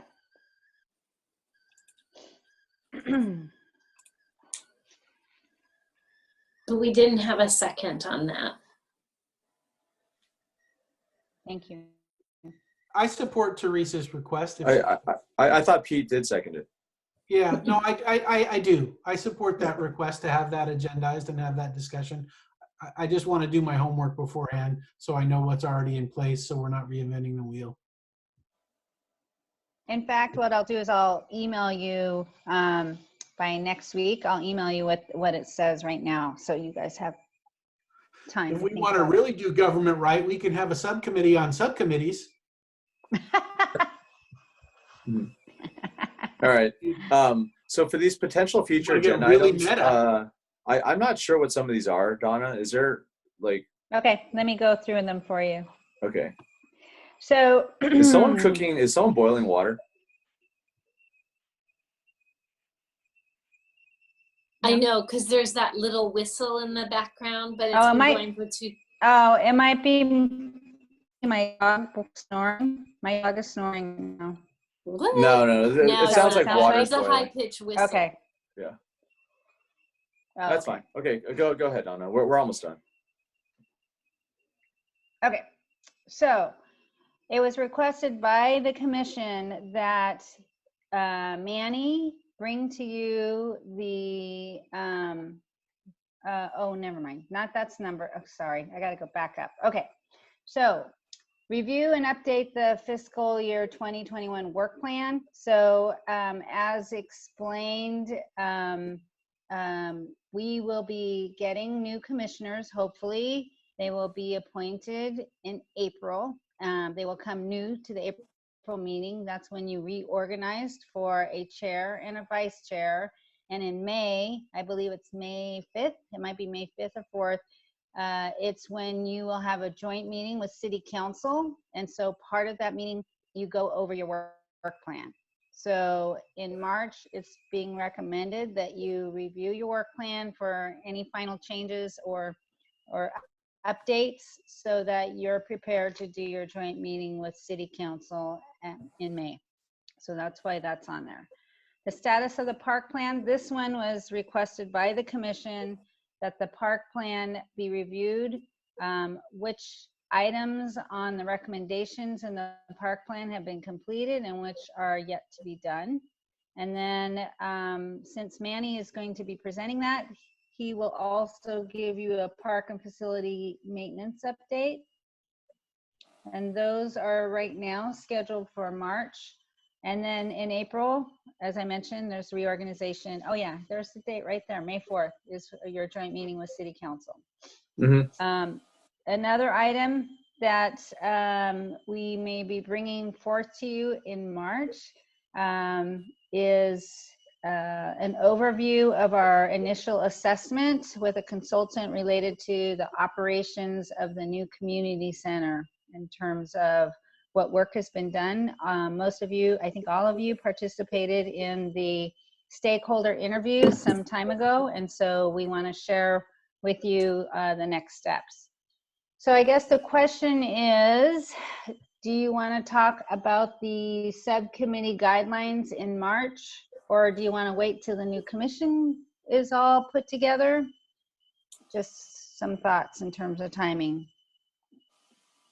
Well, if I could just suggest, I think if we're going to have changes of a couple of commissioners, it makes sense to wait until we have a brand new commission.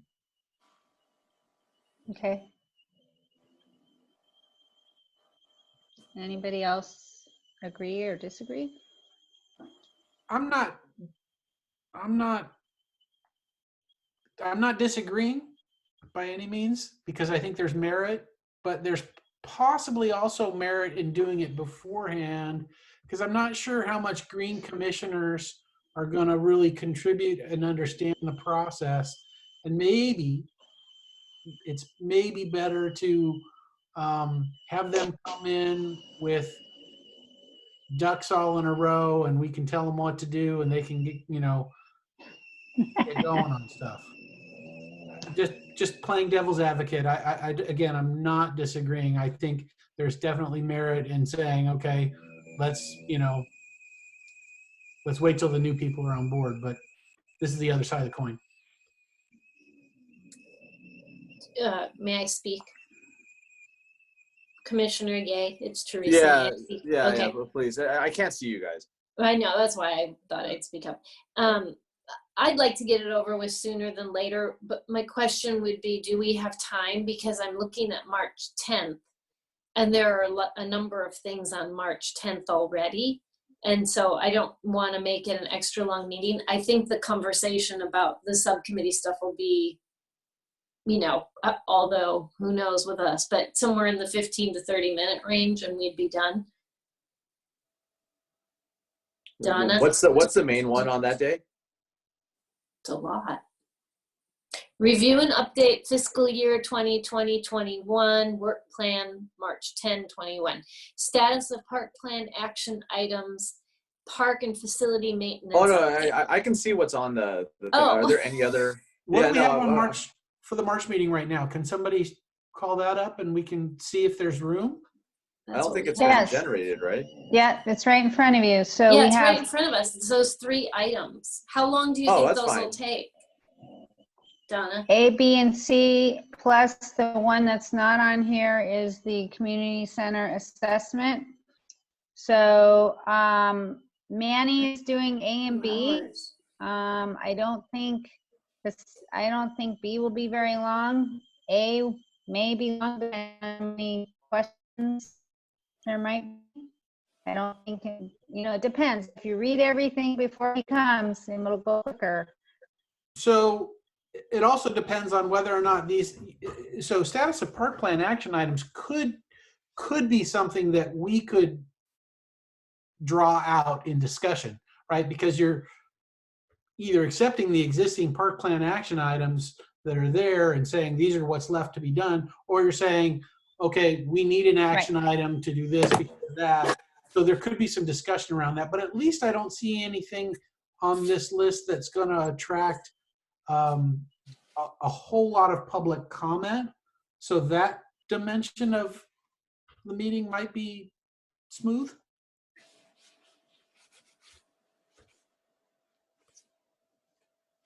Yeah, why don't we add one? Agreed. Okay, I'll go ahead. Sorry, my internet is going in and out right now. Yeah, Donna, if you want to turn off your video, we're okay with that. Okay. And by the way, All right, so we'll add the subcommittee guidelines to March. Okay. Anything else? If we want to make the meeting real interesting, why don't we add an agenda item on selling Grant Park to developers? There is one other item that I think we should consider at some Don't time. even say that. Did you cover your cat's ears? I think we ought to consider talking about the rezoning of the Hillview baseball field and the soccer fields, because now it's been lingering for 2.5 years beyond what council committed to. Can you explain what that is? Yeah, the Hillview baseball field and soccer field in Orchard are not zoned as parkland. And so they can be developed based on the current zoning, and city council committed to get them rezoned 2.5 years ago, and nothing has happened. And just to protect the future of those lands so that they aren't developed. Hey, I think, hey, Scott, I think we dealt with this before any of you guys were on the commission. Donna, did you have something to say on that? Yes. Okay. Yes, it did go to council, and they gave direction to the appropriate department, which is community development, and they are working on it. So I can get an update from the community development department and either have John Biggs provide that information or present it back to her. But it is not the purview of the Parks and Rec Commission to deal with this. You can support the community development department, certainly, but they have taken it to council. Council has given them direction, and in fact, they've been talking about it as part of their goals moving in the next fiscal year. So Well, I it'd be can, nice. if you're interested, I will have John Biggs provide an update. That would be wonderful. Thank you. I need 2 votes. I mean, yours and somebody else's to put it on. I'll vote I'd like for to it. get- Oh, sorry. Okay, Doesn't matter.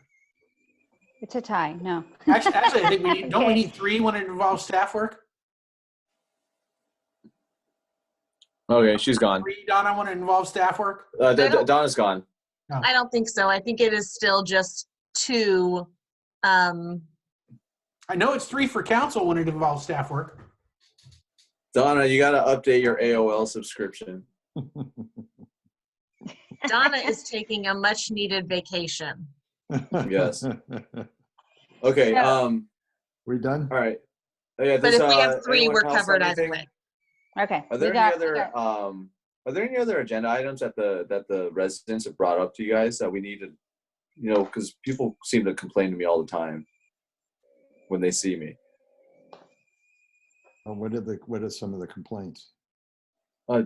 Just general, like why are there weeds, stuff like that.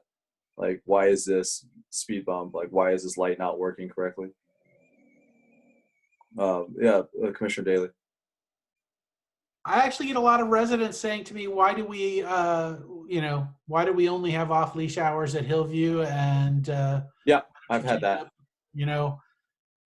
A lot of us, me included, dog owners, think Rosita would be a great place to initiate a pilot, just like we have at Hillview. It has so many of the same characteristics. Maybe we should put that on the agenda to potentially get something going at Rosita. Yeah. Well, why don't we wait till Hillview has a successful run? Because then that'll be a lot easier, and it will, because it's fenced. Yeah. So and when you have data, when you have experiences that the city can say, well, look, we understand your concerns, but they weren't a problem at Hillview. Then yeah. So council already has. I think council's logic on this is that they are going to have their butts covered because Hillview is going to be successful. So therefore, they'll have more of a mandate to go forward with the other stuff and be aggressive. And I can see why the political impetus behind that, and it makes sense to me. Granted, I don't have a dog, so that I can see how that's annoying. But I don't know. There's other places. That's fair enough. That's fine with me. Okay. Anyone else? Nope. All right. Wait, it looks like. Okay, sorry. It looks like Teresa. Yeah. I'm starting to hear rumblings about 999 Fremont, and why isn't it being turned into a park, or when's it going to be a plaza, that sort of a thing. What is this? Loyola Corners, the coffee drive-through. They want to Again, make that into a park? this is not a Parks and Recreation Commission item. Perhaps John Biggs can give you an update on that as well. Okay. It's not a Sorry. Parks and Recreation I keep item. forgetting it's not in the park because it says plaza / park, and I keep forgetting it's not in park purview. So sorry about that. Okay. Anything else? If not, I would move to adjourn. You can just adjourn. You can just adjourn. You don't need a second. I know. Well, do you guys have anything else? Okay. Well done. No, it's good. Let's adjourn Thanks the all. meeting let's mark it 11:35, Casey. Got it. All right, guys. Happy Thanks. Valentine's Day, everyone. Yay, Good same night, to you. all. Enjoy your You time hardworking off. people. You earn it. All right. Yeah. Good Bye, job, everybody. Goodbye. Good night. Bye. Good night. Thank you, Casey. Good night, Donna.